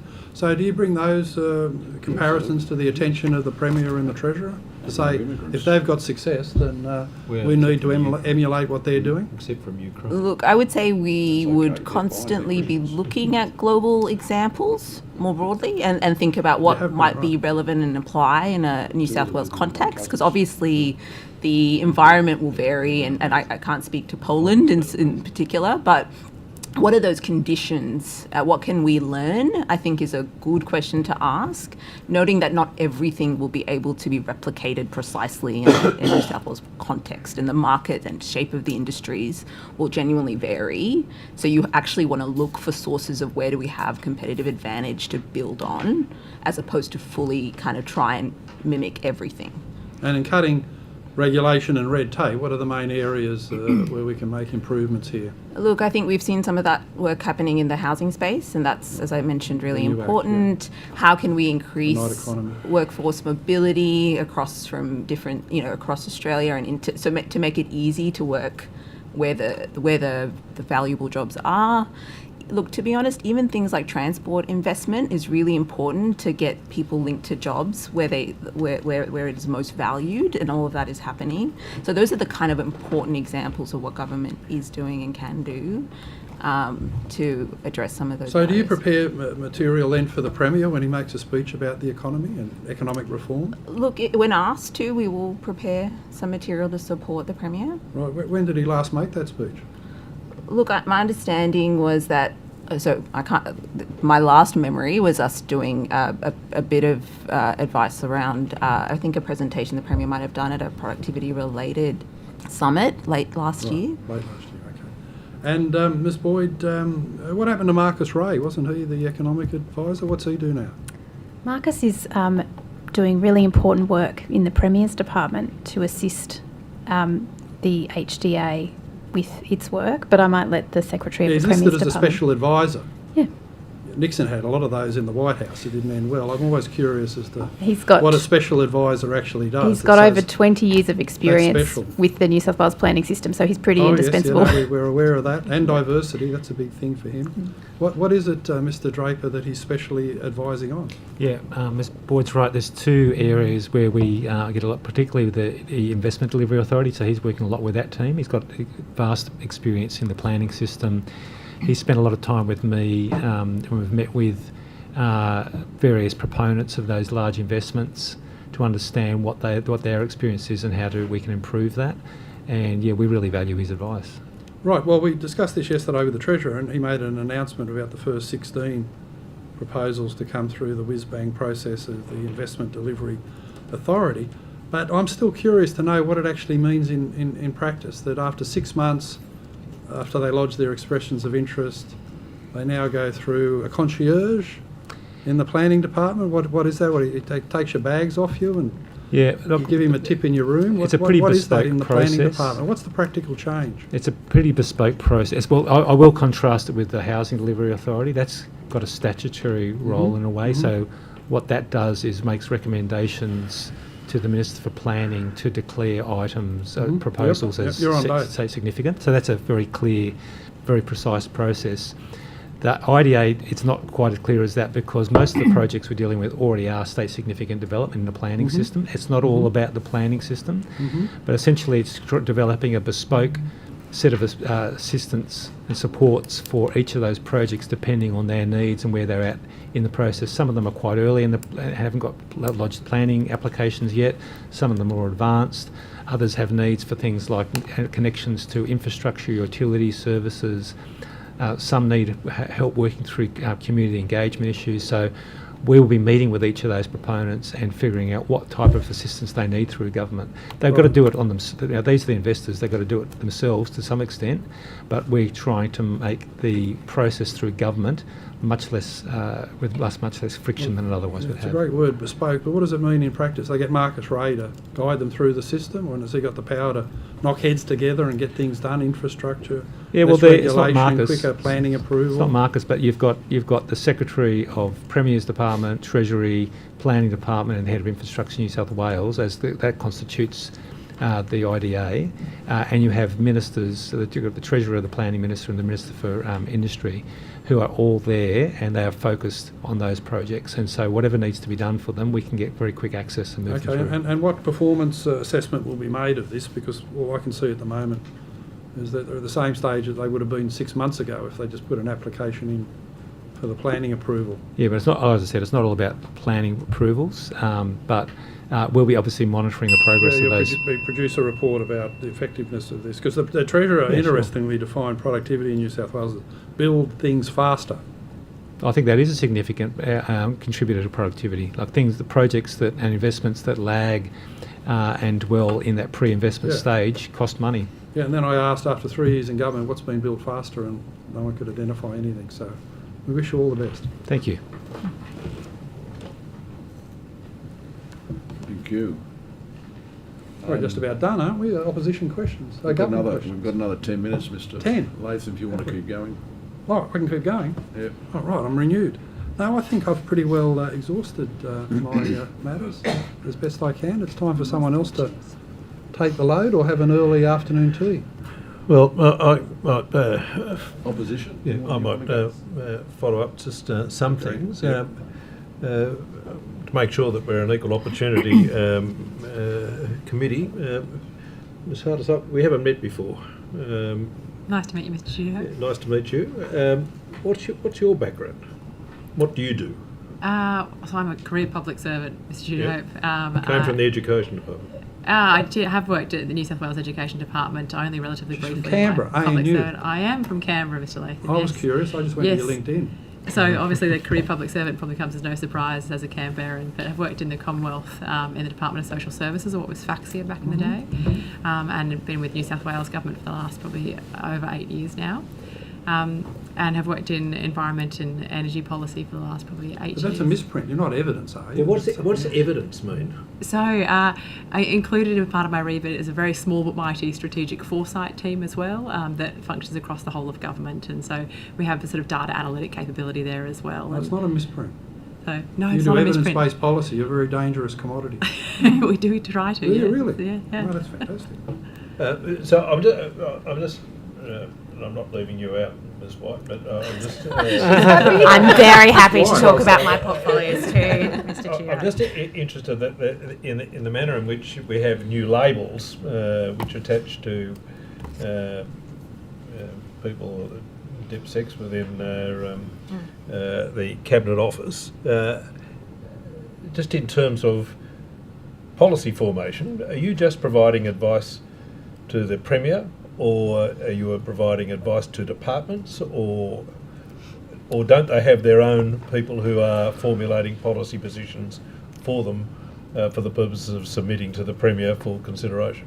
Who are you asking? We can. I'm happy for whoever wants to take this question. That's an excellent question. So a core function of our role in the policy teams in the Cabinet Office is to provide policy advice to the Premier and to the Premier's office in respect of Cabinet deliberations, and also covered in my remit intergovernmental negotiations, so the Commonwealth state funding agreements and other policy matters.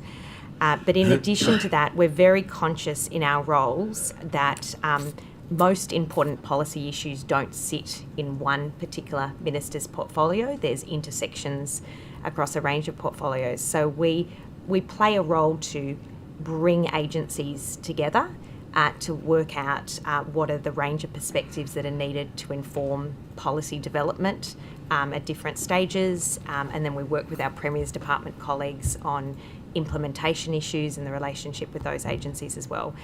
So often we're convening a number of agencies, getting inputs. Occasionally there's differences of opinion, and that can be, as Ms Boyd was saying earlier, that can be useful and appropriate in a policy development process. And then we prepare advice to support government policy decision making. So in terms of, for example, when we bring legislation to the Parliament just before Christmas in relation to protest laws and gun laws, who provides that advice to the Premier? Gil was, I have to say, she was on leave still. So Not me personally.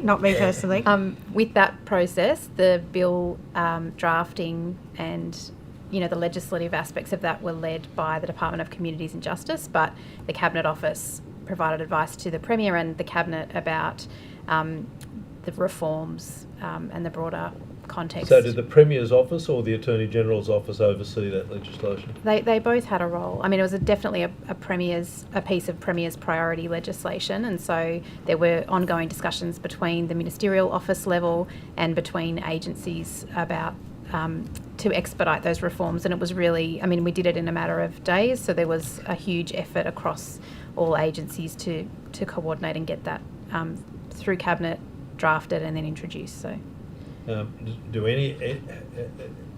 Who is responsible for the oversight or the formal oversight of documents produced pursuant to standard SO 52? I wouldn't say anyone's responsible for oversight of that within the Cabinet Office, but I would say that ministers are accountable to the House. Well, then SO 52 is directed to the Premier's office, who has... The Premier's office. They deal with that and are accountable for that. that so the Chief of Staff would be responsible for. Yeah, I think the chief is the one who signs the certifications. But if they were, if the SO 52 is directed to the Department of Premier and Cabinet, who would be responsible then? There is no Department of Premier and Cabinet anymore. Oh, but sorry, if it's correct. the, Sorry, yep. I beg your pardon. There are two departments. Yeah. So if it is directed to the Department of Premier, you're responsible. We manage the SO52 function on behalf of both the Cabinet Office and the Premier's Department under a shared services arrangement, and many of our corporate services are provided to us by the Premier's Department, and this is one of those services. And I take it there's a similar arrangement for the Cabinet Offices there, Mr. Drought? Yeah, as Ms Boyd just described, there's a number of services that are shared between the two departments rather than duplicate them. There's some which sit within the Premier's Department that we provide to the Cabinet Office, and some sit within the Cabinet Office and they're provided to us, and that includes legal services. So generally, is there a process though that when in a SO 52, which in fact potentially captures a number of agencies, is the last agency to sign off on the Premier's Office? No, it would just be whoever does their searches and returns their documents most quickly. Does the Premier's Office have any role in reviewing the documents which are actually produced? I mean, the government can review them like any member of the Legislative Council. They're in our custody for a very short time. Before they're produced, though? Yeah, occasionally. They're in our custody for a really short amount of time. There might be returns that they would like to review, and they, can make that request, and we can make those documents available. Does similar advice get provided to the Premier in relation to appointments which are being made? Yes. So when an advice comes up in relation to potential judicial appointments, does anyone do any review of judicial appointments? Well, the Attorney General makes recommendations. Does, but there is a process within DCJ, including the head of jurisdiction, to assess and recommend judicial appointments. I'm aware of that. Well, when the appointment, for example, of His Honour Justice Philip Bolton was made, did anyone do any background checks in relation to His Honour? I think you'd have to ask the panel within DCJ that put him up. But did anyone in Premiers do any background checks? We certainly don't do those. That's out of our remit. So no one would have checked his social media posts or... We just don't do that in the Premier's Department. We're not involved in those appointment processes. But, well, that's in relation to judicial appointments. What about other potential public service appointments? Well, public service appointments are quite a different thing. Usually the appointments that are made in the public service are made by the employer. In most cases, the employer is the Secretary of the Department or the head of an agency. They don't go through Cabinet or anything else. So the Premier's Department doesn't get involved in their processes, but the processes for employment in the public service and other services are clearly set out in the Government Sector Employment Act. So just let me understand that obviously a judicial appointment has got to come to Cabinet to be signed off on. Yeah. So when it went to Cabinet to be signed off on, has anyone in your office done any background check in relation to the submission which has been made by DCJ? You're probably directing it to the wrong secretary here. It's probably best to direct yes, that question occasionally, to Ms. Boyd. Yes, occasionally we will look at the expertise and other professional capabilities of the office holder to ensure that we're in a position to advise the Premier when the matter comes to Cabinet. Well, occasionally, what would occasionally look like? Where are there some red flags that you would be alerted to for the purposes of?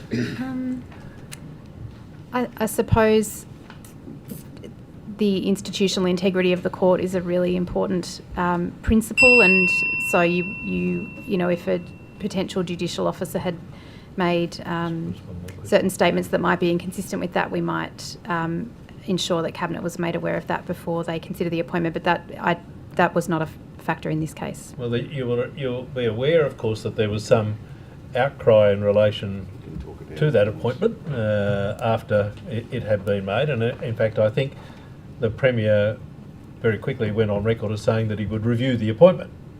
Did you review the appointment?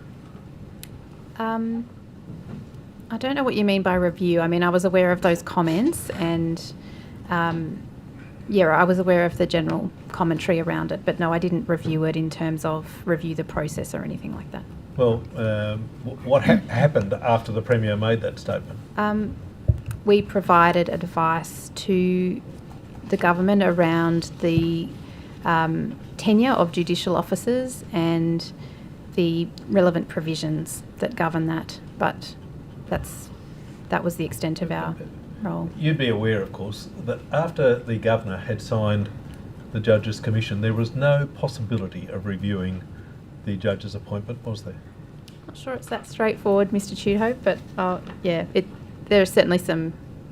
It's a complex area. Once the to withdraw the commission after it had been made would require, would it not, a reconvening of the Executive Council and asking the Governor to withdraw a commission that she had made on the advice of the government. Oh, look, there's the provisions around the tenure of judicial officers are all set out in the Act, so I'll just refer you to that. Well, but do you accept that when the Premier came out and suggested that it would be reviewed, in many respects, there was no review available after that had been, the appointment had been made? Well, I'm not sure that the Premier was aware of all of the intricacies of the legislation at the time, but I think he was just saying, I'm going to look into it, and I believe he did. Yeah. Can't have judges with political views, can we? You heard the Chief Justice lately? Have I got time? Yeah. Trump deranged. Mark, have you got anything? No. I'm just chipping in. It's only one, and it's going back, and again, I'm not sure if anyone here will be able to help me, but I'm going to ask. The questions that I was asking the Premier about the sort of increase in having more aviation services and sort of passenger tourism, etc. And as part of that, the government was talking about a statewide aviation strategy. Does anyone have much oversight or involvement in that? Who's here today, or not really? I don't think I have much on it, I'm sorry. Okay. Maybe if I can ask you to take this on notice then, but is that strategy also going to look at the cost and reliability of regional flights? And it kind of picks up coming, I guess, back into that regional element, because one of the concerns, obviously wanting to promote the visitor economy in regional areas is important, but sometimes the cost and the reliability of those flights is a massive inhibitor for people to come out, and I'm just wondering, as part of that broader aviation strategy statewide, whether that will be a consideration. Yeah, you might want to duck into Minister Camper's hearing, because I know he made... I would, but I've got regional on Monday, so maybe that's fine. Okay. Maybe that's a giving warning, but I just thought someone here might. That announcement. Yeah, he's run 4 airports. Yeah. But yeah, if there's anything on notice, potentially, I guess maybe from the regional element within your agency that has views on that, that would be useful. But that's all I had. Thank you, Chair. Thank you. We've got 2 minutes to go before we break for afternoon tea. I'm sure Mr. Tudhope will have another question. Yeah, well, I'll just ask this. I had one constantly unresolved. I had one constantly unresolved for Mr. Hardis. I can never find out, no matter how many times I ask, patiently, politely, all our efforts in New South Wales to go to net zero, what impact does it have on global surface temperatures? Well, global surface temperatures are increasing, and there is good international evidence of that. I think we are keen to see what the projections are looking like going forward with all the existing efforts to date to do so, and then we'll see what the projections say about what the impact will be. But there is good evidence to suggest that if we do reduce emissions further, that we will slow that increase over time. What will the New South Wales impact be at net zero? I asked Nick Rowley this, and he said it was a matter for my mindset, which I didn't quite understand. But is there any measurement we've got that in going to net zero it has such and such an impact on global surface temperatures, that is the climate change alleviation objective? Mr. Latham, I want to get you some accurate figures on that, so I will take that on Great. notice and check You with can my get me accurate colleagues. Figures. I'll see what we can do. Fantastic. I'll talk to my Here. science colleagues in DQ. And you take that on notice. That's I will the look evidence forward to part that. of That'll it. be like Christmas coming in. That's evidence, yes. Yeah, the 3 E's. And I'll finish off by asking you again, Ms. Boyd. That's I know fantastic, thank you you. are a big protagonist and a big supporter of electronic returns for SO52s, are you not? I don't know where you get that idea. Is there any progress being made in relation to sort of developing a policy around electronic returns? Yeah, look, we've met with the clerk in December, I think. My team last met with him, and I think he gave evidence in the Parliament hearing the other day about how they're going. There's some pretty big challenges to it, I won't deny it. There are real cyber, real personal information, real privacy concerns, but we are very cognizant of the burden on agencies of having to produce, hard copies reams of of paper. So we're very open to it from a productivity and efficiency point of view, but we're incredibly, as stewards of public information, just wanting to really make sure that we're managing risks. Is there a committee You know which how oversees? much- you realise how much we love sitting there in the musty paper itself. surrounded Mookie library going through all those documents? You ever Maybe don't envisage- ask for so many. It's nice to see the clerks and their You stuff. ever but envisage other the than joy that, of an MLC in that Mookie library? I feel your pain. Let me just tell you No, you that don't. it might be a bit better if the requests were more targeted and we could But that really must- help you that get must the not end. take we need so full long. transparency. We need everything. Never know what you'll dig up in those returns. There's not many pleasures as an MLC. That library is one. Don't I take it away. don't think you'll ever see an SO52 targeted. All right, questioning has come to an end. Thank you very much for coming. Thank you all. And we'll resume again at 3:45. Thank you very much. Thank you.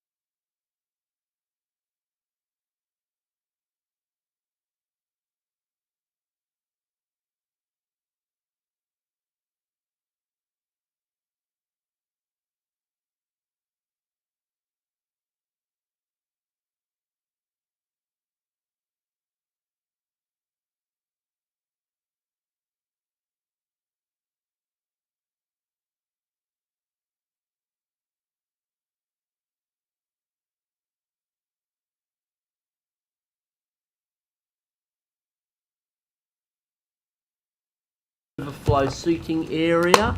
And I'll remind you that if you are asked a question, if you could come forward and please bring your nameplate with you and place it in front of you at the table. This assists Hansard in ensuring the correct witness is identified in the hearing. So good afternoon everyone, welcome back, especially to me as well. Before we resume questioning, we welcome Integrity Agency witnesses. Ms Harwood, Mr Miller and Ms Snell, as you did not attend the initial round of hearings, you will need to be sworn in prior to giving evidence. Could you please state your name and position title and swear either an oath or affirmation?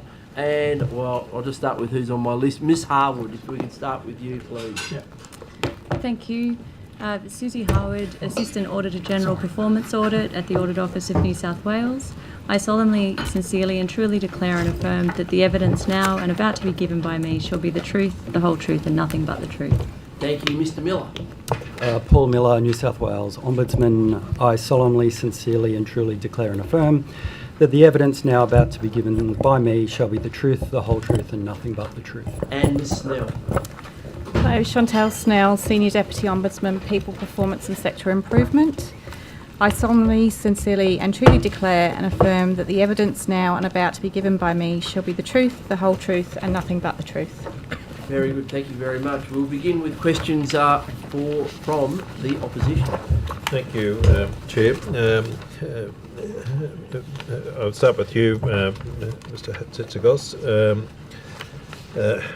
Obviously, you're aware that there are legislation before the Parliament in relation to the Surveillance Devices Act, and it includes all investigative agencies. Was it your submission that all investigative agencies should be included as part of that legislation? No. Where did that come from then? Was that the Attorney? Well, I think you need to understand how this unfolded. I'm happy to. So I wrote to the Premier on the 9th of August. On the 9th of? August of 2023. Yep. And I indicated to him the circumstances that the Commission was in relation to a particular matter. And the government responded by passing a regulation. That regulation was announced in both houses, and it exempted the ICAC from the surveillance legislation and the parts that we were concerned about. I then spoke to the Leader of the Opposition on I wrote to him actually on the 29th of August explaining the circumstances the Commission had. I had a lengthy phone discussion with him on the 6th of September 2023, and then we spoke to various members of Parliament because we were getting calls because of the disallowance motion that was moved in the House. You might recall there was a disallowance motion on the regulation. So we spoke to people to explain the Commission's needs.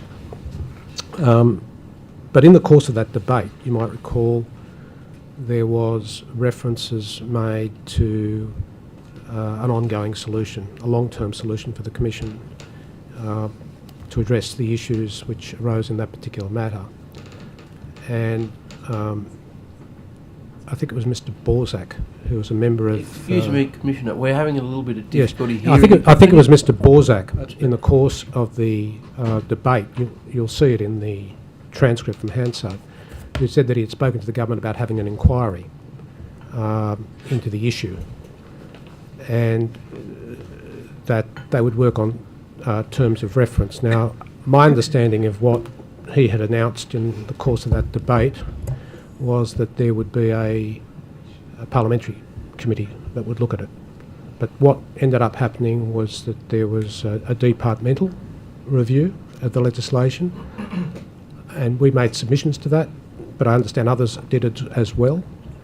And it centred around this concern about the legislation effectively stating that if you possessed something, then that was a criminal offence. The moment that item was prohibited, you committed an offence, so you couldn't even examine it to to determine its content. I think that was the concern that the government had, and it took the view that it needed to consult more broadly. And so that's how the thing developed. Does that explain? It explains the lead up to it. Sure. And how we got to. So from that point on, in terms of a legislative solution to the problem that you face. So I understand the problem you face. You come into possession by some means of material which on the face of it, A, is illegal to hold, and then secondly, is illegal potentially to listen to.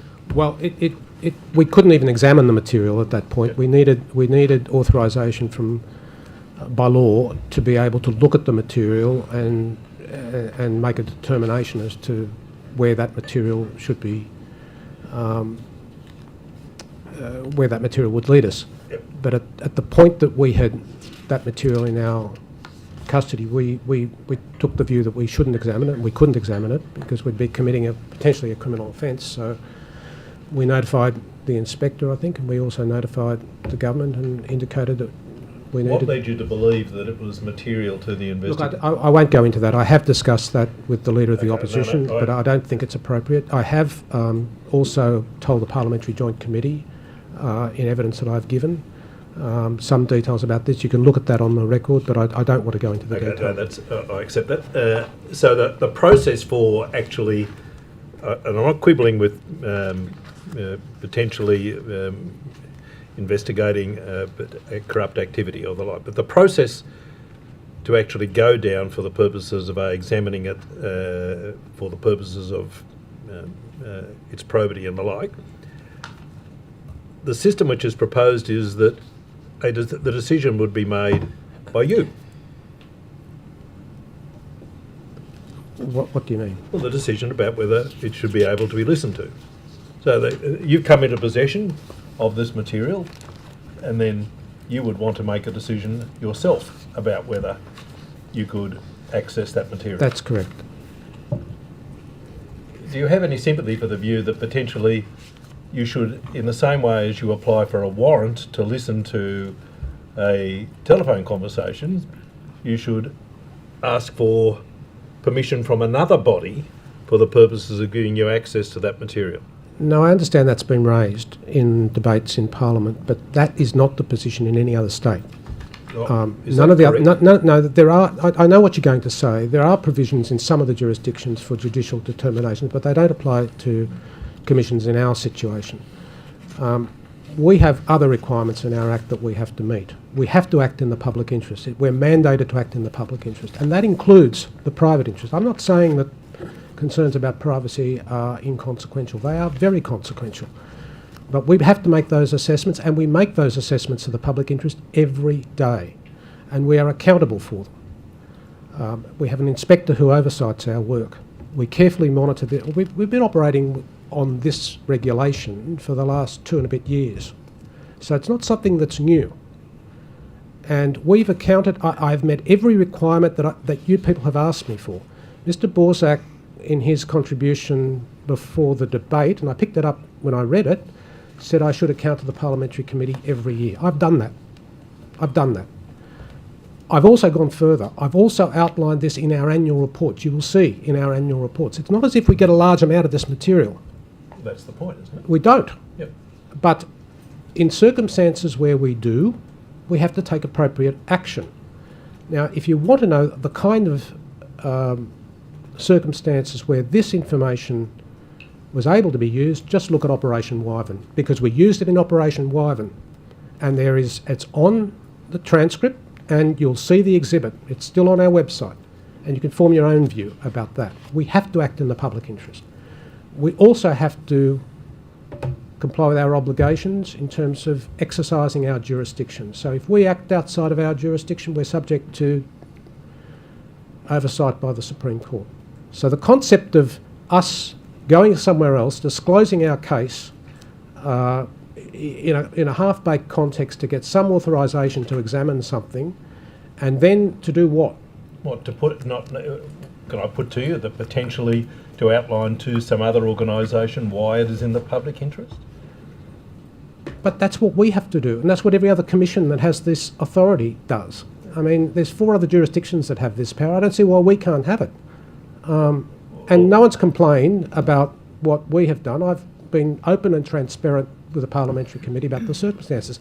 In the first year that we had this legislation, there was one case that we utilised. Sorry, Commissioner, like you'll just have to, I know you're relaxing into this, mate, but you'll have to bring the microphone to you. Okay. The mouth In the first year that this legislation was before, that we had this legislation, there was one case that we used it for, and that's the same case that we used it the year after, and the same case we're using it now. There was another case which we had to refer on. We didn't investigate it ourselves, but it was investigated under our supervision. The second year, there were 3 cases. The case that I referred that initiated this, plus 2 others. One of those was Whitney, and you can see the outcome of that. The other one is still under investigation. And the third year is exactly the same as the year before. So it's not a huge number of circumstances. But I can't go and ask for someone that it's something's in the public interest if I don't even know what's in it. That's well. We make a decision to investigate. Once we make a decision to investigate, that's the point where we will look at this material. We don't look at it beforehand. We have to make a decision to investigate, and then we will utilise that equipment. And as to what use we will make of it, that will be dependent upon whatever value it provides. Now, as I said, you've got an example there. If you want to go and look at the Operation Wyvern and see whether it was appropriate, no one objected to it, but you form your own judgment.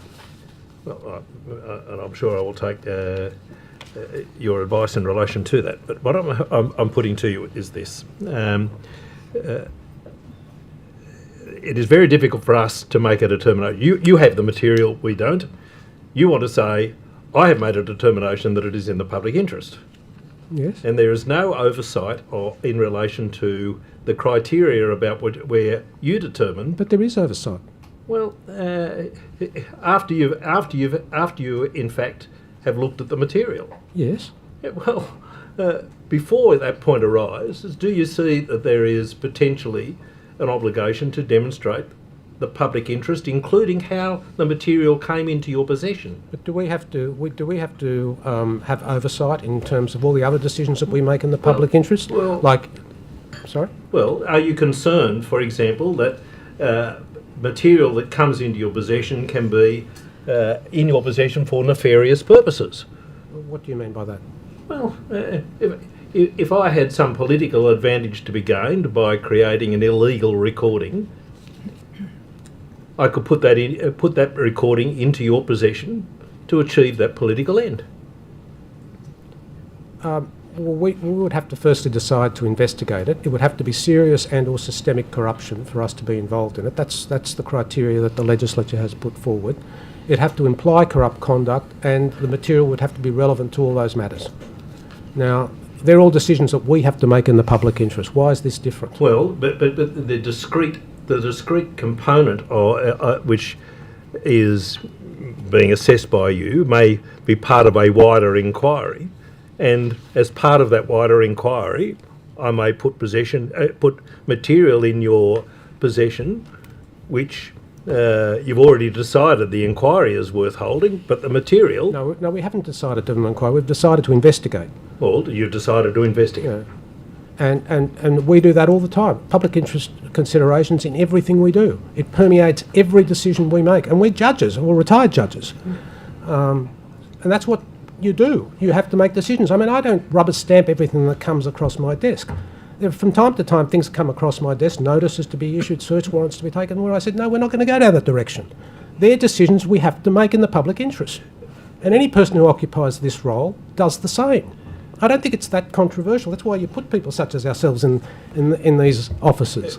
Can I ask you this? In relation to the material which has come into your possession, it is material which has been illegally obtained. That's the crux of the problem that we're dealing with. Well, it was material we didn't know whether it was illegally obtained at the moment, and which we weren't prepared to access until we had authority to do so. Should there be protocols around what occurs in respect of the provenance of the illegality? Should there be an obligation for those who receive that evidence to refer the matter for prosecution? In appropriate circumstances, yes. We have a protocol, by the way, and it's on our website. And I told the committee that I would be developing a protocol, and that protocol was given to the Parliamentary Joint Committee. It was given to the inspector for any input that they wanted to provide in relation to it. I got zero feedback from them. I'm not critical of them, but that protocol is there, and you're entitled to look at it and critique it. We actually borrowed it from, I think it was one other circumstance, the telecommunications interception regime. So it didn't sort of come out of nowhere. And as I said, we restrict this to our investigations. It's very clear in the protocol. We limit the people who can have access to the material. It's all chronicled, it's all logged, it's all able to be oversighted by the inspector. Well, just in relation to that, of the four cases which you have in fact investigated, well, one we referred to investigation. You've referred to the police for further investigation. Well, I'm not saying who we referred it to, but we referred it under 53 and 54 of our Act. Can I just ask this? The proposal is to give exemption to the offences relating to possession of the unlawful recordings to all New South Wales government agencies that have investigative functions that may result in the agency taking formal action or proceedings against a person in relation to whom the investigative functions are exercised. Besides ICAC, which of the other investigative agencies has sought this power? Has the Electoral Commission sought this power, Ms McCullum? No, it hasn't. You haven't sought this power? The Law Enforcement Conduct Commission was consulted as part of the process, and we joined in and supported this because it affects us too. It affects us, it affects ICAC, I would think it affects the police. It affects any agency where in this modern age, where everyone has a recording device in their phone, they may record something without a warrant and without the consent of the other person, and in circumstances where it may be said to disclose corruption, criminality, or some other problem. We have had examples of this. There are two which I could give you. Operation Tambray, where Constable Keneally spoke to a man called Luke Moore on the phone. Moore recorded it. It turned out, of course, Mr. Moore was then charged with serious offences and put in custody. And then he produced his recording to the police, who firstly verified it was untampered with and that it was inconsistent with the action of Constable Keneally. Now, this led to a complaint. It was initially considered by the police. We were dissatisfied with the way in which the police dealt with it. It was investigated under my predecessor, Chief Commissioner Blanche, and he reported and recommended a prosecution. Constable Keneally was prosecuted successfully for public justice offence. Now, that is an important example. Another example comes out of a recent report of the Commission in Operation Somnus, a report in December of last year. That was a case where a man was in a police station and he turned his phone on to record what was happening. One of the police detected that he was recording it and attempted to delete what was on his phone, as it turned out unsuccessfully. And he was charged with offences, and ultimately in the local court the charges were dismissed and the matter was examined and investigated by our commission. And that's an example of a situation where someone might, in their dealings with a police officer, seek to record their interaction. I don't think that's the same as the authority which is being sought. Am I wrong? Well, and all of these things. I mean, this is an act which makes it an offence unless you've got a warrant, or unless you've got other circumstances which protect the maker of the recording. And often it comes down to a claim as to whether they have they made the recording for the protection of the lawful interests of themselves. And that can only be decided once you've got a clear understanding of what the lawful interests are. 20 years ago, I sat on the Court of Criminal Appeal in a case called Sepulveda, where a sexual assault complainant recorded a conversation with the alleged perpetrator. He didn't have a warrant, of course, and ultimately he was convicted at trial largely on the basis of that recording, which was unlawfully made.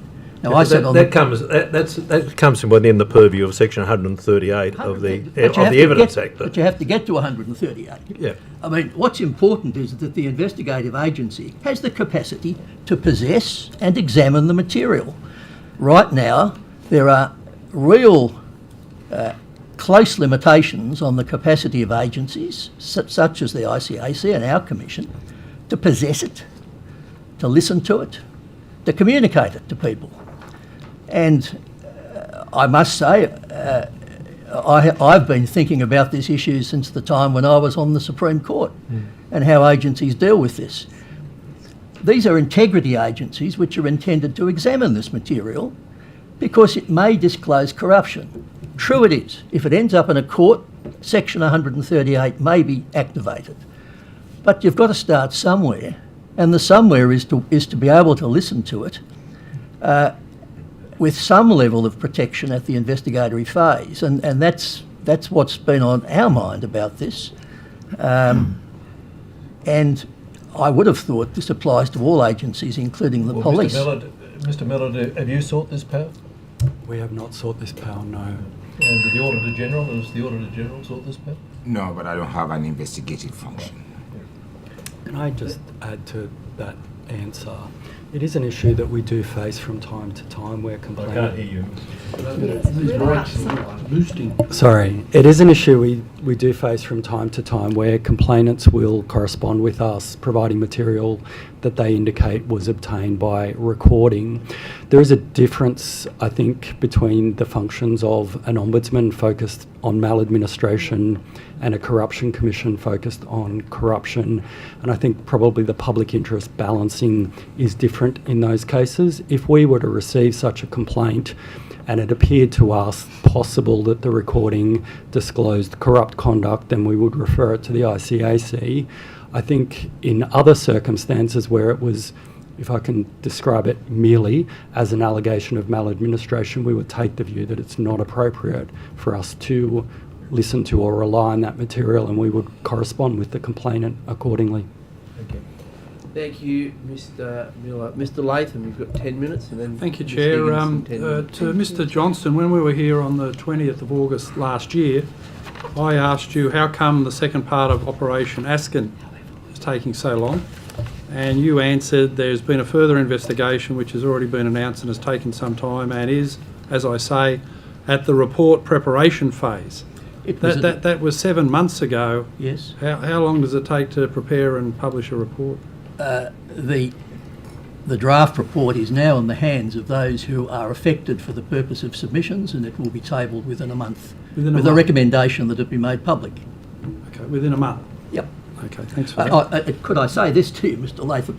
Our Commission has been extremely busy. We've tabled 4 public reports and investigation matters since I last saw you in this room. We've also had the Bondi massacre in which we have a role, and we've also had other matters, including the town hall protest investigation. So, yeah, well, they're a lot more recent than August. Well, I understand that, but all of these things take time with the resources which we have available. Okay. The Askin report will be tabled within the month, Mr. Latham. Thank you for your answer. To the Electoral Commissioner, to be perfectly frank with you, I've got to say within the corridors of this building, MPs generally have had a poor opinion of the Electoral Commission under your predecessor. It's been seen as slow, inefficient and in many cases ineffective. What have you done as the new Commissioner to improve its operations?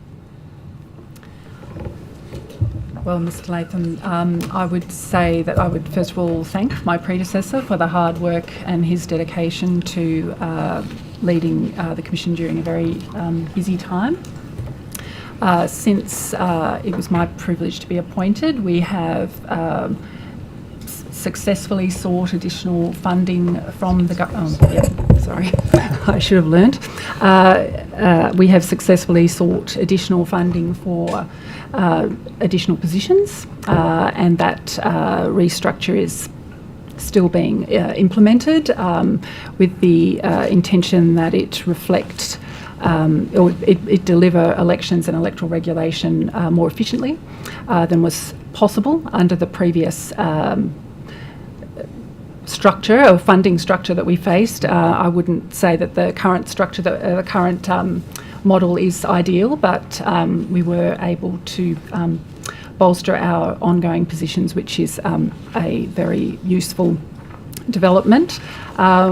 We have obviously a busy time ahead of us. We're almost exactly 1 year out from the next state election, and we have a busy period of consultation and engagement planned, with including candidates, members, parties in the year ahead. So we will be releasing that. We have set up a new hub on our website about engagement, and we will be regularly publishing items there for interested members of the public, as well as members of this House, to engage with us if they would like to, about matters that concern the Commission, the delivery of the state election. I did write to all parties and members when I was appointed, inviting them to meet with me, and I'll shortly be doing so again. Matters were raised with me directly, and I'm happy to continue to engage on a semi-regular basis, although I am from time to time might be contacted directly, and I'm happy for that to be the case as well. Okay. There's some of the key things. We are, of course, now also seeking, which I foreshadowed to this committee last year, that we would be seeking additional funding for systems enhancement, computer systems, ICT, and we are doing that in the budget this year, which we consider to be an essential enhancement for, to an extent, the 27 election, but I think we have said before that this investment is really looking at the integrity and stability of systems from the 31 election onwards, and that the investment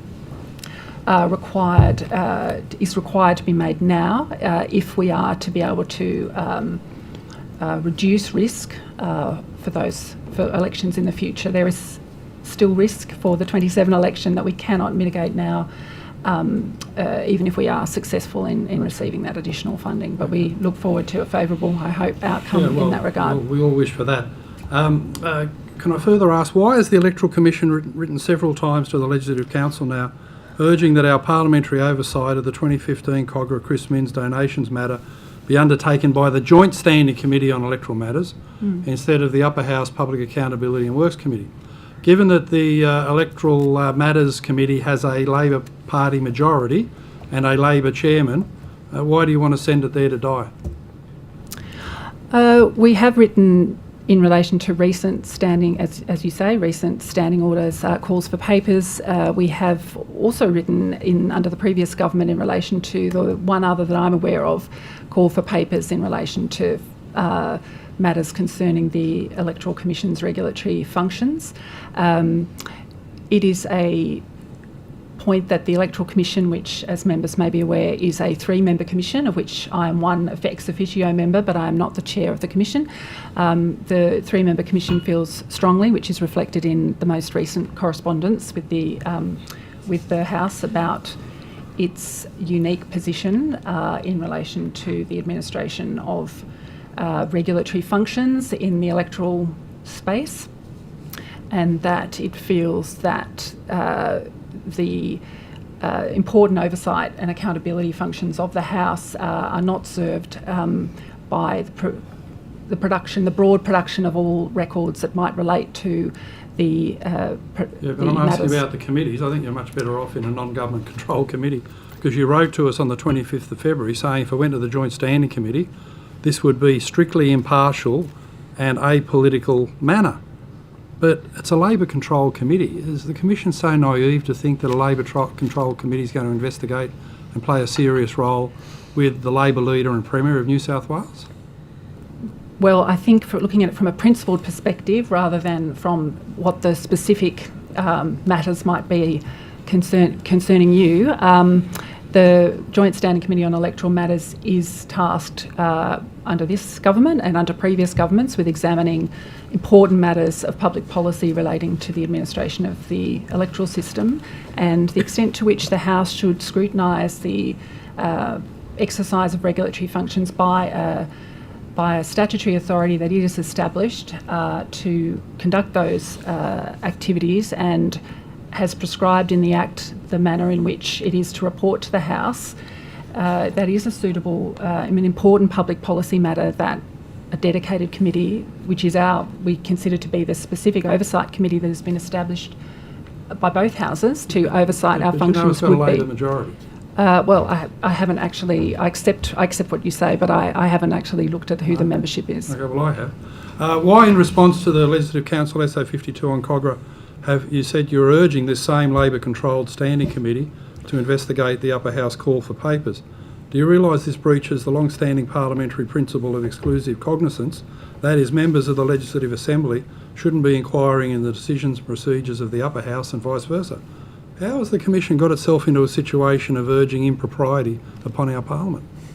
I don't think it has got itself into that situation. I think it's laid out some quite sensible and considered options for the House's consideration. It hasn't urged anything of the sort. It has considered of the LA to investigate to consider the matter of order. The position of the position of the unique position of the Electoral Commission and its functions in relation to the powers of the House both houses more generally. Well, is there anyone at the Commission who's been driving these strategies? Is it Arthur Emmett? And if so, why isn't he here today to answer up to the consequences of what he's suggesting, that a serious matter about the Premier go to a committee to die and that an investigation by LA members be undertaken into an LC motion? Who at the Commission's driving this stuff? As I mentioned before, the Electoral Commission is constituted by 3 members, and that is how it operates. It's formal. It formally meets on a regular basis throughout the year, and if necessary, transacts its business out of session. It's not. It faced a similar conundrum in 2022 when it was subject to a call for papers at that time, and it.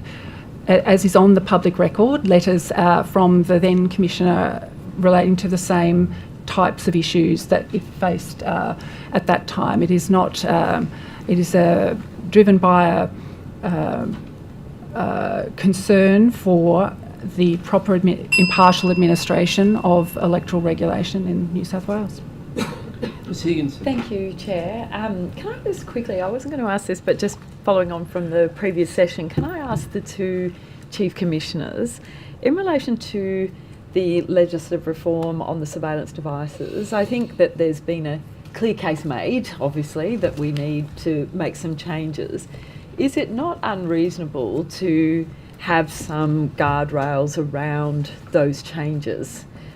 For example, the previous bill the government sought to introduce was, you know, for want of a better term, I know there's better terms, it was quite broad and it did relate to all agencies, all things. Would it not, would it be prudent to seek to limit to some extent? So, for example, things like domestic and family violence, or for other forms of violence against a person, animal cruelty, corruption, maladministration in public office? Thanks for the question, Ms Higginson. I'm interested, obviously, in our Commission and its capacity to do its work. Our focus is serious or systemic corrupt conduct. I'm not focused on the other agencies. There may have been other people who made submissions. I don't know, because I have no idea who else was consulted in the process of developing the legislative response. The one thing I do have to make clear to you is that we do not just investigate criminal conduct. I did see the amendment that was proposed, and I don't want to be seen as cutting across you, but I just need to make it quite clear that we do not just investigate criminal conduct. we investigate corruption, and that can include substantial breaches of codes of conduct in relation to ministers and members of parliament.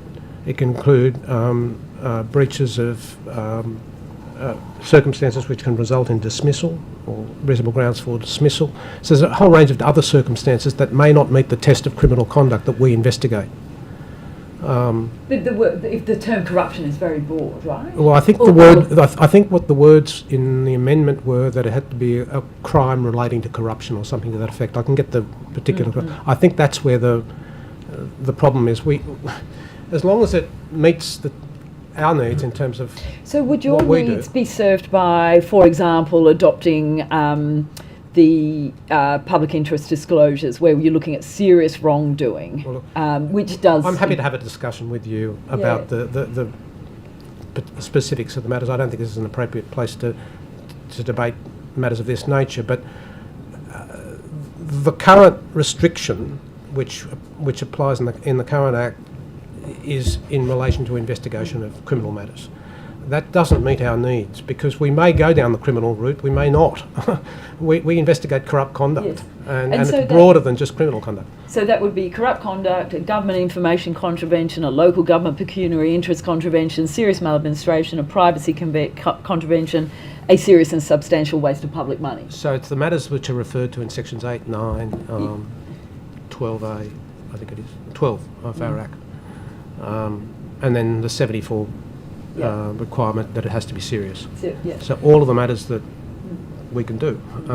But we won't know that until we get to the end stage of the investigation. And I think sorry, I'll go to you in a sec, Chief Commissioner. I think that the thing, obviously, as a person in Parliament whose phone never stops and, you know, you're getting all these competing interests, the issue is, how do you protect the most vulnerable people that may end up impacted by kind of unintended or perverse ways or applications of these provisions or principles? And that's the kind of place we're trying to land. And well, as we long have as various aspects in our Act which can facilitate that.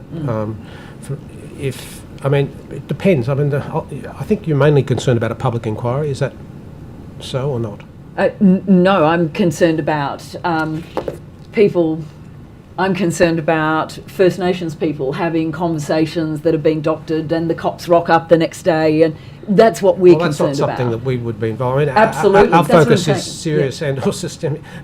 Absolutely, conduct. and that's why we see the need. It's a very specific need that we have. I mean, a lot of the stuff that I've heard debated in Parliament is just would never rise to that sort of threshold. So we wouldn't look at it. I don't think ICAC is the concern. I don't think it's the concern. I but mean, we look at big matters. You see the sorts of things we're dealing with. They're substantial matters. They're very complex usually, and that's why we don't get a lot of this material going into our investigations because of the various tests. But when we reach a stage that, such as we have in the last few matters that we've had, it hasn't been frequent, but nevertheless occurred, we need to have authorisation to do it. Thank you. And Chief Commissioner? Yes. Our focus of interest, of course, is we're far more limited than the ICAC. We've got police officers and crime commission officers, but we're dealing with some broad definitions too: police misconduct, crime commission misconduct, maladministration, serious maladministration, agency maladministration, which of course can relate to acts and omissions of the police force generally. This discussion can take place at quite a general level, but it is helped by some specific examples, and I tried to give a couple early on. The two living examples, and both of them involve members of the public who were at risk of misconduct by police officers. One of them in the Somnus matter, where the police officer sought to wipe the person's phone, as it turns out unsuccessfully, and that officer ultimately is the subject of a recommendation for prosecution. And the Tamray matter, the Constable Keneally matter, where the gentleman in question actually went into custody for several weeks until it was determined by the police that his recording was genuine and he was liberated. Constable Keneally was convicted and the man in question has obtained a significant verdict against the state of New South Wales. Working out what the guardrails are, it seems to me, maybe something that would call for some more considered discussion than what we can do in a late afternoon on one day here in the budget estimates. The latest bill, I think, puts together a public interest type of structure. As the Chief Commissioner of the ICAC has said, our agencies, as a matter of practice, are headed by former judicial officers, and those of us from the Supreme Court have significant experience with the Surveillance Devices Act, and that type of experience can be brought to bear in the initial process as to how you deal with this material. In the end, there has to be an element of trust, I think, in the integrity agencies which are established. As to the initial use of this of this material, there has to be an opportunity to listen to it and assess it, to form a view as to what it tends to reveal. And that may lead to an investigation, it may not. And so the task for Parliament, it would seem to me, and I'm not in the position of urging a particular approach or other, is to make sure that the legislation allows integrity agencies to do their work effectively, to not have a situation where there's a real question about whether the person who made the recording may have done it to protect their lawful interests, but there's not an opportunity to make that assessment, and it would be unrealistic to expect someone else to make that assessment at an early stage because it involves an examination of all the circumstances. And that's why courts ultimately have made this type of ruling at a contested hearing, civil and criminal, where evidence of this sort is sought to be adduced. If it's found to have been a recording made in the protection of the lawful interests of the recorder, then it's not unlawful.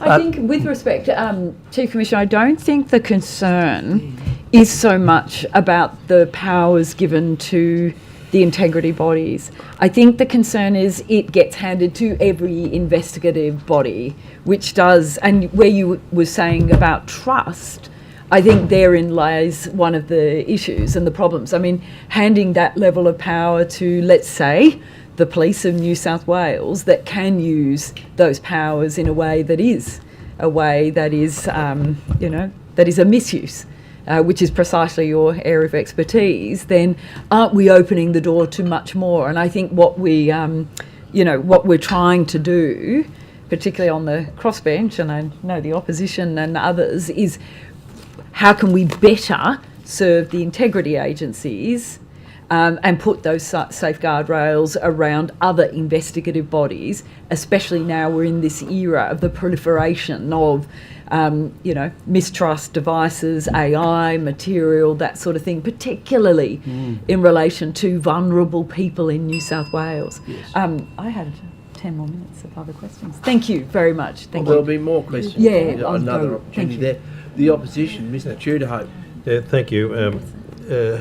Commissioner, make no mistake, I am entirely supportive of what you want to achieve. In 2009, of course, you held a view possibly that I'm now adopting, that how do you get the balance between making sure we don't encourage people to create this sort of material and making sure that agencies like yours are not prevented from doing the functions that they are required to do? Look, you mentioned 2009. Is that 2009? I think is when the McGurk you were. Look, I can give you some background to that, yeah, if please. you wish to know. The McGurk matter was a very unique matter because we actually knew what the item in question was about. The information came to the Commission from the police. The Commission wasn't in a position to be able to examine it under the law, and it needed a solution to be able to look at it. But it was a single piece of information that we needed to be able to access, as compared to the situation which has arisen where we don't know, where we got some material, we didn't know whether we had all the material, we didn't know how much. It was It was a much more complicated situation. We didn't know where it all fitted together. So it wasn't able to be identified. So it was a different situation. The other thing that happened in 2009 is that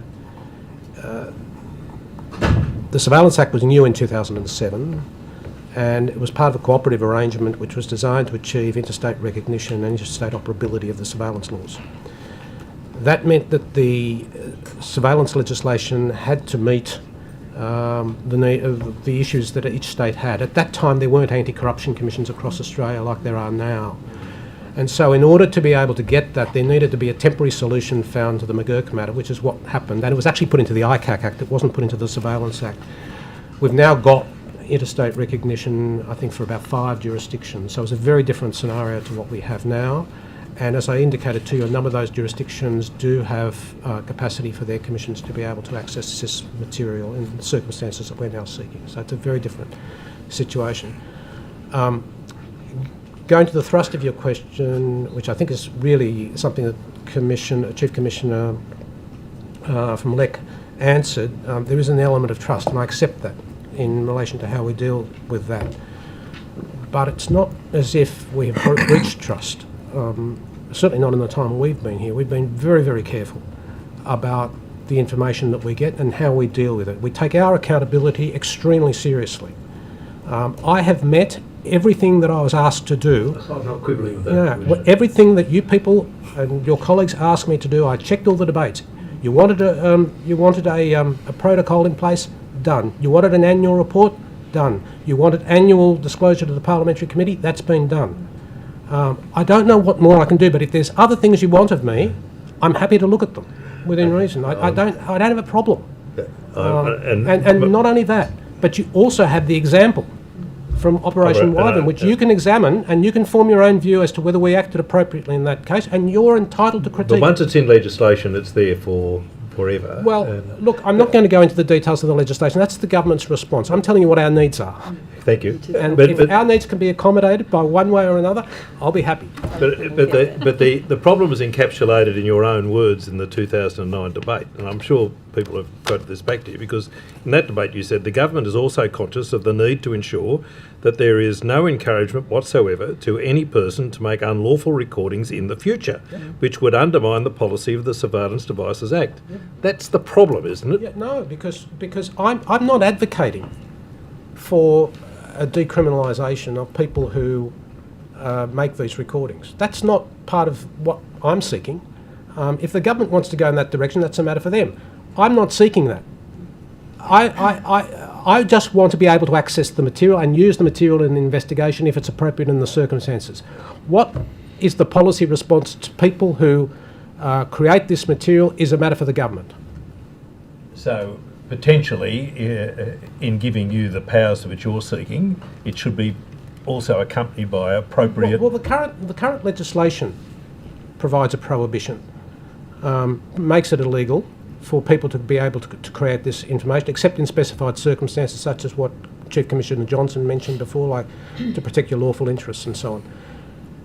So the current Act does have some existing capacity for people to be able to make in specified circumstances. I'm not advocating any change to that situation. That's not part of my request to the government. My request to the government is simple: to be able to access this material in circumstances where it's necessary to be able to advance an investigation. I suppose, again, this can be covered properly by the legislation, but how do you see the prohibitions against the republication of material which is contained in this illegally created material? In what circumstances? Well, it's come into your possession, someone has listened to it. Should there be offences relating to republication of any of that material? We want to be able to use that material if it's relevant and subject to the public interest criteria, potentially in a public inquiry. How we do that in the public inquiry may have to be nuanced. We have powers to be able to do things in private. We have powers to be able to make non-publication orders. There's a whole variety of things we can do in order to be able to protect the public interest in terms of the decision that's to be making. Would be an appropriate...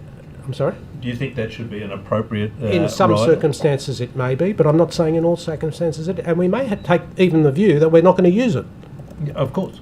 If that's in the public interest, we won't do it. I mean, I think you've got to balance a whole range of considerations. You've got to balance the fact that, well, one of the factors, of course, it was unlawfully created. You have to take that into account. You don't want to encourage that. But the second thing, you've got to look at the probity of the particular evidence. You've got to look at the privacy issues.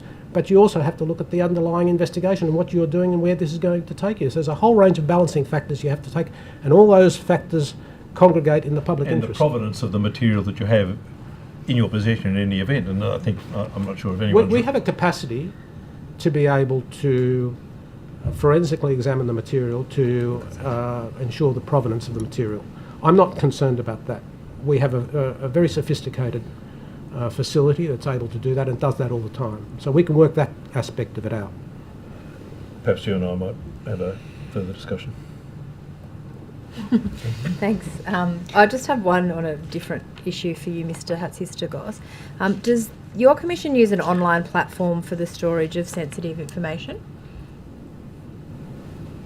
An online platform? Yeah. I'm just trying to ascertain whether or not you would be captured, or the work of your commission would be captured under the definition of a digital work system under the Work Health and Safety Amendment Act that passed Parliament recently. Look, I'll have to take that on notice. Yeah, that's okay. Yeah. I think we may have made a submission on that. I'm not sure. I'll need to check. Okay, that would be great. Thank you. Auditor General, I do have one for you. I just wondered about your sort of upcoming work program and the audit schedule. I know that there's been a request from the Australian Paramedics Association to look into New South Wales ambulance recruitment. I'm just trying to understand how you prioritise the different work programs or audits that you're intending to do, and whether or not that's something that's on the agenda for you. Yeah, thanks for the question. So what we do, which we started for the 2026-29 work program, is we have quite a lot of requests, and we then look at the environmental scan. So we prioritize, the highest risk, to do. So the one in question, which we've been looking at, it's about recruitment, it's about, and the question would then be, is that a role for the Auditor General? Is that the role for the Public Service Commissioner? So we will do that, and if it is, then we'll determine and put it in the program. And once we put it in the program these days, we'll specify when, within the resources we have, we'll be able to do it.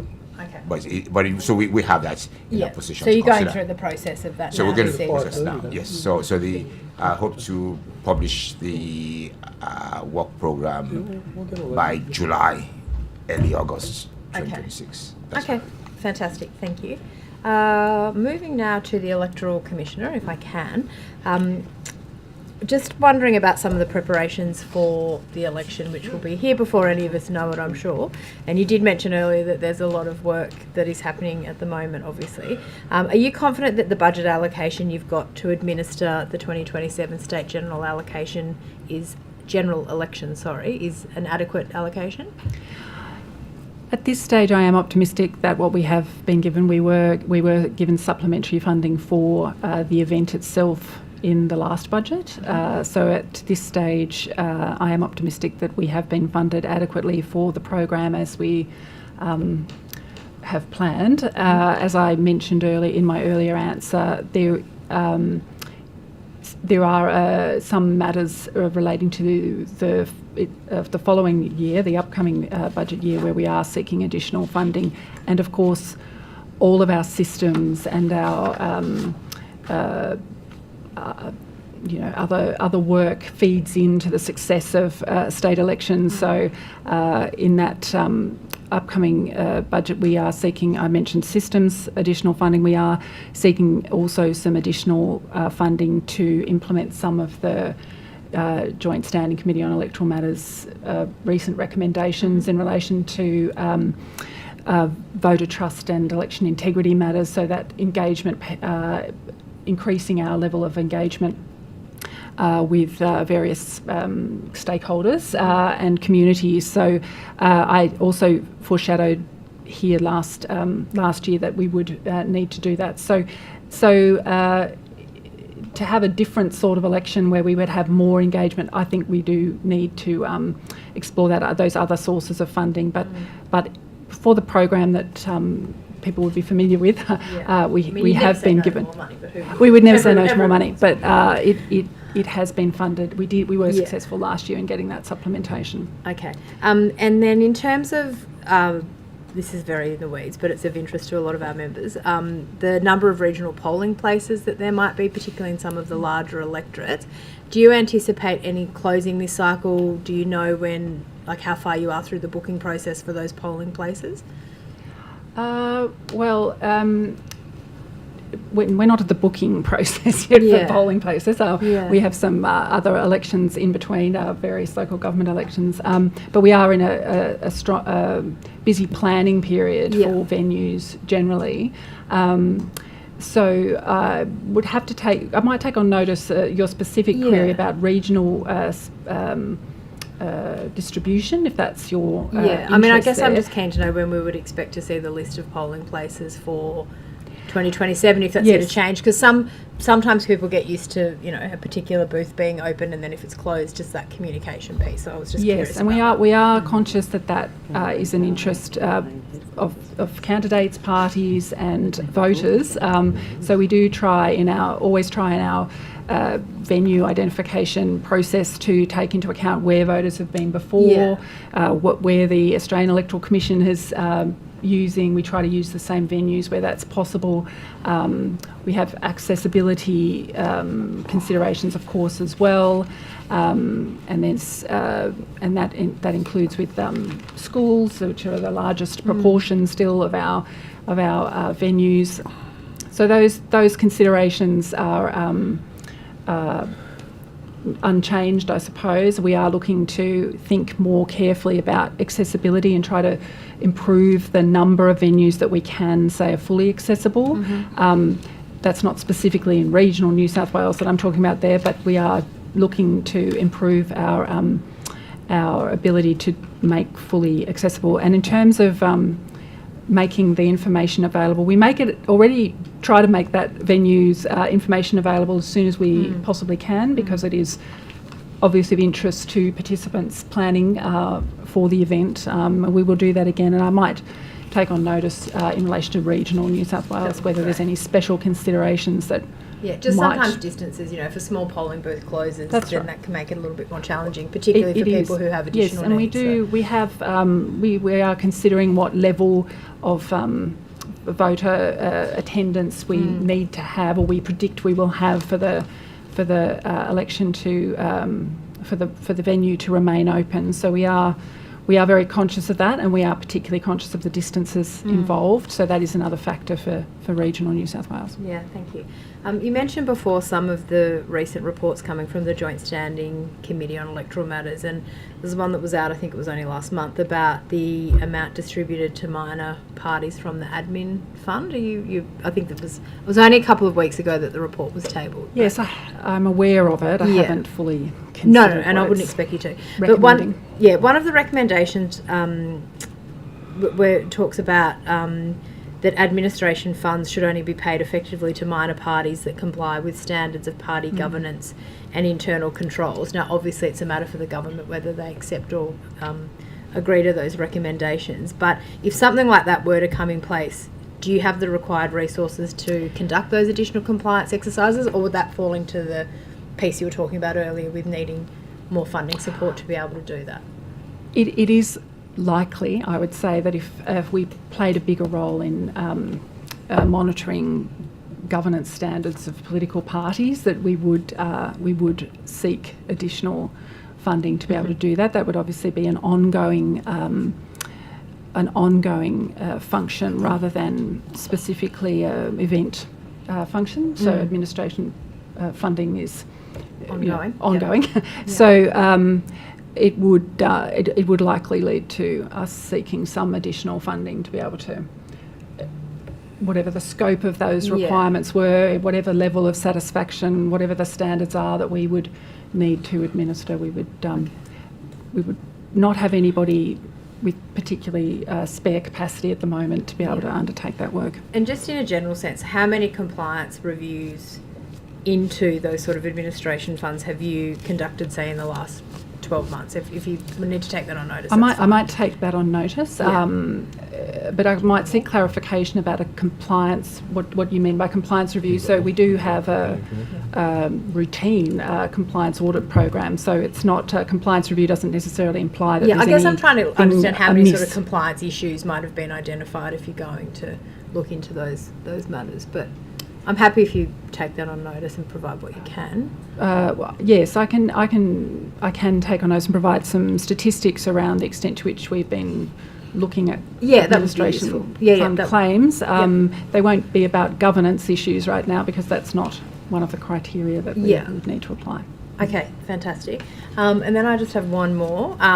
We talked a little bit before, well, it was in relation to other questions, but some of the challenges around artificial intelligence, and particularly, I guess, in election campaigns. Have you made any recommendations to government about sort of trying to tackle the misinformation potentially through AI in political campaigns and, your work as an electoral commission? I know it's a challenging area, but It is a challenging area, and it's a challenging area globally. In relation to electoral material, which is really, we need to consider whether our enforcement powers would be sufficient we have to be able to detect that it would be AI use. Yeah, sort of AI to distribute misinformation is sort of, I guess, my point. Yes, so I think I might take on notice whether we've ever actually raised that as a specific legislative reform recommendation, but I know that the issue is of interest to the Commission because it presents significant challenges for all electoral commissions, both in relation to the timing of when material comes out, such material might be released, and I'm aware it's been, there are regulations in other jurisdictions that prohibit the unauthorised use of AI-generated images of anybody in electoral material. So we are cognisant of it as an issue that we will inevitably need to grapple with, and what the guardrails or the legislative regime around that looks like would be interested to be part of that conversation. Thank you. If I can just come back to you again, Commissioner, just that I'm clear on where we've landed. I initially put to you a position where, in the same way as you get a warrant for a listening device, a similar sort of process potentially ought apply to accessing material which is reasonably believed to be illegally obtained. You seem to rail against that, and and I understand that you apply a public interest test, and you rely on the protocols you put in place, and you rely on the potential expertise and of the commissioners and their extensive experience, often as judicial officers. And no other jurisdiction imposes that sort of requirement on its integrity bodies for the purposes of being able to access this material. Is that a fair summary of your position? I understand some jurisdictions may provide, you could go to, for people who create this equipment or this material can go to a judge and get a decision made that they acted in the public interest. But that doesn't apply to corruption commissions. That's just taking those commissions out to one side. So for the purposes of that's a summary of the corruption commission position in relation. It's a summary of the matters you raised with me. Yes. Yes.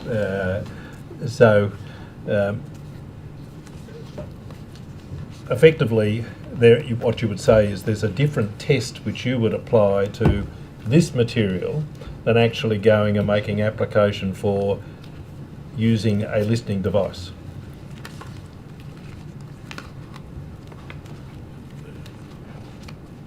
When you're going to get an application for a listening device, you're seeking to put in place a device to obtain evidence. Here, we're talking about evidence which exists that you're seeking to access. It's a different situation. You don't have the evidence when you go and you get to get a listening device. So that's a completely different circumstance. Here you have it. And I don't know how you could go, I don't know how that I could possibly go to a court and say, I've got this material that someone has brought to me, give me access. And what else am I going to say to them? I mean, what else, Well, seriously, what else am I going to, do you want me to, I mean, what other information do you want me to give them? I mean, would I have to disclose the case that we're investigating, the circumstances, so that the court's appraised of where this thing might fit in, or the judge might fit in? And it's an investigation. It's the police don't do that now when they're investigating a criminal offence. So why should we have to go and do this? Well, I'll leave it there. Okay, that's fine. I don't. If you can give me an example of how this is going to work, I'll try and respond to it. But at the moment, I can't see it. Commissioner, why couldn't you go to like a judicial officer and say to them, in your opinion, was this created to protect the person's lawful interest, and therefore, I want to access it and use it? Because we don't. You can't determine that until you've looked at the material. Could I answer that? I spent 17 years issuing warrants under the Listening Devices Act and the Surveillance Devices Act as a judge of the Common Law Division of New South Wales. It's a large part of the duty judge's role. If someone comes to you, and if you had to get judicial authority, the judge would want to say, well, has someone examined it to see whether it's genuine, the AI issue and things of that sort? And I suppose the answer would be, if the strict approach was taken, is, well, they can't actually even look at it to see whether it's genuine, whether it's been interfered with. And then the judge would say, well, how am I meant to decide that it protects the lawful interest of a person? What factors am I going to take into account? Am I going to have to conduct some sort of case? And I can tell you that would receive great judicial resistance, because it's quite unlike anything else. And then who would be involved in it? Would the person who made the recording have some right to participate in the process? I just think it doesn't stand up to scrutiny, if I could say so with respect. Right now, the cases we've talked about, take the case of Constable Keneally. He produced his phone, and the very first question was, how do we know this is fair dinkum? And so, while Mr Moore was in jail, bail refused, the AFP conducted a close examination of the phone, and it was demonstrated it was genuine. It wasn't fake, it hadn't been tampered with. And everything thereafter, including the criminal proceedings, there was no objection to it. The whole argument was about, why did Constable Keneally say things and later make statements that were found to be false?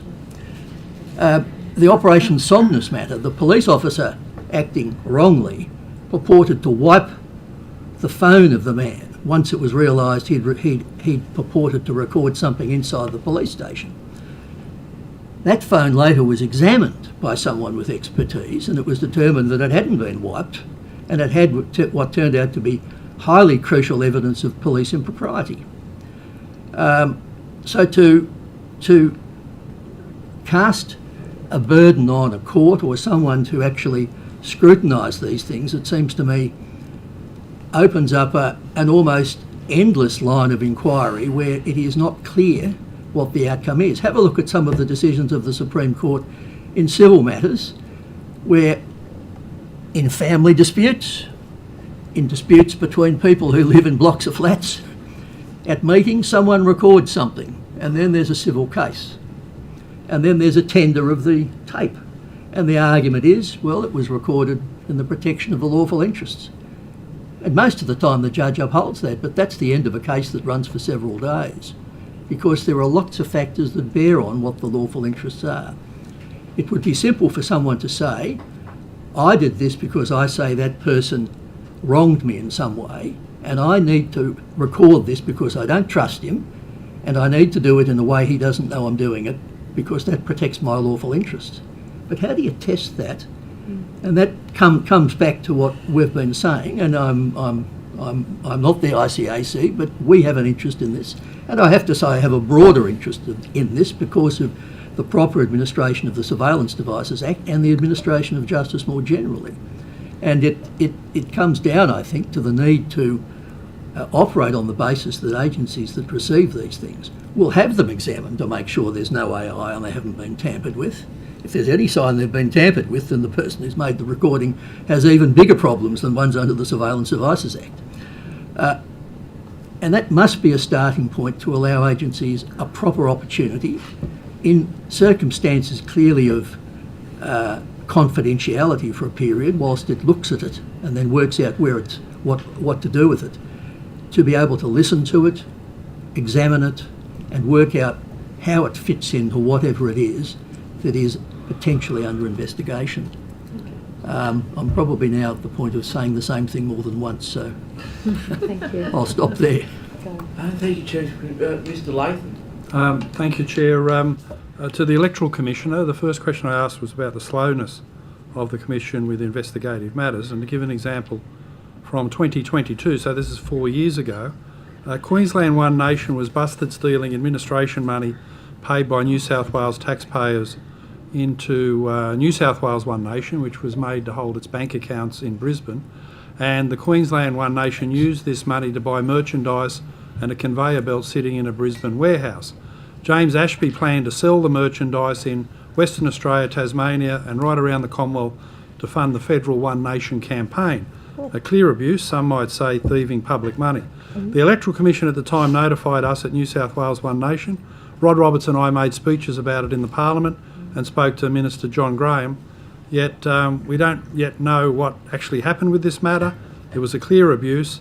What investigation did the Commission undertake and what sanctions have been applied against this illegal practice?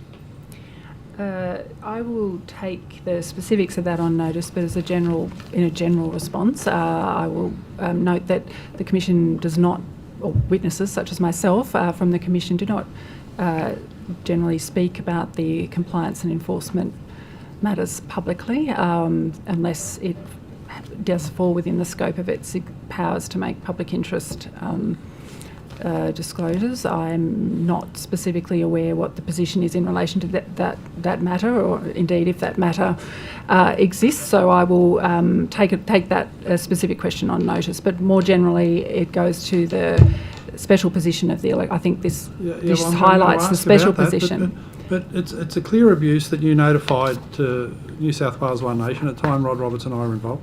Two MPs have made a complaint about it and raised it in Parliament.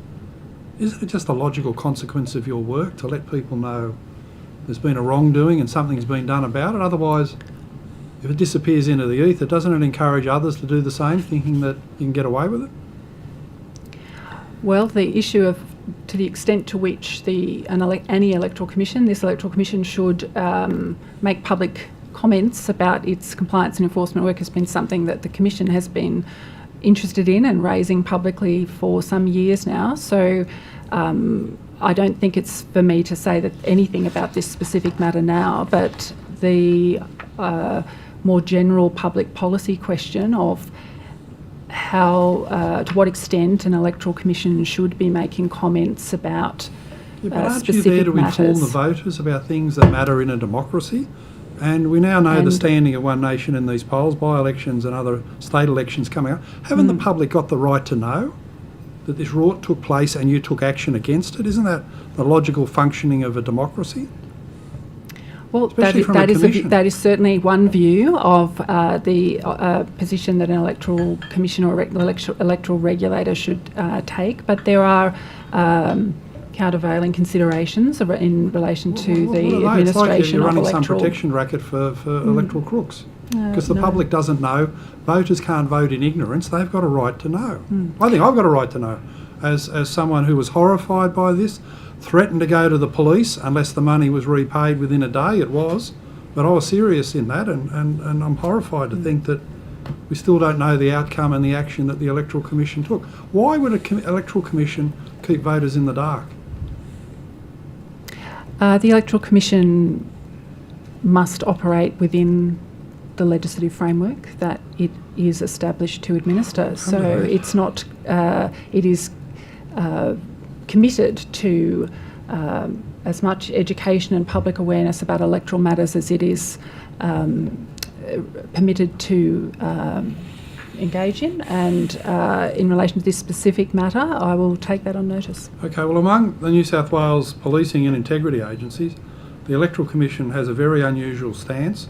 The other three, the police, ICAC and the Auditor General, make regular public statements about their investigations, whereas the Electoral Commission is like Trappist monks.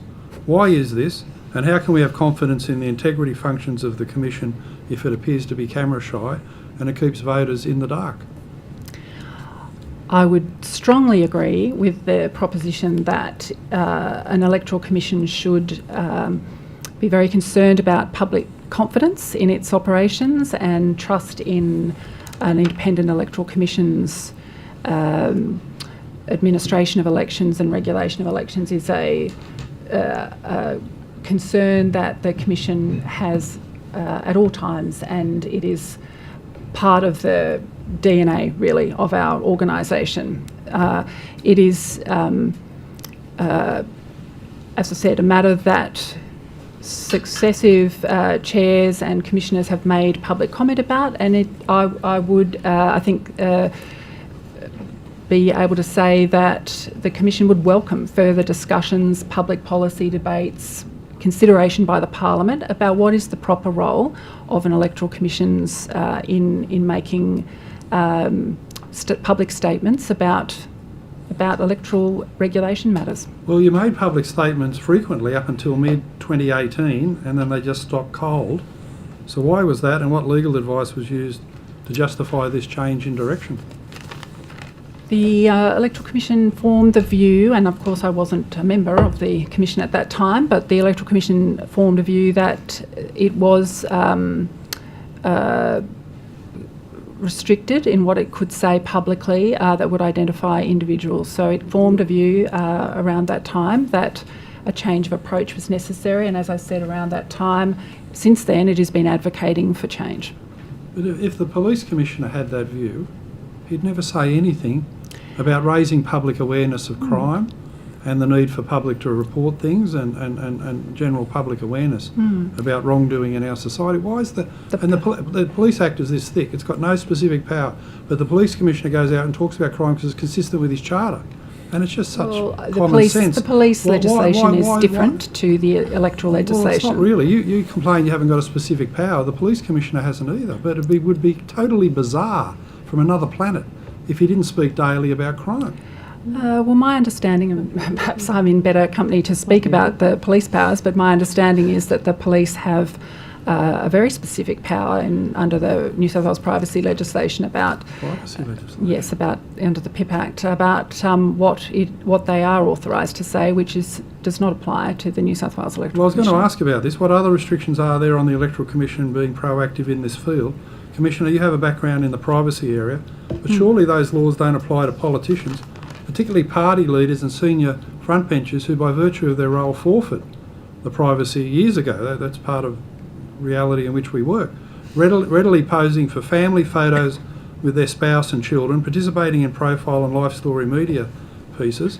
With that kind of exposure, how can then, if they engage in a wrongdoing, how can they hide behind privacy legislation to say, oh, no, now it's private, when everything in a public election campaign is public?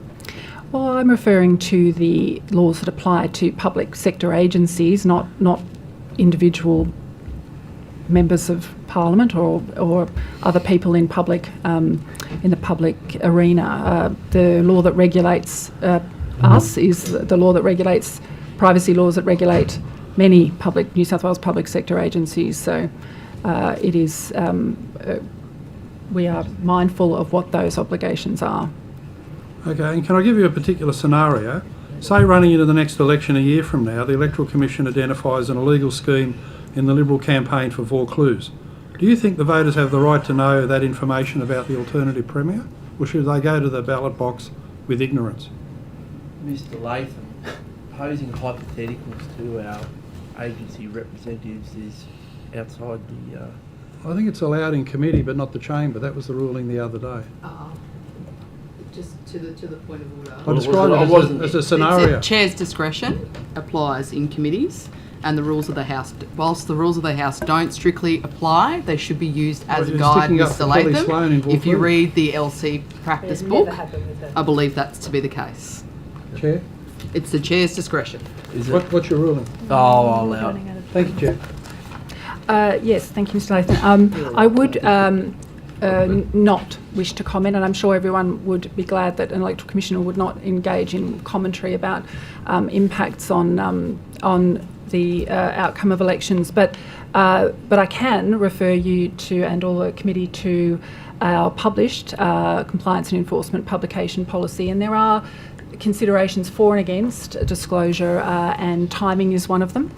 So I would just refer, the Commission would be guided in its decision making by its published policy, and I think that tries to take into account that there are competing public interest considerations that any public sector agency, but particularly an electoral commission in the lead up to an election, must take into account. I still don't believe it. I don't believe what I'm hearing. But anyway, I'll turn to the Auditor General, and got in before the bell. The follow the money power that you have for grants. I've raised this previously, but the Bathurst Turf Club is still sitting on $2.3 million of unspent funds from the COVID grant it received some 5 years ago.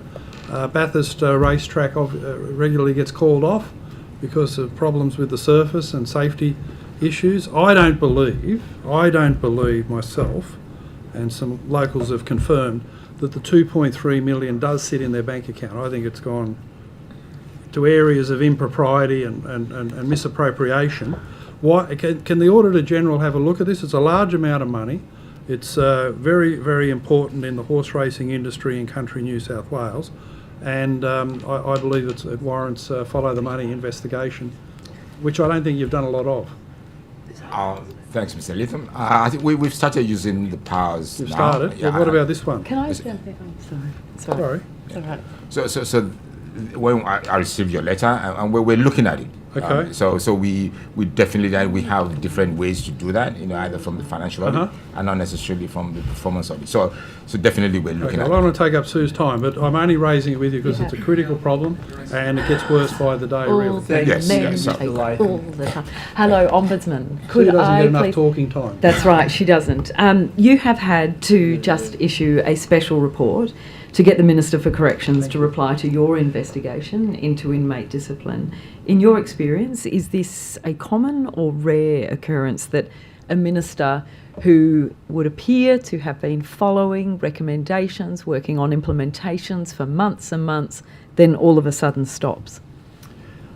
It is an infrequent occurrence for us to table a report under Section 27 of our legislation, which is a default report, which is when I am not satisfied that sufficient steps have been taken to respond to an investigation report.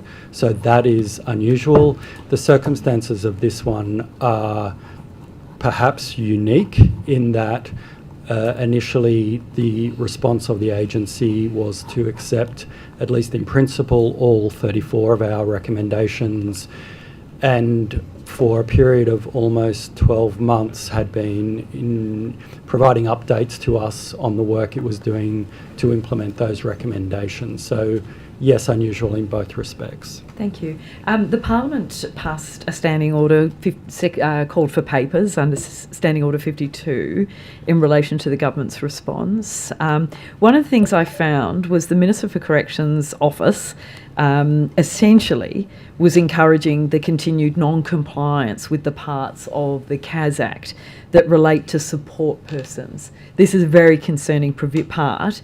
On the 17th and 19th of September, the Corrections Minister's staff member wrote in emails that they believe they were in a position where the legislation does not support Corrections Services New South Wales staff, saying staff members are required to act as a support person for an inmate if they don't want to, and asking if alternative models can be explored.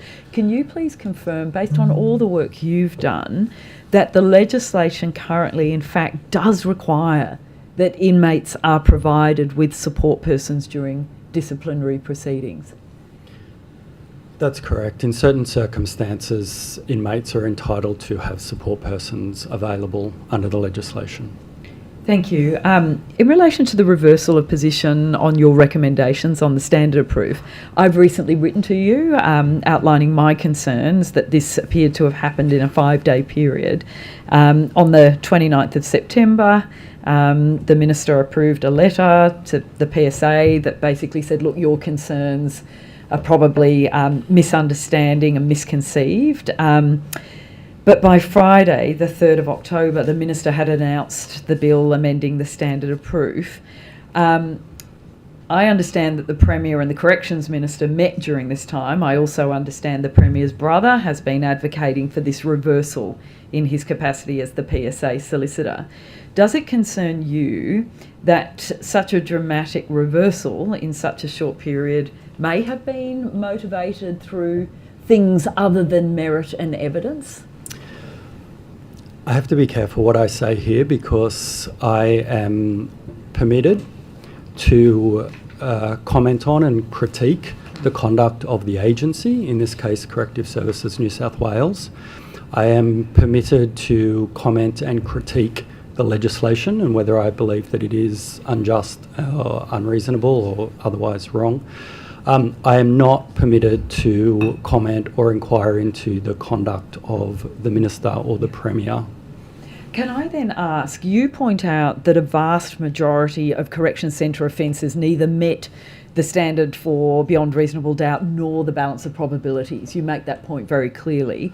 Do you anticipate now that it's possible that a large volume of unlawful findings may essentially being made even now with this lower standard without the other reforms being implemented? The examples that we saw in our investigation of decisions being made where it was, in our view, not open to the decision maker to find the inmate guilty beyond reasonable doubt, in many of those decisions, in our view, it would have equally been not open to the decision maker to have found the inmate guilty on a different standard, such as on the balance of probabilities. I can't speculate as to whether that continues to be the case today, but I can say in relation to the examples that we saw during the investigation, that would have been the case, and that was the point we made in the most recent report.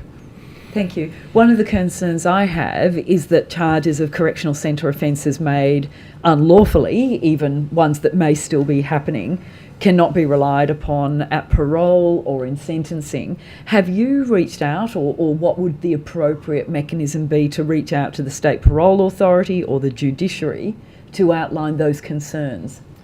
No, I haven't, and it's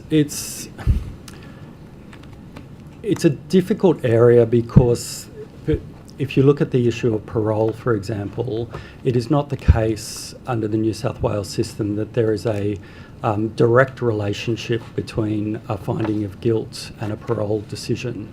The behaviour of the inmate while in custody is a matter that is considered in parole decisions, and to that extent, guilty findings will be taken into account by the parole board.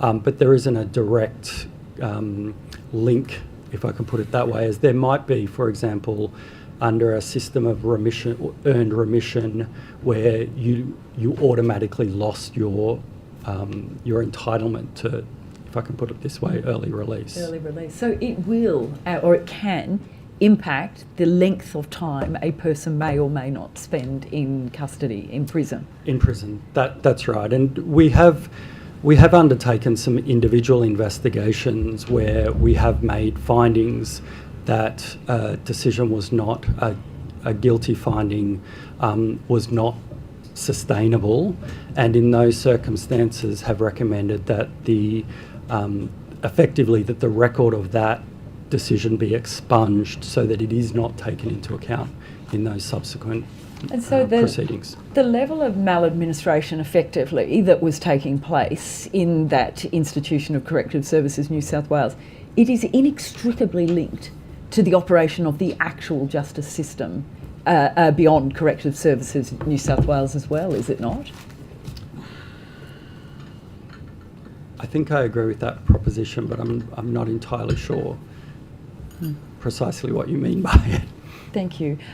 Chief Commissioner, can I just go to you about Operation Almas in the last 3 seconds? Yes. Can I just ask you about the final report that is due in that matter, but in particular, I am curious as to how the council assisting your commission has said that there is not evidence before the LEC as to the misconduct on the part of any of the officers. And I'm concerned especially in relation to Officer D. And there is a bunch of evidence provided. Is it the Law Enforcement Conduct Commission's practice that would you in your final report ever depart from findings of council assisting the commission? I should say a number of things. I didn't preside in Operation Alvis. No. My colleague Commissioner Johnson, unrelated, presided. And therefore I'm in no position to comment on the evidence that you're talking about. I have to say we had a very capable council assisting, one who with a great deal of coronial experience. She's presently junior council assisting the State Coroner and the Christa Cash inquest, and she did very detailed submissions. I've read them, but I'm in no position to make any comment, nor would I seek to do so in relation to a particular officer.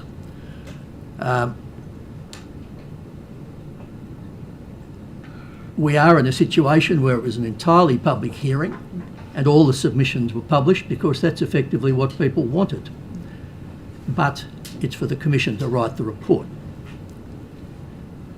I'm not talking about that case, I'm talking generally. If in another hypothetical situation, the report writer was of the view that the submission of council assisting should not be accepted and an adverse finding should be made against someone which is not otherwise flagged, then there would be procedural fairness requirements. And that's a given, but that's just a general observation. I don't think I can go beyond that in the circumstances.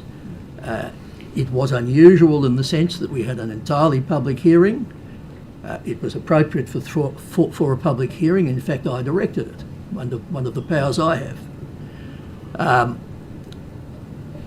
And there was a request, in fact, that there be submissions made orally. The Commission took the view, in accordance with usual practice, that there ought to be written submissions. And they were all released at the same time, on the 23rd of February. So beyond that, it's a legal discussion about what the powers and responsibilities are of an administrative agencies like ours in writing a report. If there hasn't been flagged an adverse finding as a possibility, it would not be expected to be made unless there was something which activated material that caused that view to be raised, and then it would be